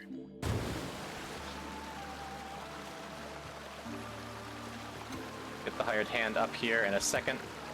First we'll wait out this next teleport, okay.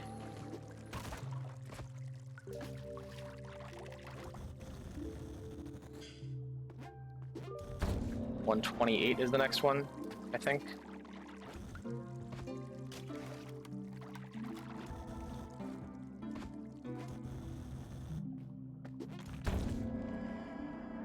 Okay, she's happy with me. A good start. What's the next one after that? 150?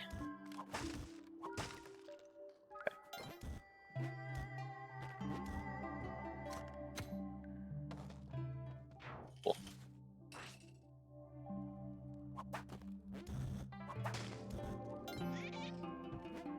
I guess I could have gone Temple for the guaranteed uncurse, but that would make me have to hard commit the idea of a kill and skip. I'm still kind of on the fence as to whether I even want to try it.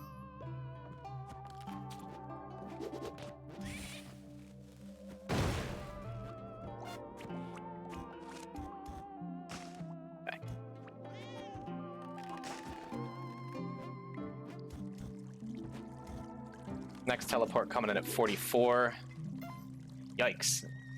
I'm gonna have to be real careful with the star challenge I'm gonna do, so I don't teleport myself into a wall randomly.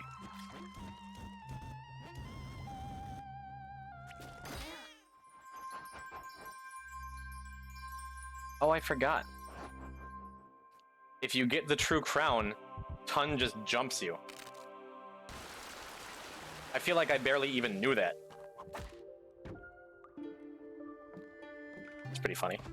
Well, I guess that means no clone gun, huh?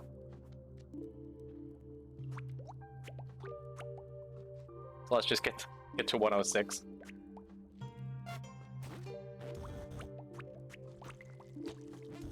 And probably just bomb our way through this now.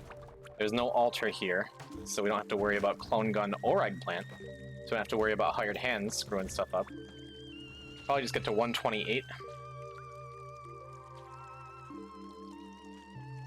Then grab Excalibur and keep it moving. So that's cool. We're uncursed. We lost the Ankh, but this is my first time actually having a successful True Crown run like this anyway. So it's okay.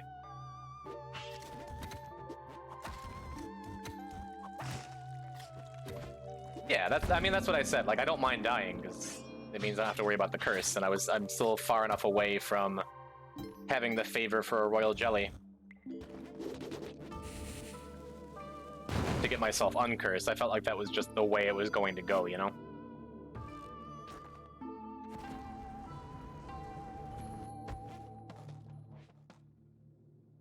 Alright. 44 is the next teleport.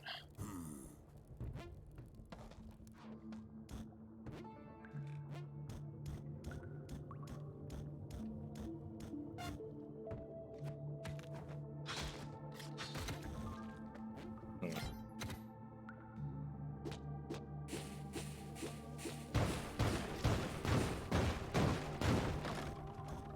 106 after this.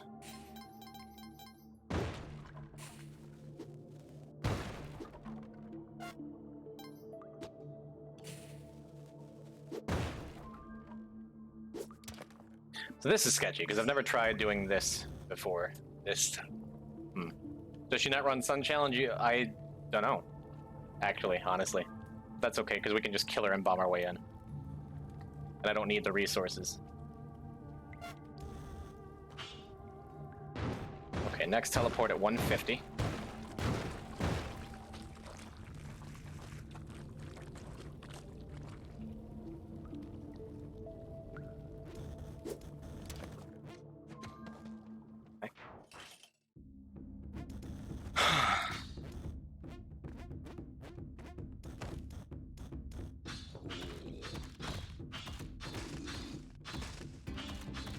Teleports don't really matter here, because no matter what direction I teleport in, Kingu's not going to hurt us. We need a tall clay snake. Cheers, grenade.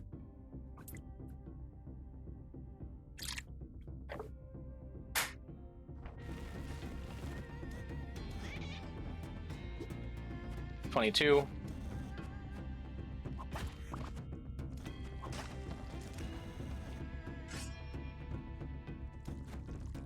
Cool. Reasonable level of success here. Just need to hope for no whammies on this floor. Don't have spike shoes, so it's probably worth going down through the Yeti caves, right?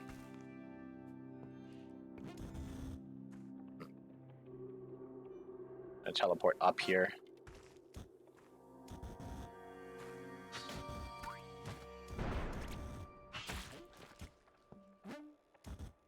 Next telly is 44.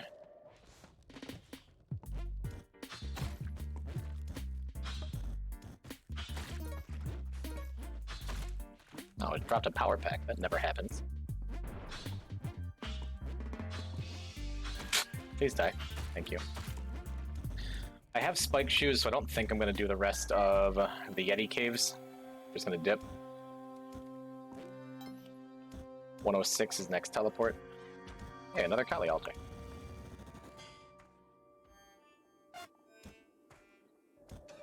We're actually going to give it a wide berth.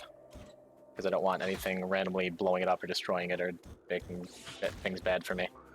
I could go back up and use the hamster for it, but eh.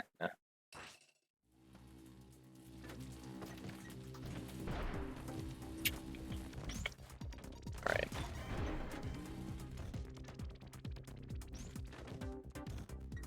Alright, we gotta teleport at 22.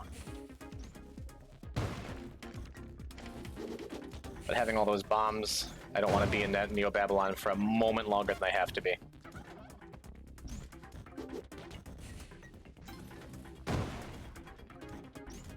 That's good.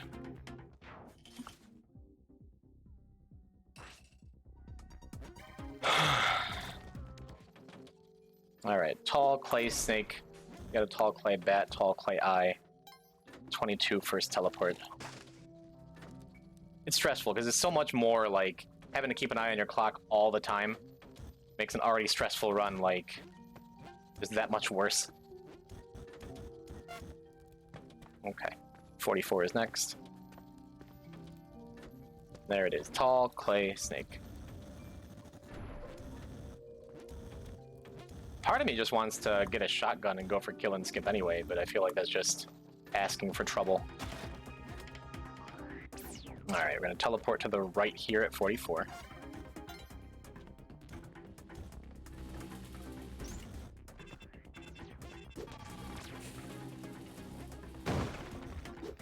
And 106 is the next teleport. Gonna get our blow right through here with some bombs.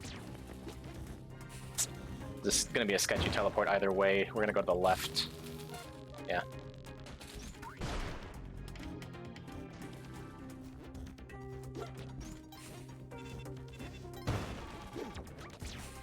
When's the next one? 128 or something?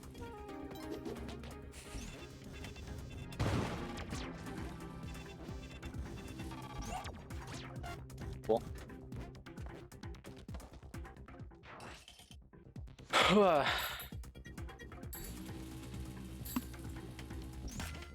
So we got Keelan. We're gonna continue being just tossing bombs around freely. Wait for a teleport for this one. Okay. You see, Shark, this right here is why I practice with the teleporter so much, because I really wanted to get one of these True Crown runs going. And even if I die most of the time with the teleporter, like I better get good at it before I do it live like I'm doing now, right? I've set myself up for some problems with that last bomb, though.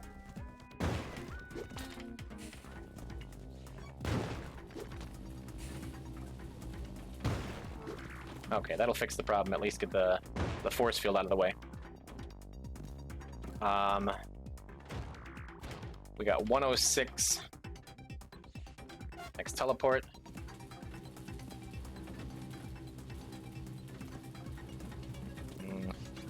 Careful that waffle trap. Be very careful there. Alright, Killen's dead. But that's okay. That solidifies my choice from earlier.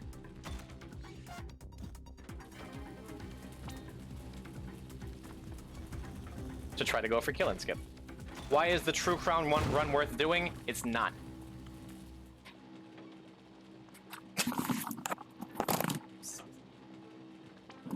Hope you're hit back.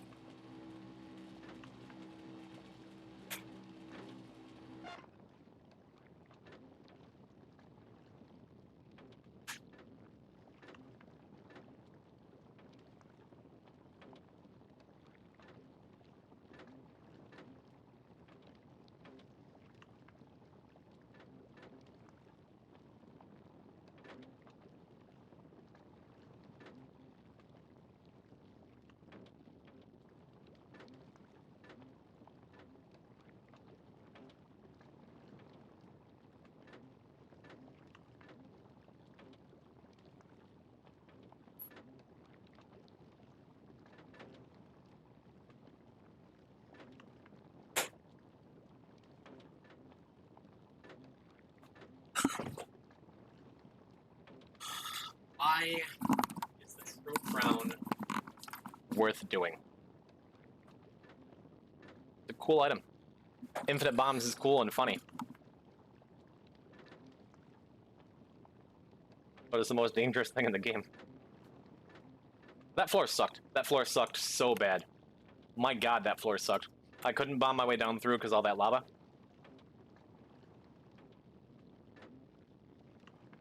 I couldn't safely get down because there were like 4 of those flaming dudes getting chucked around. That just sucked.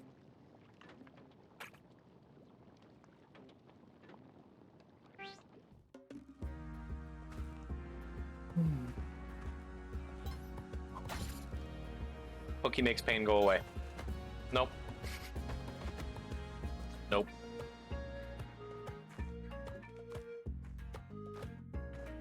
Although, you know how happy I am to get a true crown in the volcano and make it through to Neo Babylon, and neither of my deaths in that run were from teleportation? I have come such a long way. Look, a teleporter. Back to where we were.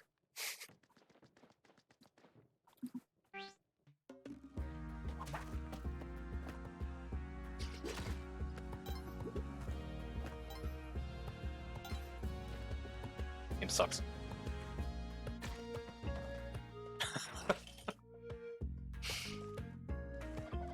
Oh, I'm so sorry. I'm so sad that had to happen immediately.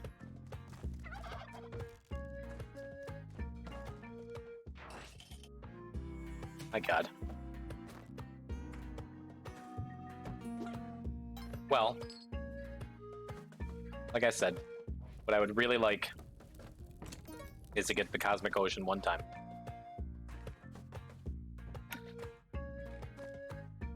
And it's very doable here.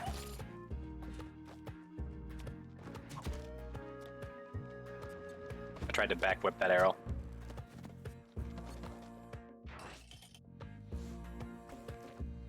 It's doable. We're gonna start going fast, just to get more runs deeper into the game.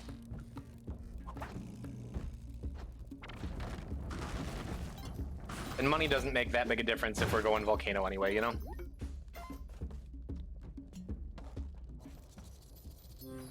Why is the True Crown run worth it? Yeah. It's a bummer. While you were getting that clip together, you missed another clip-worthy moment. But your brother's got it. Jeez. Alright. We got our hired hands.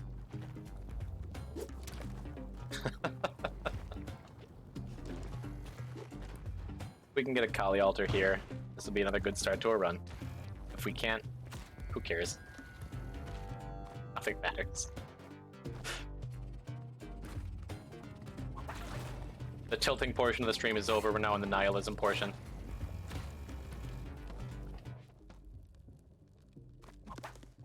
Get back up to Van Horsing there though, with like only a rope or 2. Look a little treacherous because of all the falling platforms and the lava mander. Matter of fact, it might not be as easy as I'm making it sound.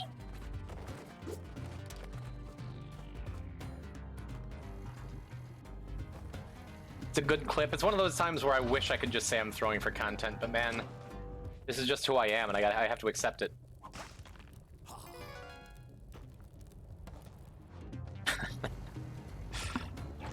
Oh well.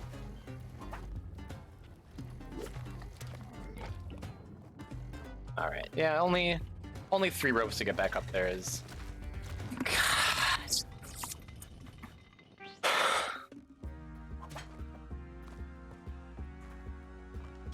I don't understand.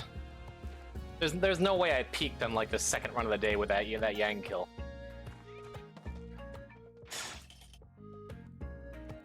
Such a good interview with Z. Such a good start of the stream. Everything was so promising. And as it always does, it all went so wrong.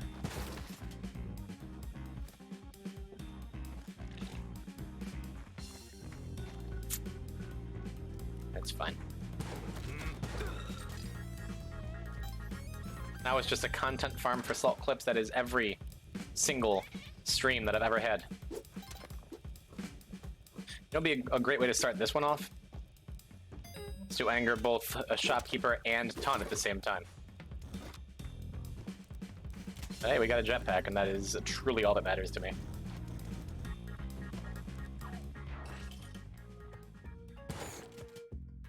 All right. Luckily, I have had my fill of true crown runs for a while. So now I can just try doing things the right way.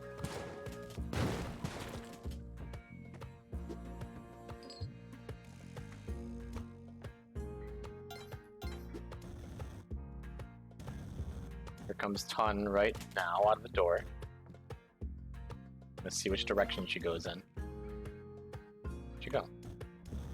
Where's Ton? I angered her last floor. Why is she not chasing? It's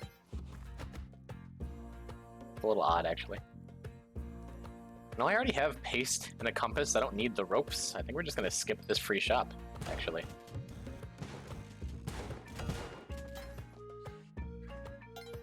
Might have a very tough time getting out of this. Why? Okay, so Ton is still angry. I'm so confused. Not a great look, is it?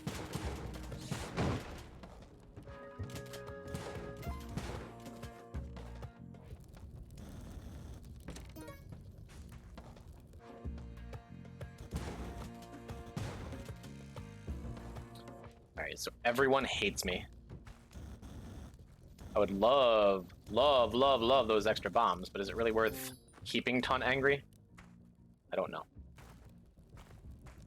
Well, especially I don't have a great way of getting into her, killing her. I don't have a lot of good options for anything here. Alright, I think the play is to bomb my way back up and out. Go back around for my shotgun. And then figure things out from there. I guess it's worth getting the ropes if they're totally free, you know? I have a safe exit this way, but why be safe, you know? Let's go back and look at the Ton situation one more time.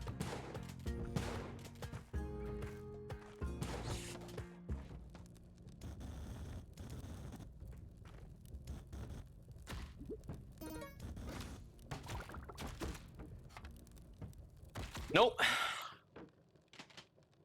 I shouldn't have angered her. Shut up.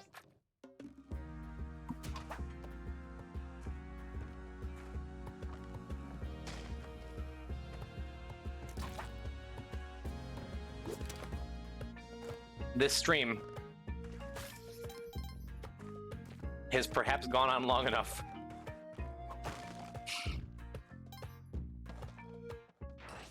To where there's nothing good left afterwards. But let's try one more time.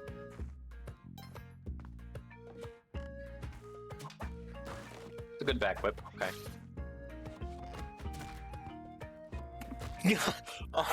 Oh, my heart. My heart is breaking.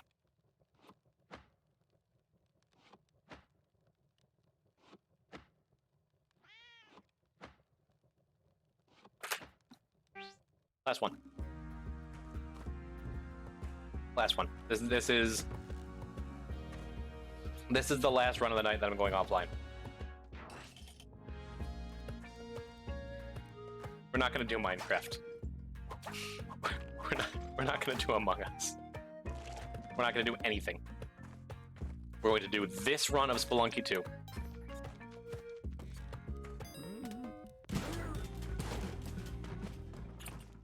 Thank you, everyone, for coming and hanging out with me. Happy 1 month anniversary, Poison. This has been...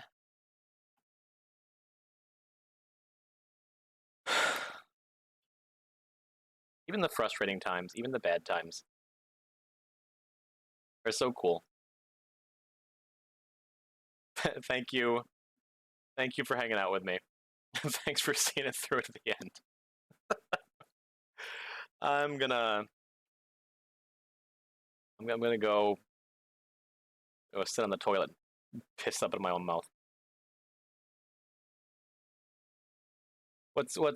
What are the boys doing? Let's toss things over to my buddy Max. We're gonna be back tomorrow, and it's gonna be a better stream. We're gonna play better. We're gonna do better. In the meantime, I love you all. Thank you for hanging out with me. Tomorrow, announcement about some YouTube content. It'll be fun. Check it on the Discord. It'll be a good time. Send love over to Max. Okay, bye.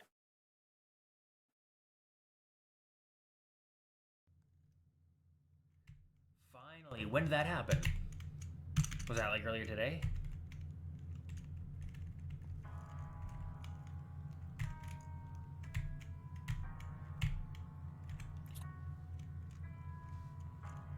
Oh my gosh, poison. Buddy. I got questions. First